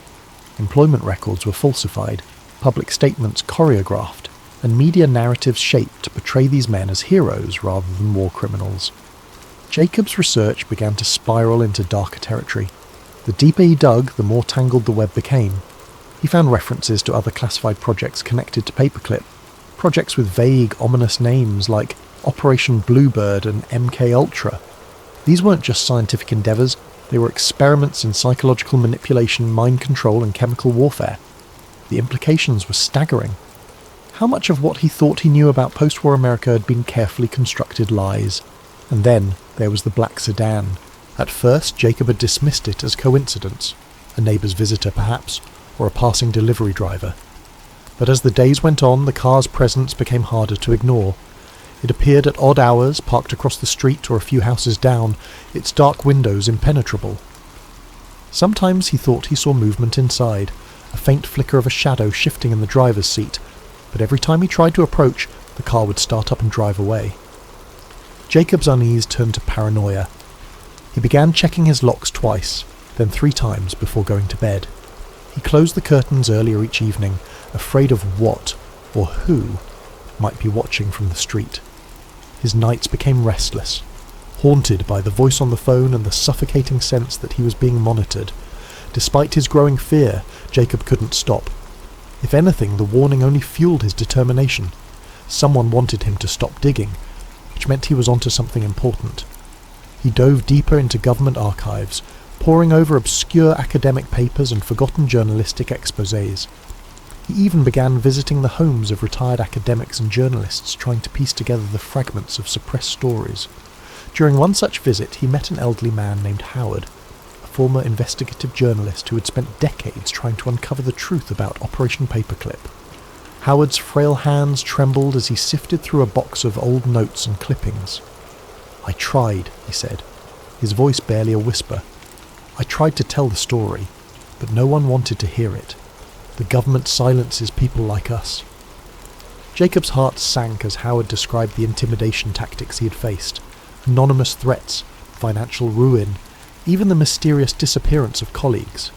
"They'll come for you too," Howard warned, his sunken eyes locking onto Jacob's. "If you've gotten this far, you've already crossed the line." Jacob left Howard's house feeling both validated and terrified.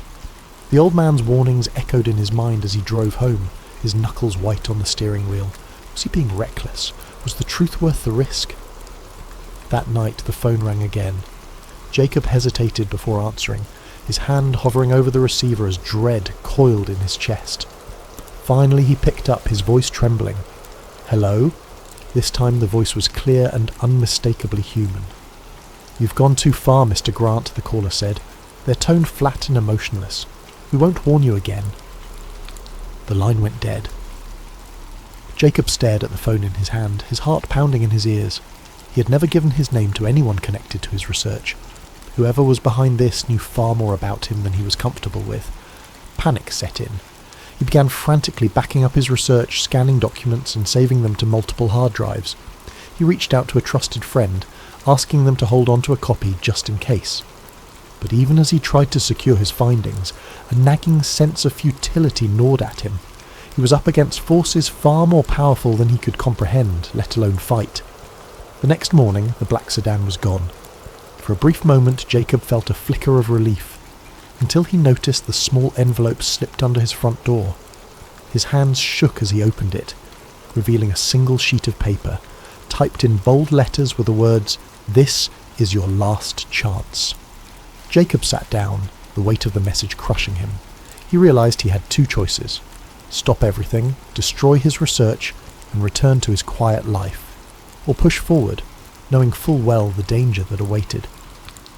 He stared at the notebook on his desk, its pages a silent challenge. In the end, Jacob chose truth over safety.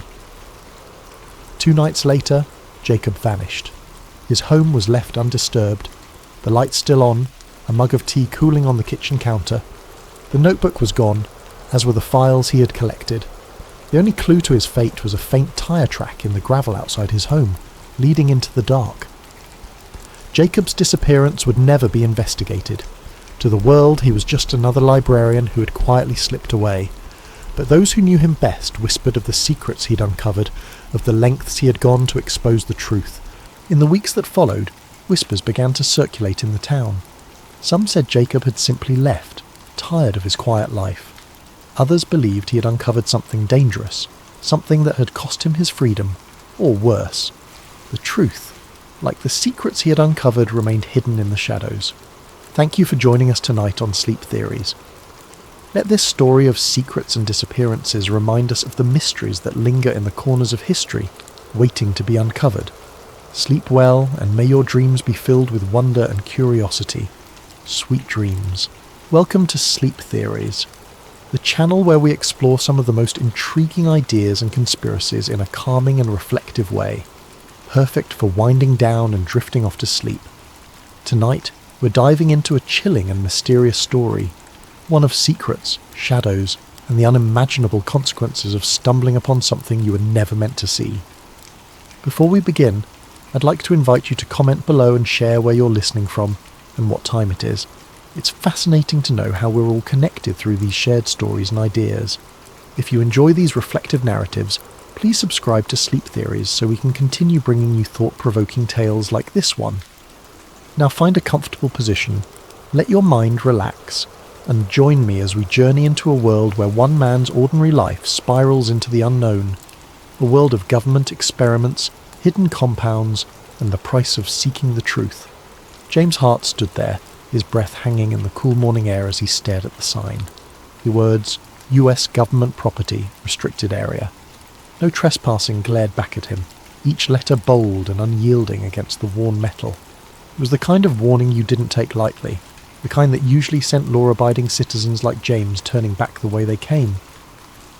And yet, he couldn't move. His boots stayed planted in the damp earth, his curiosity outweighing the rational part of his brain that screamed for him to leave. He scanned the area, turning his head slowly to look down the length of the fence. It was taller than he had realised, with rows of rusting barbed wire curling menacingly at the top. The trees around it were dense, their branches clawing at the metal like nature itself was trying to reclaim the land. What struck him most was the silence. The usual forest sounds, chirping birds, rustling leaves, were gone, replaced by an almost oppressive stillness that seemed to press down on him the longer he lingered. James felt a pang of guilt for even thinking about crossing the fence. He was a man who followed the rules, who had lived his life avoiding unnecessary risks. But something about the place gnawed at him. It wasn't just the fence or the sign. It was the feeling that he had stumbled onto something significant, something he wasn't supposed to see. He told himself it was probably nothing. Maybe an old military outpost long abandoned. Maybe a weather station. Maybe, but his gut told him otherwise. That's when he noticed the gap. It was small, almost hidden by a cluster of shrubs growing at the base of the fence. James wouldn't have seen it if the sunlight hadn't caught the glint of metal where the barbed wire had been cut. The gap was jagged, as though whoever had made it hadn't cared much for precision. It looked fresh, too. Bits of the metal fencing still clung to the ground, as if it had been forced apart recently. He stepped closer, his heart beginning to pound. The gap didn't look like an official entrance. It looked unauthorized, like someone else had been here, someone who wasn't supposed to be. The thought made James hesitate, a chill running down his spine. If someone had cut their way in, they'd done so for a reason, and if they'd gone to that much trouble, whatever lay beyond the fence was likely worth hiding, or discovering. James knelt down, brushing a hand over the torn edges of the wire. His fingers trembled slightly as he touched the cold, sharp metal. He glanced around, half expecting to see a patrol or hear the bark of a guard dog. But the forest remained silent. He couldn't shake the feeling that he was being watched, though he knew it was probably just his nerves. The rational side of his brain begged him to turn back. "This isn't your business," it whispered. "You don't need to know what's in there. Just go home." But something deeper, something instinctual urged him forward. It wasn't just curiosity, it was a sense of unease, a need to understand what was hidden behind the fence. It was as though the gap had been placed there for him, daring him to cross the line. Before he could talk himself out of it, James took a deep breath and stepped through. The world seemed to change the moment he crossed the threshold. The air felt heavier, cooler, as though he had entered a different realm. The trees on this side of the fence were darker, their branches tangled like skeletal fingers reaching for the sky. The ground was soft and uneven, the moss beneath his boots muffling his steps. James moved cautiously, keeping low as he navigated the unfamiliar terrain. Every sound felt magnified. The crunch of leaves underfoot, the faint rustle of his jacket. His pulse thundered in his ears, but he kept moving, drawn forward by an invisible force. He didn't know what he was looking for, but he felt certain he would know it when he found it. The forest seemed to close in around him as he pressed deeper. The light filtering through the canopy grew dimmer, casting long shadows that danced with every movement of the trees. James felt a growing sense of unease, like he was being funneled towards something he couldn't yet see. He paused to catch his breath, leaning against a tree and glancing back the way he had come. The fence was no longer in sight, obscured by the dense undergrowth. For a moment he considered turning back, but the thought of leaving without answers felt unbearable. He pressed on, his senses on high alert. Then, through the thick curtain of trees, he saw it. A clearing. The sight made him stop in his tracks, his breath catching in his throat. It was unlike anything he had expected. He crouched low, creeping toward the edge of the clearing to get a better look. As he drew closer, details began to emerge.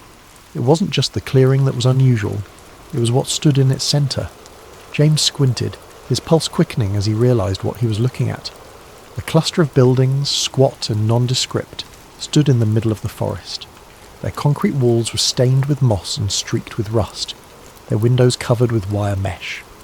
The dirt road wound through the clearing, leading to a set of large steel gates. Nearby, a handful of vehicles sat parked in a neat row, trucks with government plates, their sides marked with stenciled letters he couldn't quite make out. James ducked behind a tree, his mind racing. What was this place? It didn't look abandoned. Lights flickered in the windows and faint voices carried on the wind. He spotted figures moving between the buildings, some in lab coats, others in military uniforms. They moved with purpose, as though part of a carefully choreographed routine. Whatever this place was, it was active, and it was hidden for a reason. James's heart pounded as he crouched in the shadows, watching the scene unfold. Every instinct told him he shouldn't be here, that he was stepping into something far bigger than he could understand, but he couldn't look away. Something about the place drew him in, a nagging sense that he had stumbled onto something important, something he wasn't supposed to see. And yet, despite the fear gnawing at the edges of his mind, James couldn't bring himself to leave. Not yet, not without answers. Inside, the forest grew darker, the trees denser. James moved cautiously, his footsteps muffled by the soft earth. He expected to find... well, he didn't know what he expected. Maybe a weather station, or some kind of outpost. But what he found was something else entirely. After about a mile, the trees gave way to a clearing. In the centre stood a cluster of nondescript buildings, their concrete walls stained with moss and grime. A few trucks were parked nearby, their tyres caked with mud. The place looked abandoned, but as James got closer, he realised it wasn't. Lights flickered behind the windows and faint voices carried on the wind. James crouched behind a tree, his heart pounding. What was this place? He watched for a while, trying to make sense of what he was seeing. People in lab coats walked between the buildings, carrying files and equipment. Soldiers patrolled the perimeter, their rifles slung casually over their shoulders. It looked like something out of a spy movie, and James couldn't shake the feeling that he had stumbled onto something he wasn't supposed to see. That night, James couldn't sleep. The events of the day replayed endlessly in his mind, the scene at the facility refusing to fade into the background. Every time he closed his eyes, he saw the soldiers again, their movements precise, their presence unnervingly authoritative. Research facilities didn't have armed guards, especially not in the middle of nowhere, and certainly not guards who seemed so vigilant, so ready for trouble.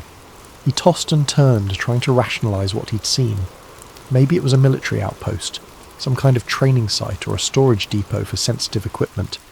But that didn't explain the secrecy, the barbed wire fence, or the sense of isolation. It was as if the place was deliberately hidden from the world, tucked away where no one would think to look. He told himself he was overthinking it, that his imagination was running wild. Yet the image of the soldiers lingered, refusing to let him find peace. By morning, his curiosity had turned into something stronger, a need to know. He couldn't just leave it alone, not after what he'd seen.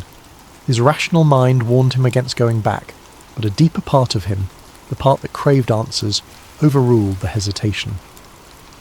He decided to return, this time more prepared. James gathered his old pair of binoculars and a camera he hadn't used in years, stuffing them into a worn backpack. He threw on his hiking boots and jacket, telling himself it was just another day exploring the woods. If If anyone asked, he was just a curious hiker with a camera, documenting the beauty of the forest. But in his gut, he knew this wasn't a casual outing. He was crossing a line, stepping further into something he didn't fully understand. When he reached the gap in the fence, the forest was eerily quiet. The usual hum of birdsong and rustling leaves seemed muted, as though the woods themselves were holding their breath. James crouched low as he slipped through the gap, his senses on high alert. Every sound, every shadow felt amplified, his heartbeat thudding in his chest like a drum. He followed the same path as before, weaving through the dense undergrowth until the clearing came into view. The facility was just as he had left it, its squat buildings clustered together like silent sentinels. The guards were there too, patrolling the perimeter with methodical precision. James found a spot where the trees provided cover, settling in with his binoculars. At first it was uneventful. Trucks came and went, their drivers unloading crates and disappearing into one of the larger buildings. James adjusted the focus on his binoculars, trying to make out the stenciled letters on the side of the crates, but the angle was wrong. He snapped a few photos anyway, hoping they might reveal more later. Hours passed, and James was beginning to think this trip might have been a mistake. He was cold, his legs were cramped from crouching, and his nerves were fraying from the constant vigilance. He was about to pack up and leave when something caught his eye. A small group of people emerging from one of the buildings. He froze, lifting the binoculars to his eyes. At first it looked like more workers or guards, but then he saw the man. Unlike the others, he wasn't wearing a uniform or a lab coat. He looked like an ordinary civilian, his clothes rumpled and his posture defeated. He was flanked by two guards, their hands gripping his arms as they marched him across the clearing. James's breath hitched as he adjusted the focus. The man's hands were bound behind his back, and his face was pale, almost ghostly. There was a hollow look in his eyes, a mixture of fear and resignation that sent a chill down James's spine. He watched as the man turned his head, glancing over his shoulder as if searching for a way out, or perhaps for someone who might come to his aid. The guards didn't give him a chance to hesitate. One of them shoved him roughly, forcing him to quicken his pace. James followed their movements through the binoculars, his grip tightening as they approached a building with heavy steel doors. The building was unlike the others. Its walls were reinforced, its windows small and barred. It radiated an aura of foreboding, as though it held secrets too dangerous to escape. The guards stopped in front of the doors, one of them stepping forward to punch a code into a keypad. James watched as the doors slid open with a low mechanical hum. For a moment the man hesitated, his body stiffening as though he might resist. But the guards didn't give him a choice. They shoved him inside, the doors sealing shut behind them with a finality that sent a shiver through James. He lowered the binoculars, his mind racing. Who was that man?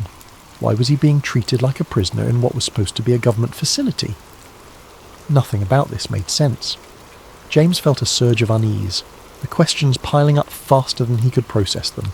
He had stumbled onto something much bigger than he had imagined, something that felt wrong in every possible way. He debated leaving, retreating to the safety of his normal life. But as he crouched there in the shadows, watching the facility from a distance, he knew he couldn't walk away. Not yet. Not without answers. James's stomach turned. Whatever was happening here, it wasn't normal. He knew he should leave it alone, but he couldn't. He spent the next week digging for information, searching the internet for any mention of a government facility near his town. He found nothing. No maps, no records, not even a rumour. But James wasn't ready to give up. The questions gnawed at him, consuming his thoughts and erasing the boundaries of his once quiet life. Each day at the post office felt like an eternity, his mind drifting back to the strange facility hidden in the woods. At night, his resolve only deepened. He had to know more, even if it meant taking greater risks.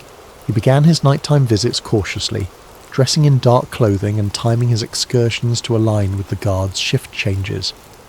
Through careful observation, he mapped the layout of the facility. There were at least 6 buildings, each with its own purpose. One seemed to be a storage depot, where crates were unloaded and stacked before being transported elsewhere. Another appeared to house the guards, a smaller structure with a steady glow of light and the occasional sound of muffled laughter or clinking cups.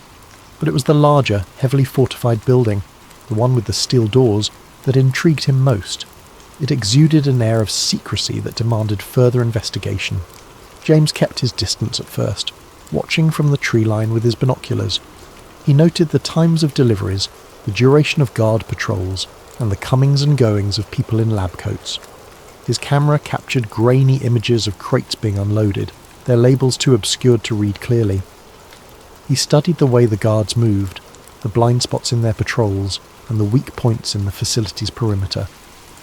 With each visit he inched closer, his confidence growing alongside his determination. One night, James found himself crouched behind a row of bushes, no more than 20 feet from one of the buildings. A single window was left slightly ajar, allowing faint voices to drift into the night air. He strained to listen, his heart pounding as he caught fragments of a conversation. Latest subject showed increased resistance, one voice said, firm and clinical. We'll adjust the dosage tomorrow, another replied, colder, more detached. James froze, his mind racing. What subject? What dosage? He pressed himself closer to the ground, his ears straining to catch more. Erasure protocols need to be flawless. We can't afford another incident. The words sent a chill down his spine. Erasure protocols? What could that mean? He had heard enough whispers of government experiments in the past to know this wasn't ordinary research. He remained still until the voices faded, replaced by the hum of machinery and the distant chirping of crickets. Emboldened by what he'd overheard, James returned night after night, slipping closer to the facility. He began to piece together a troubling narrative, one small fragment at a time. On one of his visits, he managed to slip into the shadows of an open loading dock, hiding behind stacks of crates as workers moved about. The crates were marked with cryptic codes, but a few bore labels that made his stomach drop. Test Compound 47A, Behavioral Protocols, Cognitive Analysis. As the workers left, their voices echoed faintly in the cavernous space. James crouched low, his camera forgotten as he strained to listen. Dr. Reinhardt wants the new batch prepped by Monday.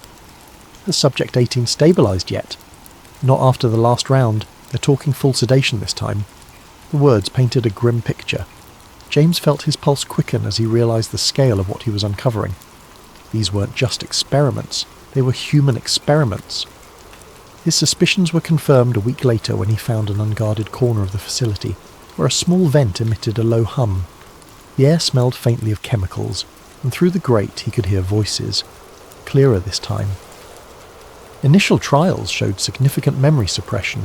Hallucinations are an acceptable side effect as long as obedience metrics remain stable. James barely dared to breathe. He fished a small audio recorder from his backpack and held it close to the vent, capturing every word.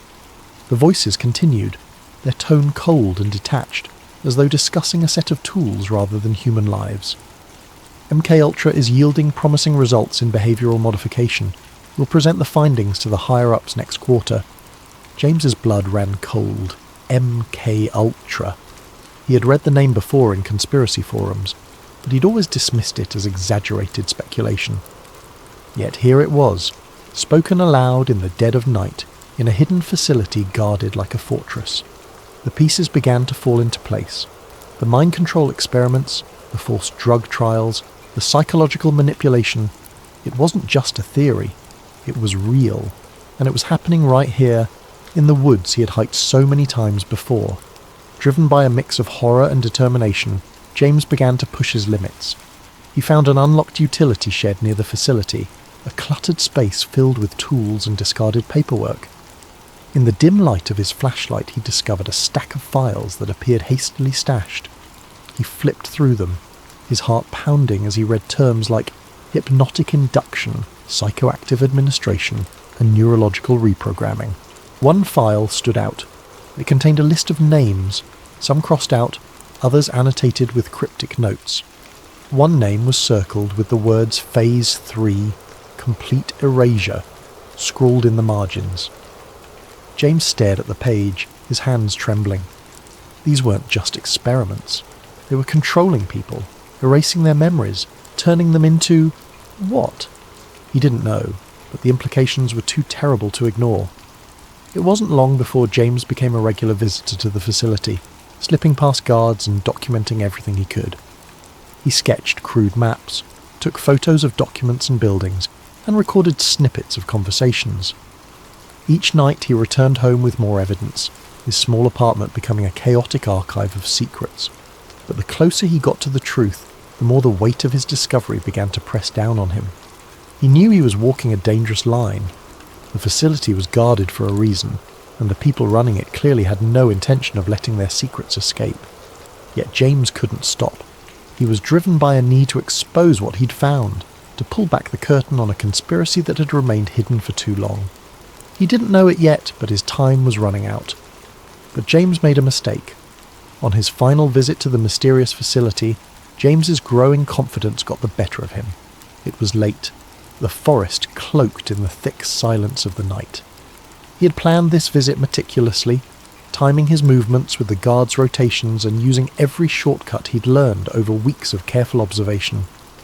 This time, he was determined to get inside the main building, the one with the steel doors and faint flickering lights that seemed to pulse with a sinister rhythm. He slipped through the gap in the fence as he had done before, his heart pounding in his chest. Armed with a flashlight, a notebook and a new camera, James crept closer to the structure. As he approached the building, he noticed a delivery truck parked near the loading dock. Its back was open, revealing rows of metal crates with cryptic labels. He crouched low behind a stack of barrels, taking photos of the crates, hoping the camera's silent shutter wouldn't betray him. But then he heard it. A sharp crack, the unmistakable sound of a branch snapping underfoot. His body froze as the beam of a flashlight swept through the darkness, illuminating the area just feet from his hiding spot. A guard's voice broke the silence, gruff and alarmed. "Who's there?" Panic surged through James. He bolted, his boots pounding against the forest floor as he darted back toward the fence. The shouts of the guards followed him, along with the heavy thud of their boots as they pursued him. His breath came in ragged gasps, his chest burning as he pushed himself harder, faster. But the guards were trained, and they were gaining on him.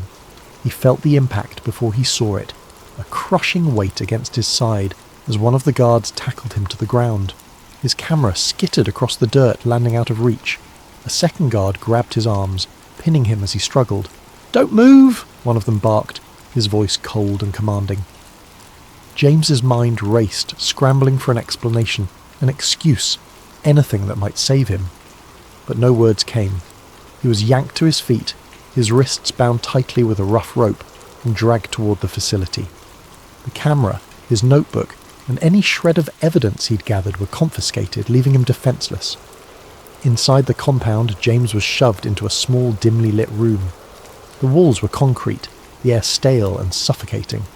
A single overhead light buzzed faintly, casting harsh shadows that seemed to dance menacingly on the walls. He sat in a metal chair, his wrists still bound, as a man in a dark suit entered the room. The man's face was expressionless, his eyes cold and calculating. "Who are you?" the man demanded, his voice sharp and clipped. James swallowed hard, his mouth dry. I'm no one. I was just hiking. I got lost." "Don't lie to me," the man interrupted, slamming a file onto the table. Papers spilled out, some of them familiar to James. Copies of photos he'd taken, sketches of the facility's layout, and notes he'd written about what he'd overheard. The sight of them made his stomach drop. "How did you find this place?" the man continued. "Who else knows about it?" James stammered, trying to come up with a plausible explanation, but his mind was blank. He could feel the intensity of the man's gaze, like a spotlight boring into his very soul. "I swear I didn't tell anyone," James said, his voice trembling. "I don't even know what this place is."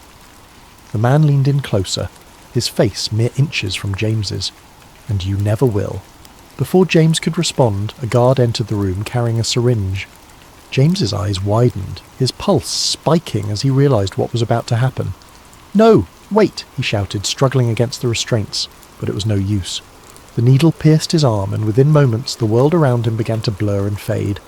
The last thing he saw was the man in the suit, his expression unreadable as darkness consumed him. When James woke up, he was lying in his own bed. At first, he thought it had all been a dream. The sunlight streaming through the window, the familiar hum of his apartment, all of it felt so ordinary, so normal. But as he sat up, his head spinning, a wave of unease washed over him. His camera was gone. So were his notes, his photos, his sketches, Every piece of evidence he had painstakingly collected. Even his phone, which he had kept locked and secure, had been wiped clean. There were no messages, no photos, no browser history. It was as if the last few weeks had been erased entirely. James stumbled to the bathroom, splashing cold water on his face. But when he looked at himself in the mirror, he noticed something strange. A faint bruise on his arm, right where the needle had gone in. The sight of it sent a chill down his spine, confirming that what had happened wasn't just a bad dream. Over the following days, James tried to piece together what had happened, but his memories felt fragmented, like a puzzle with missing pieces. He could recall the facility, the guards, the files marked MK Ultra, but there was a strange emptiness in his mind, as though something had been taken from him. Every time he tried to focus on the details, his thoughts slipped away, replaced by a dull, throbbing headache. He tried to tell his story, to his friends, to anyone who would listen, but no one believed him. His friends chalked it up to stress, suggesting he take a break and get some rest. Even James began to doubt himself, wondering if the memories were real or if they had been planted there, part of some twisted experiment. When he returned to the trail where it had all begun, the facility was gone. The clearing was empty, the chain-link fence and buildings erased as if they had never existed. The only sign that anything had been there was a patch of disturbed earth, overgrown with weeds. James searched desperately for any trace, but there was nothing. As he stood in the clearing, staring at the emptiness, a sense of futility washed over him. Whatever had happened, whoever had taken him, they had erased their tracks, and part of him, with surgical precision. James knew what he had seen, what he had heard, but without evidence, without proof, the truth was as elusive as a shadow. James returned to his life, but it was no longer the same. The quiet predictability he had once cherished was gone, replaced by a gnawing paranoia. Every shadow, every flicker of movement in the corner of his eye felt like a threat. He avoided the woods, avoided conversations about conspiracy theories, and avoided questioning what had happened.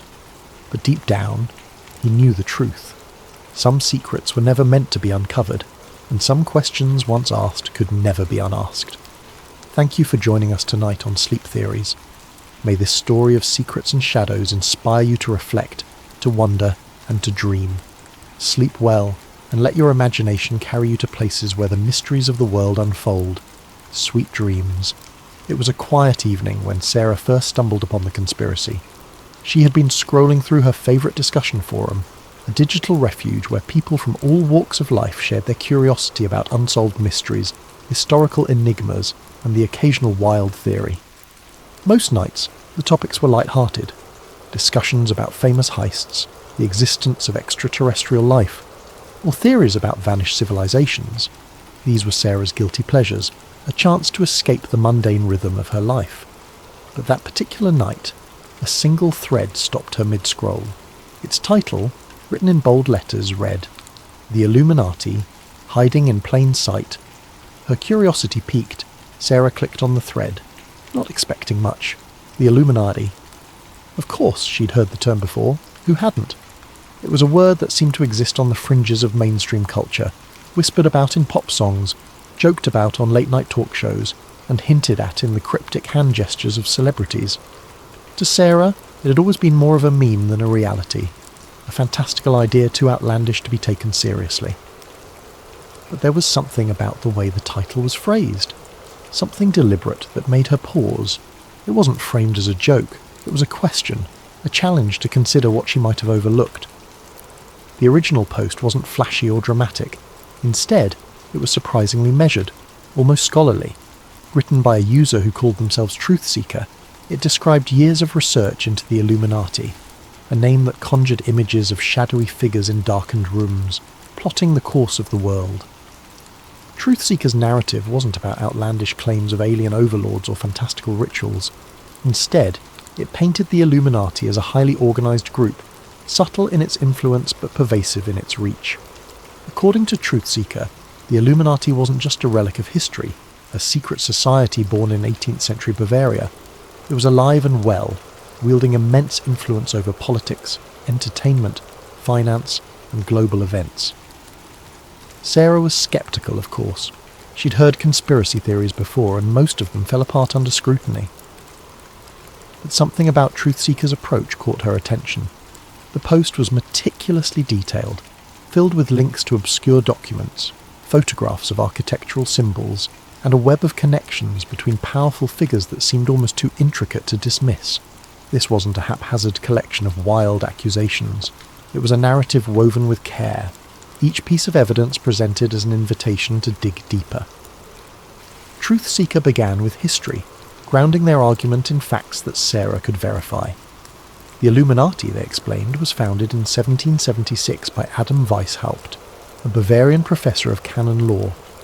Originally, it was an intellectual movement, a society of thinkers and visionaries dedicated to the ideals of reason, science, and freedom from oppressive institutions. Weishaupt's vision was noble, even radical for its time, but according to Truthseeker, the organization's original purpose was eventually corrupted. Over the years, the Illuminati transformed from a society of enlightenment into a clandestine group focused on one goal: power. The post continued, outlining how the Illuminati supposedly dissolved in the late 18th century after being outlawed by the Bavarian government. But Truthseeker claimed that this was only the official story.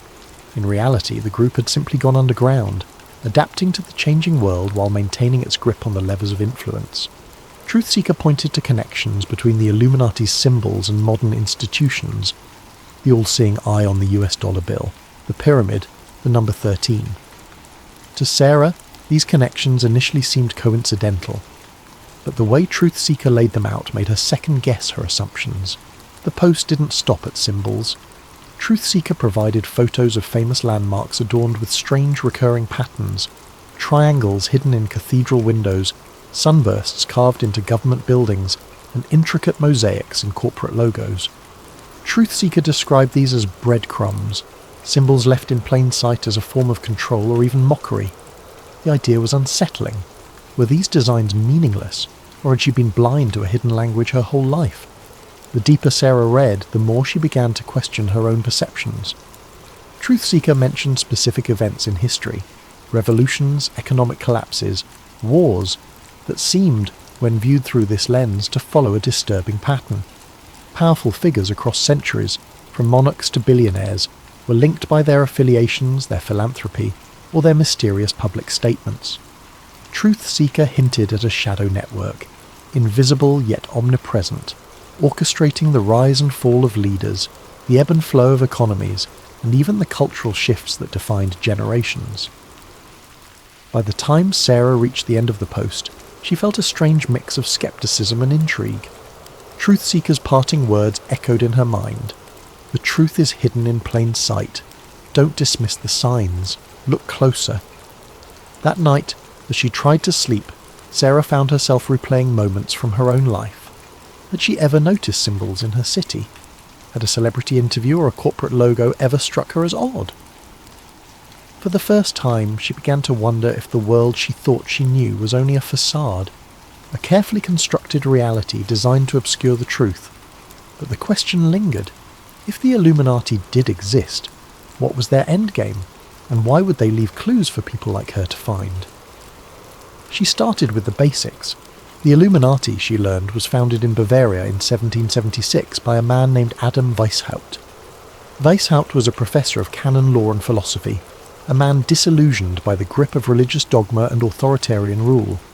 His vision for the Illuminati was radical for its time, an intellectual movement of thinkers who would promote reason, science, and freedom from oppressive institutions.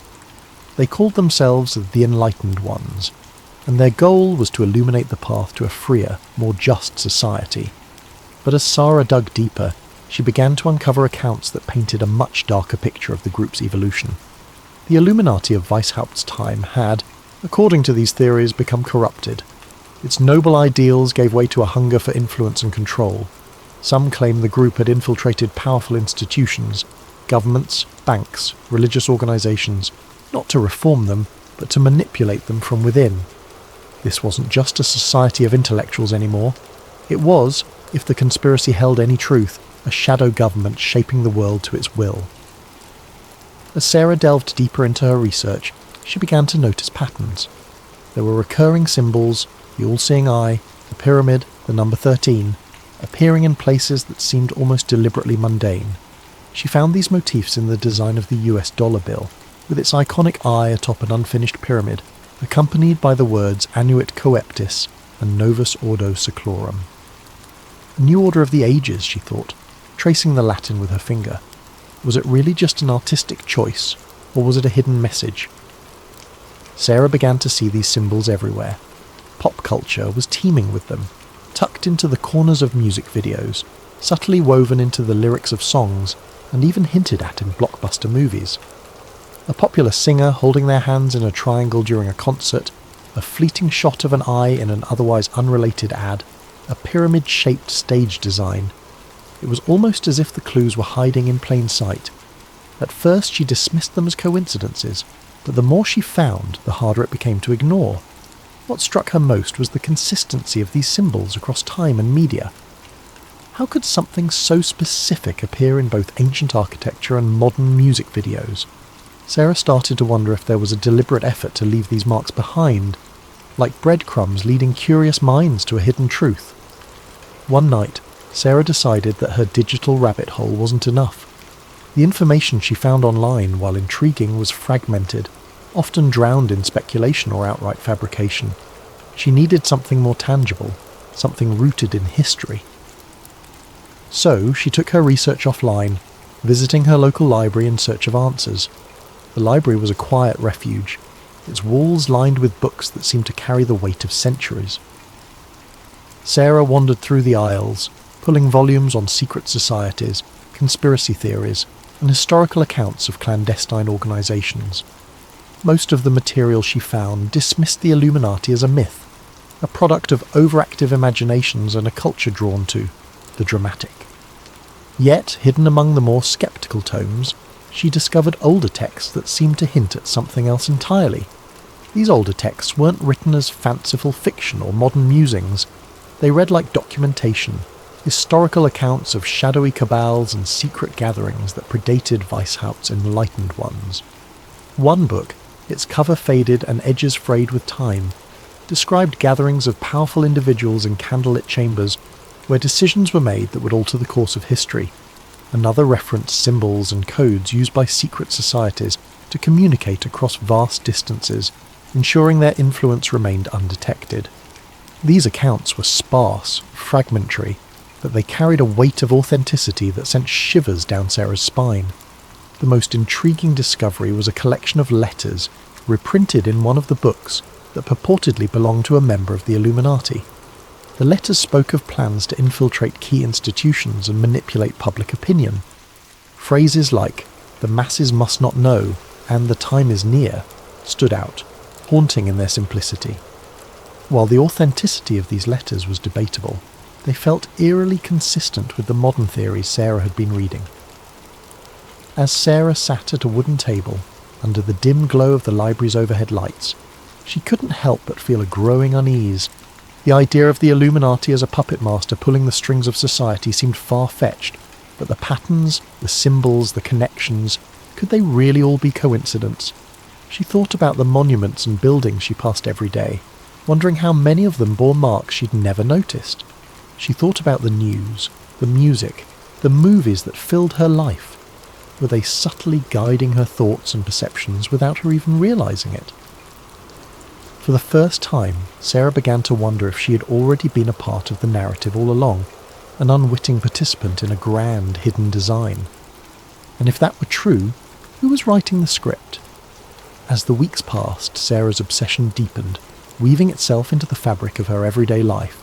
She couldn't drive to work without scrutinising the logos on billboards or storefronts, searching for hidden meanings in their designs. The triangle on one ad, she convinced herself, bore an uncanny resemblance to the pyramid on the dollar bill. Another featured an abstract logo that seemed to form an eye if tilted just right. She couldn't decide if these were deliberate choices by designers, or if her mind was playing tricks on her. Either way, they made her heart race with equal parts fear and exhilaration. Music videos, too, seemed riddled with clues. One particular pop star, known for dramatic performances and bold visuals, made sweeping hand gestures that resembled the shape of an eye.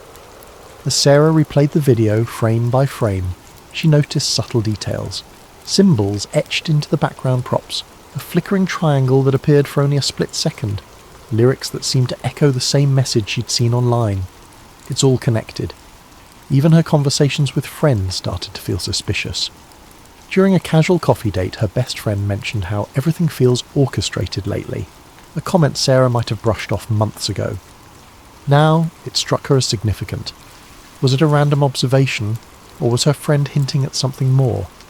Were they unknowingly part of the same puzzle she was trying to solve? Or worse, were they aware of her research and subtly warning her to back off? Then came the message. It was late, the kind of evening where the world outside felt perfectly still, as though waiting for something to happen. Sarah was sitting on her couch, scrolling through her phone with the TV muted in the background. Her living room was dimly lit, the glow of her screen casting faint shadows on the walls. She wasn't looking for anything in particular, just idly flipping through news headlines and updates on her favourite forums. And then, without warning, her phone vibrated in her hand. The message was from an unknown number. Her first thought was that it might be spam, but the words stopped her cold. "You're asking the right questions. Be careful." Sarah's heart skipped a beat. She stared at the screen, rereading the message until the words blurred. A chill crept up her spine as she glanced around her apartment. The blinds were drawn, but she couldn't shake the feeling that someone might be outside watching her.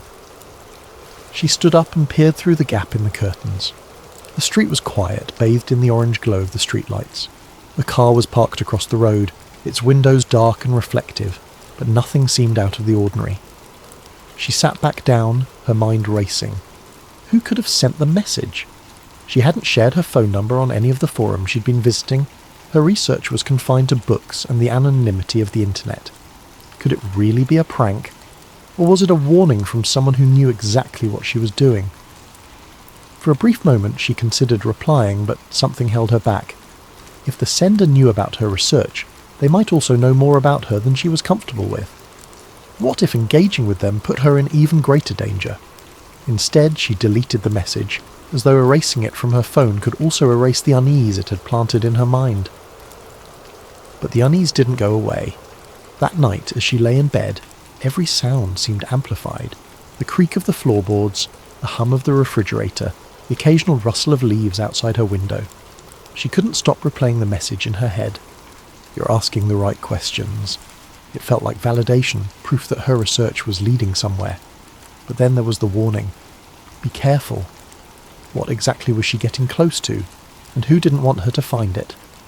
In the days that followed, Sarah became more cautious.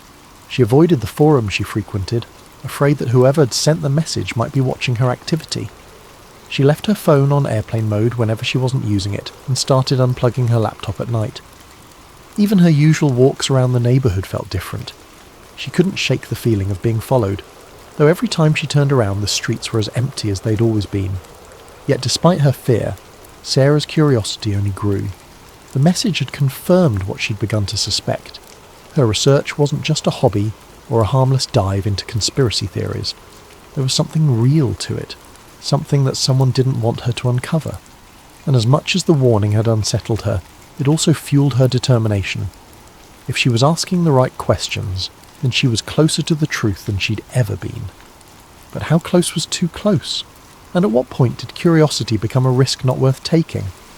These were the questions that now consumed her, lingering in the corners of her mind as she tried to decide whether to press forward or step back from the edge. The following days brought more strange occurrences. Her internet connection slowed to a crawl whenever she tried to access certain websites. A package arrived at her door, addressed to her but with no return address. Inside was a single piece of paper with a cryptic message. The truth is hidden in the light. Sarah began to feel like she was being watched. Cars seemed to linger outside her apartment longer than they should. Strangers on the street made prolonged eye contact before looking away. At night she could swear she heard faint clicking sounds on her phone line, as if someone was listening in. Despite the fear, she couldn't stop. If anything, the strange events only fueled her determination. She spent hours poring over old documents, looking for connections, for anything that could explain what was happening. And slowly, she began to piece together a narrative. The Illuminati, she learned, wasn't just a group of intellectuals or an idea from the past.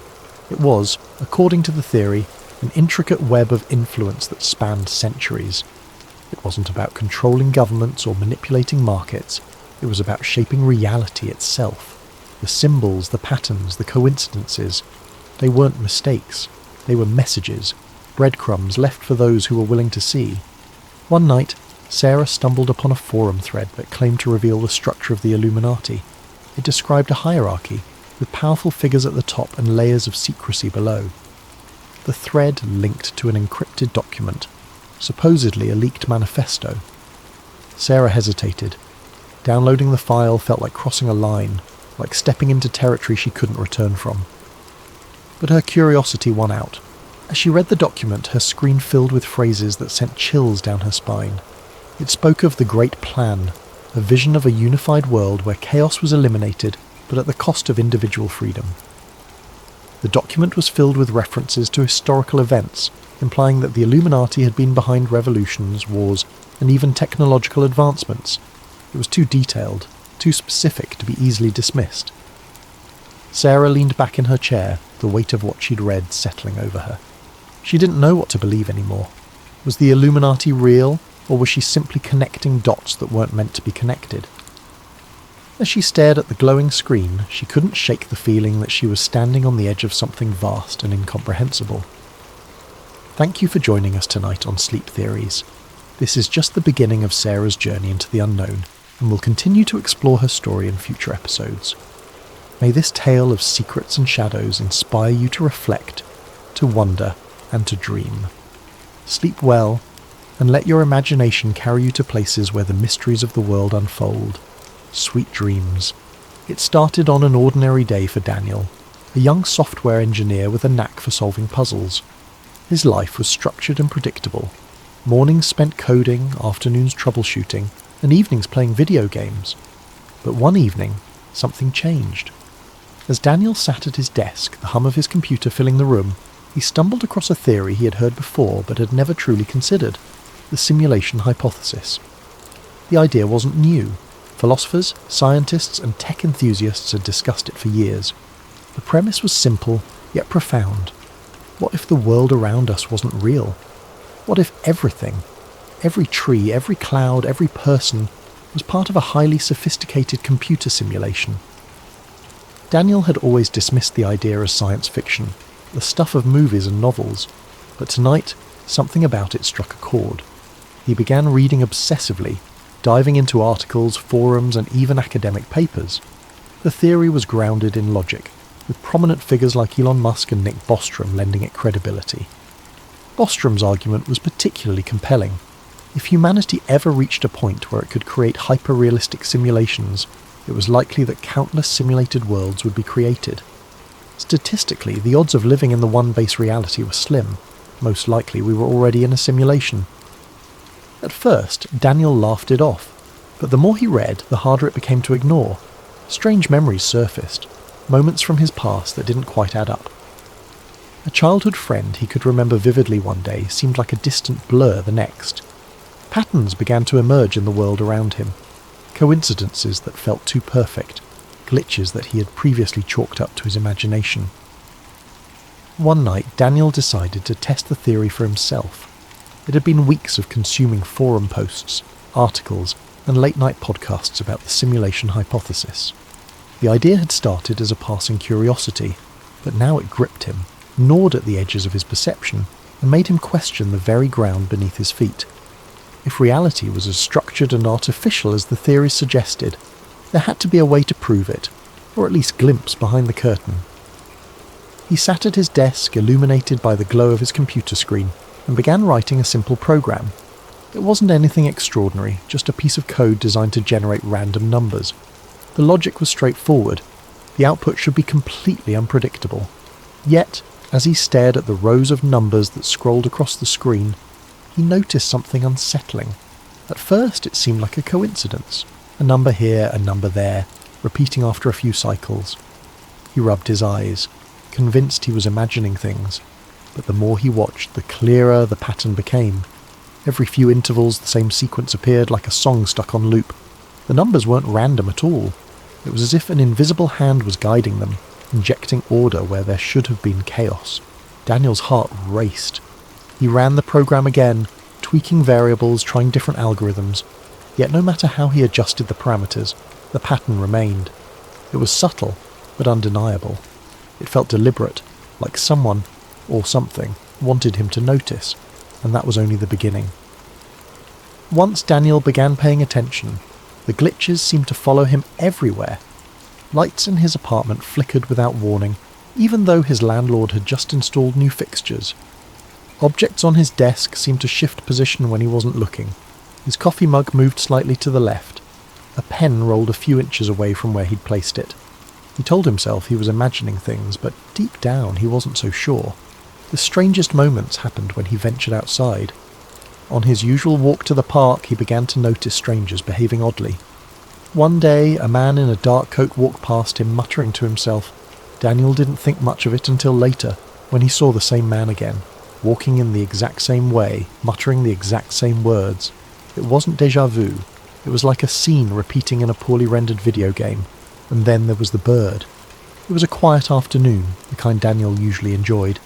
He sat on a park bench sipping coffee when he saw a sparrow dart across the sky. It was an ordinary sight, but halfway through its flight the bird froze. It wasn't slowing down or adjusting its path, it was frozen in mid-air, its wings caught in an unnatural pause. Daniel blinked, his heart pounding. A second later the bird resumed its flight, as if nothing had happened. He stood up, his coffee forgotten, and scanned the park. No one else seemed to notice. Parents pushed strollers, joggers passed by, and kids chased each other near the swings.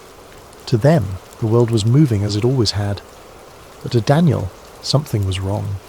The bird's pause had lasted only a fraction of a second, but it was enough to shatter his sense of normalcy. He began to see these glitches everywhere. A car parked on the street blinked out of existence for a moment, only to reappear in the same spot as if nothing had happened. Digital clocks glitched, showing impossible times, 4:73 a.m. or 25:01 p.m, before correcting themselves. Even conversations with strangers felt scripted. A cashier at the grocery store repeated the same phrase twice, word for word, with the same intonation and rhythm, as though she had been reset mid-sentence.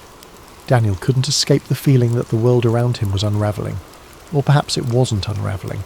It was revealing itself layer by layer, as if daring him to dig deeper. As weeks passed, Daniel's obsession consumed him, like a fire spreading through dry wood. What had started as a casual curiosity about simulation theory had evolved into an all-encompassing fixation. His once tidy apartment now resembled a war room. Walls covered in hastily scribbled notes, strings of red yarn connecting photographs and diagrams, and stacks of open books teetering precariously on every available surface. The soft glow of computer screens illuminated the chaos, their hum a constant background noise as Daniel delved deeper into his quest for answers. Friends had stopped reaching out, their texts and calls ignored until they dwindled into silence. Daniel barely noticed. His world had narrowed to a singular purpose, to prove that reality was not what it seemed. Days and nights blurred together as he scoured the internet for clues, digging through obscure forums, listening to late-night podcasts, and watching grainy videos of supposed glitches in the Matrix. He wasn't just exploring anymore, he was hunting, desperate for something tangible, something irrefutable. And then, one night, he found it. It was nearly 3 a.m, the hour when the world outside seemed the quietest and Daniel's mind felt the sharpest. He was scrolling through a forum dedicated to simulation theory, its threads filled with a mix of wild speculation, eerie anecdotes, and the occasional well-articulated argument. His eyes skimmed past a post titled "Proof Hidden in Plain Sight," and then stopped. The author of the post, a user known only as Observer, had a reputation in the community for their cryptic but compelling insights. The post was unlike anything Daniel had seen before. Observer claimed to have found evidence of the simulation, not in the form of glitches or anomalies, but in coded messages embedded within reality itself. The post included no direct evidence, only a series of cryptic clues and riddles, each one urging readers to look for patterns in everyday life. "They don't hide the truth," Observer had written. "It's right in front of us. Numbers, symbols, alignments, They all point to the same thing. Pay attention to the things you ignore. The messages are everywhere. Daniel's heart raced as he read and reread the post, the words resonating with a strange and unshakable truth. The messages were vague, almost maddeningly so, but they struck a chord deep within him. He began to notice them everywhere.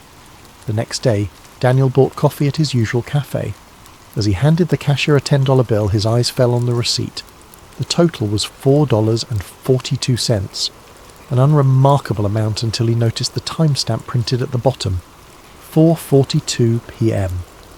It was the same sequence of numbers he had seen on his phone battery days earlier, and it sent a shiver down his spine. Later that evening, as he walked through his neighbourhood, he passed a billboard advertising a clothing brand. The slogan, written in bold, sleek font, read, "It's all connected." It wasn't the kind of phrase that would normally catch his attention, but tonight it stopped him in his tracks. The words seemed directed at him, as though they were a private message hidden in plain sight. And then there were the stars. Daniel had always been fascinated by the night sky, often spending hours gazing at the constellations from his balcony. But now even the stars seemed to hold secrets. One clear night, as he studied the sky, he noticed an unusual alignment. 3 stars, brighter than the others, formed a perfect triangle. It wasn't a recognised constellation. He'd checked his star charts, and yet it felt deliberate, like a signature left behind by the architects of his reality. The more Daniel looked, the more he found. Random numbers on receipts began to repeat with eerie precision. Phrases and advertisements seemed to echo his own thoughts. Even snippets of conversations overheard on the subway felt too perfectly timed, too meaningful to be mere coincidence. The world around him was starting to resemble a puzzle, one that begged to be solved. But for every clue Daniel uncovered, a new question arose. Were these patterns real, or was his mind playing tricks on him? If the messages were intentional, who or what was leaving them? And most importantly, why? The answers, Daniel felt, were tantalizingly close. Yet the more he searched, the more the lines between reality and illusion began to blur. His once firm grasp on the world around him was slipping, replaced by a growing sense of unease. Somewhere, buried within the fabric of existence, he was certain the truth awaited him. All he had to do was find it. Daniel couldn't shake the feeling that someone, or something, was watching him. At first it was subtle, a twinge of unease when he sat in front of his computer for too long, or the sense that shadows shifted slightly in his peripheral vision. But as days passed, the signs became impossible to ignore. His computer began behaving in ways that defied explanation. Files he hadn't touched would open on their own, random error messages would flash across his screen, and his webcam light flickered on for a few seconds at a time, though he had never enabled it. Each new glitch sent a shiver down his spine. He tried to rationalize it. Perhaps it was a software bug or malware. He ran scans, reinstalled programs, even replaced his webcam entirely. But the anomalies persisted, and with each one, the sensation of being observed grew stronger, like an invisible presence was scrutinizing his every move. Then came the night everything changed. It was late, well past midnight. The quiet hum of the city outside was barely audible over the faint whir of Daniel's computer fan. He had been sifting through yet another obscure forum thread, his tired eyes scanning lines of cryptic text, when the screen suddenly went black. His fingers froze mid-typing, the room plunged into an unnatural silence. Even the gentle buzz of his desk lamp seemed to fade away. Before he could react, white text flickered onto the dark screen. The words were simple but chilling. "You're getting close." Daniel's breath caught in his throat. His pulse quickened as he leaned forward, his face illuminated by the eerie glow of the message. He stared at the screen, half expecting more text to appear, but none did. He tried to type something, anything, but the keyboard was unresponsive. The message remained for a few more moments before vanishing, leaving the screen blank once again. He sat back in his chair, his heart pounding in his chest. Was this a prank? Had someone hacked into his system? Or more terrifyingly, was this a response to his relentless digging into simulation theory? The thought sent a cold chill down his spine. The message felt deliberate, as though whoever, or whatever, had sent it was watching him in that very moment. In the days that followed, Daniel's world began to feel more surreal. Conversations with people took on an uncanny quality. Friends and strangers alike spoke in clipped, almost mechanical tones, repeating phrases with eerie precision. The cashier at the grocery store said, "Have a nice day," in the exact same cadence on 3 separate visits. It was as though the people around him were following a script, their responses pre-programmed and devoid of spontaneity. Even the sky seemed unnatural. Daniel noticed that the clouds rarely moved, hanging in place like props on a painted backdrop. The colours at sunset were too vivid, too perfect, as if rendered by an artist with an overactive imagination. The air itself felt heavier, charged with an invisible tension that made his every breath feel laboured. And then, one fateful night, it happened. Daniel was sitting at his desk, staring at the blinking cursor on his screen. He had been trying to write down his thoughts, to make sense of the strange events that had been unfolding. But his mind was a whirlwind, and the words refused to come. Suddenly the lights in his apartment flickered and went out. The hum of his computer died, plunging the room into an almost oppressive silence. He sat motionless, his eyes adjusting to the darkness. For a moment he thought the power outage was a coincidence, a mundane inconvenience. But then, in the corner of the room, a faint glow began to emerge. It wasn't the warm light of a candle or the cold blue of an LED, it was something entirely otherworldly, shifting in colour and intensity like a living entity. The glow grew brighter, pulsing rhythmically as it filled the room with an ethereal light. Daniel's breath hitched as he stood, his movements slow and cautious. Within the glow he began to see patterns, lines of cascading numbers and symbols, shimmering and shifting like the surface of a disturbed pond. These symbols moved too quickly to comprehend, but their presence felt purposeful, as though they were the very building blocks of reality itself. It was as if a veil had been lifted, exposing the intricate machinery that lay beneath the surface of his world. Daniel's chest tightened, his mind racing with questions and fears. Was this the truth he'd been searching for? Was he witnessing the raw code of the simulation? Or was his mind playing tricks on him, conjuring visions from the depths of his obsession? Compelled by a mix of terror and curiosity, Daniel reached out. His fingers trembled as they moved closer to the glowing mass. The moment his hand made contact, a surge of energy coursed through him, jolting him like a bolt of lightning.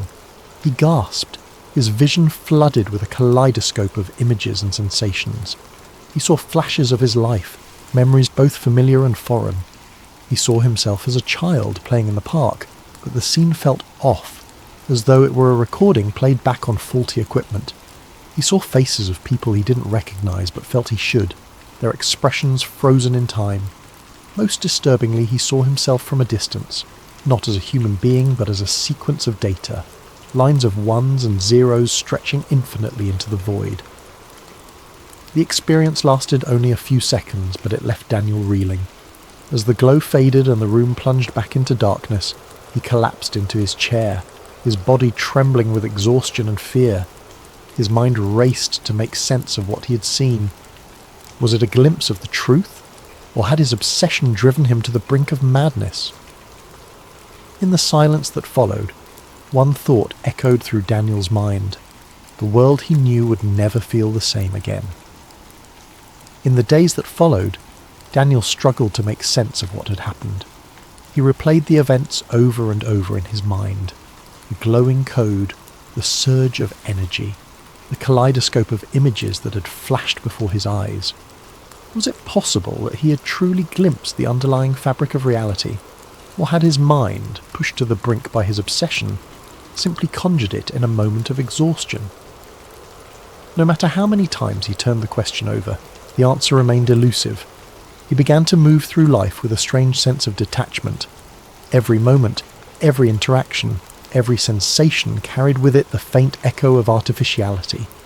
The world around him, once vibrant and full of life, now felt like a carefully constructed facade. Conversations felt scripted, as though the people around him were reading from lines they didn't fully understand. The sound of traffic outside his apartment seemed monotonous, like a looped recording playing on repeat. Even the city lights that twinkled in the distance felt calculated, their brightness too perfect, their arrangement too deliberate. Daniel spent hours staring out the window of his apartment, watching the world unfold below. He noticed details he had never paid attention to before. The way pedestrians seemed to walk in synchronized patterns. The way the wind rustled the trees as though following an unseen rhythm. It was as if the simulation, if that's what it was trying harder than ever to convince him of its authenticity. But the harder it tried, the more artificial it felt. One evening, as he watched the sun set behind the city skyline, a strange calm settled over him. The colours of the sky, vivid oranges and purples fading into deep blue, felt impossibly beautiful, almost as if they had been painted just for him. And in that moment, Daniel realised something profound. Whether the world was real or simulated didn't matter. His experience of it was all he had, and it was no less meaningful for being uncertain. The laughter of a child playing in the park, the warmth of the sun on his skin, the taste of his favourite coffee, these things felt real. They brought him joy, comfort and connection, and perhaps that was enough. Daniel didn't stop wondering about the nature of reality. His curiosity was too deeply ingrained to simply vanish. But he no longer let it consume him. Instead, he began to focus on the things that grounded him, the friends he had neglected, the hobbies he once loved, the simple pleasures that made life worth living. If the world was a simulation, then it was a beautiful one, and he would cherish it for what it was. As he sat by his window that evening, the city lights twinkling in the distance, Daniel felt a sense of peace he hadn't known in months. The question of whether his world was real or fabricated faded into the background, replaced by a quiet acceptance of the mystery. Some truths, he realised, didn't need answers. Sometimes the beauty of the question was enough. Thank you for joining us tonight on Sleep Theories. May this story of reality and illusion inspire you to reflect, to wonder, and to find comfort in the unknown. Sleep well, and let your dreams carry you to a place of endless possibility. Sweet dreams. For thousands of years, people have whispered about a lost civilization, an ancient world that was rich, powerful, and far more advanced than anything humanity has ever known. This is the story of Atlantis, a place that many believe holds secrets capable of transforming the world. But Atlantis isn't just a legend. For some, it's a conspiracy, hidden away by powerful forces who want its secrets buried forever. For those who believe in the conspiracy, Atlantis represents more than just a lost city. It's a symbol of everything that has been suppressed throughout history. The idea that an ancient civilization could possess technology, wisdom, and knowledge far beyond our current understanding is both thrilling and terrifying. What if the Atlanteans had harnessed the power to manipulate energy, cure diseases, or even travel across the stars? What if they had discovered truths about the universe that we are only beginning to understand today? And yet, despite the tantalizing possibility, Atlantis remains elusive, its true nature hidden beneath the sands of time and the depths of the ocean. This, to the conspiracy theorists, is no accident. They argue that powerful elites, whether governments, shadow organisations, or ancient secret societies, have worked to keep the truth about Atlantis buried, believing that such knowledge could destabilise the world's current power structures. Imagine the upheaval that would follow if such a discovery were to be made public. Industries built on oil and energy would collapse. Technologies we have only dreamed of could become reality, and the entire way we understand human history might be turned upside down. The very fact that Atlantis remains unfound only strengthens the belief that these powerful forces are actively suppressing the truth. The story of Atlantis, then, is not just a story of a lost civilization. It is a story of control, of how those who hold power might go to extreme lengths to prevent the masses from uncovering a truth that could change everything. The conspiracy doesn't just suggest that Atlantis was a real place. It proposes that what Atlantis represents is so dangerous, so revolutionary, that it must be kept hidden at all costs. The story of Atlantis begins with the ancient Greek philosopher Plato, who around 360 BC wrote about an extraordinary civilization that existed 9,000 years before his time. In his dialogues, Timaeus and Critias, Plato described Atlantis as a vast island empire beyond the Pillars of Hercules, the area we now know as the Strait of Gibraltar. Atlantis was a civilization with unmatched wealth and power, boasting vast resources, advanced architecture, and knowledge beyond the understanding of other cultures. The Atlanteans, however, grew arrogant and morally corrupt, challenging even the gods. As punishment, the gods supposedly sent a cataclysmic disaster that sank the entire island in a single day and night, taking the city and its secrets with it to the bottom of the ocean. For centuries, many believed Plato's story was merely a legend or an allegory. But over time, Atlantis transformed from a mythical place into a real mystery, captivating explorers, archaeologists, and conspiracy theorists alike. The story grew as new theories surfaced, each claiming Atlantis might not only have been real, but might also hold answers to some of humanity's deepest questions. As explorers searched for Atlantis, they proposed countless possible locations. Some pointed to Santorini, a Greek island that suffered a massive volcanic eruption that wiped out a flourishing civilization around 1600 BC. Others looked to the waters off the coast of Spain, believing underwater structures found there might be remnants of the lost city. There were even more far-flung theories that placed Atlantis in South America, under Antarctica's ice, or in the Sahara Desert, where a strange ring-like structure known as the Richat structure, nicknamed the Eye of the Sahara, resembles Plato's description of concentric rings in the city's design. Beyond the search for a physical location, the mythological aspects of Atlantis have fascinated scholars and storytellers for centuries. In Greek mythology, Atlantis represents more than just a city. It's a symbol of humanity's reach for greatness and the tragic downfall that often accompanies it. Plato's account of Atlantis wasn't just about an advanced civilization. It was a tale of ambition, power, and ultimately, divine retribution. In his dialogues, Plato presents Atlantis as a place blessed by the gods, particularly Poseidon, the god of the sea. According to legend, Poseidon created Atlantis by carving an island for his beloved mortal wife, Cleito. They had 5 sets of twin sons who became the kings of the island, dividing it into 10 distinct kingdoms. The Atlantean kings ruled over the people and were initially just, wise, and aligned with the virtues Poseidon embodied: balance, power, and respect for nature. However, over generations, the Atlanteans began to drift from these virtues, becoming increasingly greedy, corrupt, and hungry for domination. Their once harmonious society fell victim to excess, losing touch with their divine origins. This moral decline is crucial to understanding Atlantis as a myth. The Atlanteans' downfall wasn't merely a result of natural disaster, but was symbolic of divine punishment. In the ancient world, myths often served as warnings, teaching that pride and moral corruption would invite the wrath of the gods. When the Atlanteans turned away from their principles, Zeus, the king of the gods, called a council to punish them for their hubris. In a single day and night, he sent earthquakes and floods that sank the entire civilization beneath the ocean, erasing it as if it had never existed. This mythological element emphasizes the idea that Atlantis represents a golden age of human potential, lost to greed and arrogance, a recurring theme across many ancient tales. Some researchers have even suggested that the story of Atlantis draws from older myths that span multiple cultures. Similar tales of lost cities and sunken lands appear in the lore of other civilizations. The ancient Mesopotamians told the story of a great flood in the Epic of Gilgamesh, which has striking parallels to both the Atlantis myth and the biblical flood in the story of Noah's Ark. In Hindu mythology, there are references to a great ancient city named Dwarka, which was submerged by the sea after a cosmic battle. These stories collectively paint a picture of a recurring archetype in human consciousness, a fear of losing everything to the forces of nature or to the gods as a punishment for moral failure. Atlantis also evokes the concept of a lost paradise, similar to the Garden of Eden in Abrahamic traditions.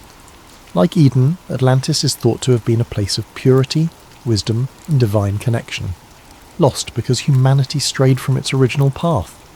In this way, Atlantis serves as both a cautionary tale and a reminder of humanity's potential, a vision of a time when humans were closer to the gods, possessing wisdom and technology that have since been forgotten. In esoteric traditions and mysticism, Atlantis has taken on an even deeper significance. Some mystics believe that Atlantis was not only advanced technologically, but also spiritually.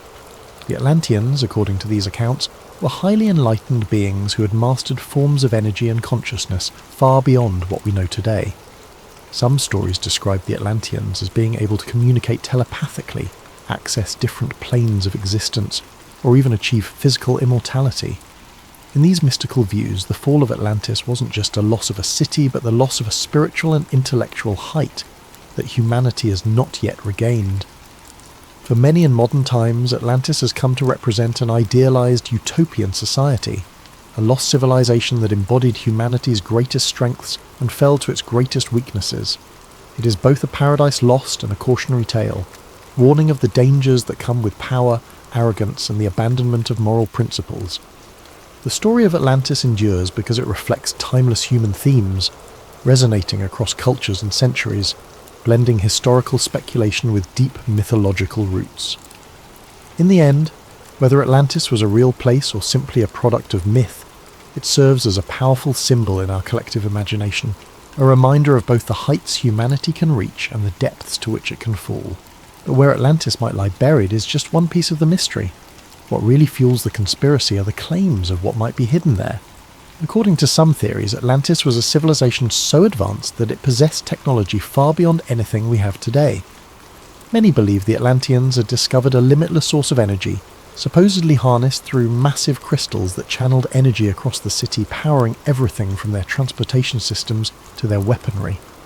Others speculate that the Atlanteans had mastered flight, agriculture, and medicine in ways we still don't fully understand.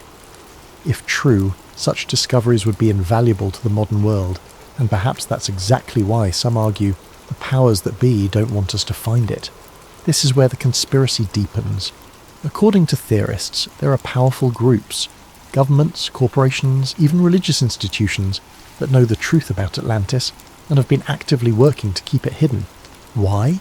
Because if Atlantis' secrets were uncovered, they could threaten the global power structure as we know it. Imagine what would happen if an ancient sustainable energy source were discovered, one that could replace fossil fuels overnight. Entire industries would collapse, and the world's economic order would be thrown into chaos. Some say that big energy companies, particularly those in oil and gas, would do anything to keep such a technology from ever seeing the light of day. The conspiracy stretches beyond just governments and corporations. Some even believe that religious organizations, particularly the Vatican, might be involved. Throughout history, the Church has guarded countless ancient texts and artifacts, many of which remain locked away from the public. Conspiracy theorists argue that the Vatican might be hiding documents that contain details of Atlantis' history or even instructions on how to harness its technology. If Atlantis existed and held advanced knowledge, it would call into question our current understanding of human history, evolution, and ancient civilizations. It might suggest that humanity's origins are far older and more complex than we think, perhaps even influenced by extraterrestrial beings. Yes, extraterrestrials. Another popular theory in the Atlantis conspiracy suggests that the Atlanteans were either in contact with aliens or might even have been extraterrestrials themselves. Proponents of this idea point to ancient legends from around the world, which tell of gods descending from the sky, bringing advanced knowledge to early human civilizations. Some conspiracy theorists believe that these gods were actually aliens who shared their technology with the Atlanteans. This theory ties into the broader ancient astronaut hypothesis, which claims that extraterrestrials have influenced human development throughout history. If this theory holds any truth, then Atlantis wasn't just an advanced city, it was a bridge between humans and otherworldly beings. But every time researchers get close to finding concrete evidence, something strange seems to happen. Some claim that underwater expeditions have mysteriously lost funding, that valuable documents have disappeared, or that independent researchers have been silenced. There are rumours of researchers who came too close to finding Atlantis suddenly facing threats, lawsuits, or even accidents. To conspiracy theorists, these stories aren't coincidences. They're proof of a deliberate effort to bury the truth. And while no one has officially confirmed the existence of Atlantis, modern technology has fueled new searches. Satellite imagery, underwater drones, and ground-penetrating radar are revealing more about Earth's hidden landscapes than ever before. Some claim that ancient structures on the ocean floor could be remnants of Atlantis, though these findings remain unproven. Still, every new discovery seems to bring more questions than answers. So, was Atlantis a real place? An advanced civilization that perished overnight, taking secrets of unimaginable power to the ocean floor? Or is it simply a myth? A story crafted by Plato to warn of the dangers of pride and hubris? For those who believe in the conspiracy, Atlantis is more than a cautionary tale. It's a hidden chapter in human history, one that's been intentionally erased. And the fact that we haven't found it yet doesn't discourage them. It only deepens their conviction that powerful forces want to keep Atlantis' secrets buried forever. Whether Atlantis is waiting to be discovered under the waves or forever lost to history, its legend endures. And as long as there are those who believe in its secrets, the hunt for Atlantis and the conspiracy theories surrounding it will continue. But perhaps what keeps the legend of Atlantis alive isn't just the mystery of whether it existed, it's the tantalizing hope of what it represents. Atlantis stirs something deep in the human psyche, a fascination with lost knowledge, untapped potential, and the possibility of an ancient civilization whose achievements could still reshape our understanding of the world today. For believers, Atlantis is not just a piece of ancient history, but a blueprint for humanity's potential, a lost paradise that, if found, could open doors to discoveries beyond our wildest dreams. Some conspiracy theorists even suggest that Atlantis' secrets could include revolutionary technologies that we have yet to rediscover, like the ability to harness limitless energy, profound medical knowledge that could extend human life, and scientific principles that could explain phenomena still unexplored. These theories weave Atlantis into modern discussions of everything from quantum mechanics to alternative energy sources, implying that a trove of Atlantean wisdom might lie buried beneath the waves, capable of catapulting humanity into a new golden age. If only it could be unearthed. And yet, for as many who yearn to find Atlantis, there are those who believe that powerful entities have gone to great lengths to keep it hidden. They argue that governments, secret societies, and powerful corporations have suppressed evidence of Atlantis to maintain control. To these believers, it's no coincidence that promising discoveries vanish or that funding for Atlantis research is mysteriously pulled. They believe that a world order dependent on fossil fuels, financial hierarchies, and centralized power would have everything to lose if Atlantis, and the technologies it may have possessed, were ever uncovered. Even more mystically inclined theorists claim that Atlantis holds keys to spiritual truths and enlightenment, suggesting that the Atlanteans had access to higher levels of consciousness, or even contact with celestial beings. Some argue that Atlantis was a civilization that bridged humanity and the divine, with its knowledge guiding humans to higher planes of existence, until that knowledge was lost, either through human folly or deliberate erasure.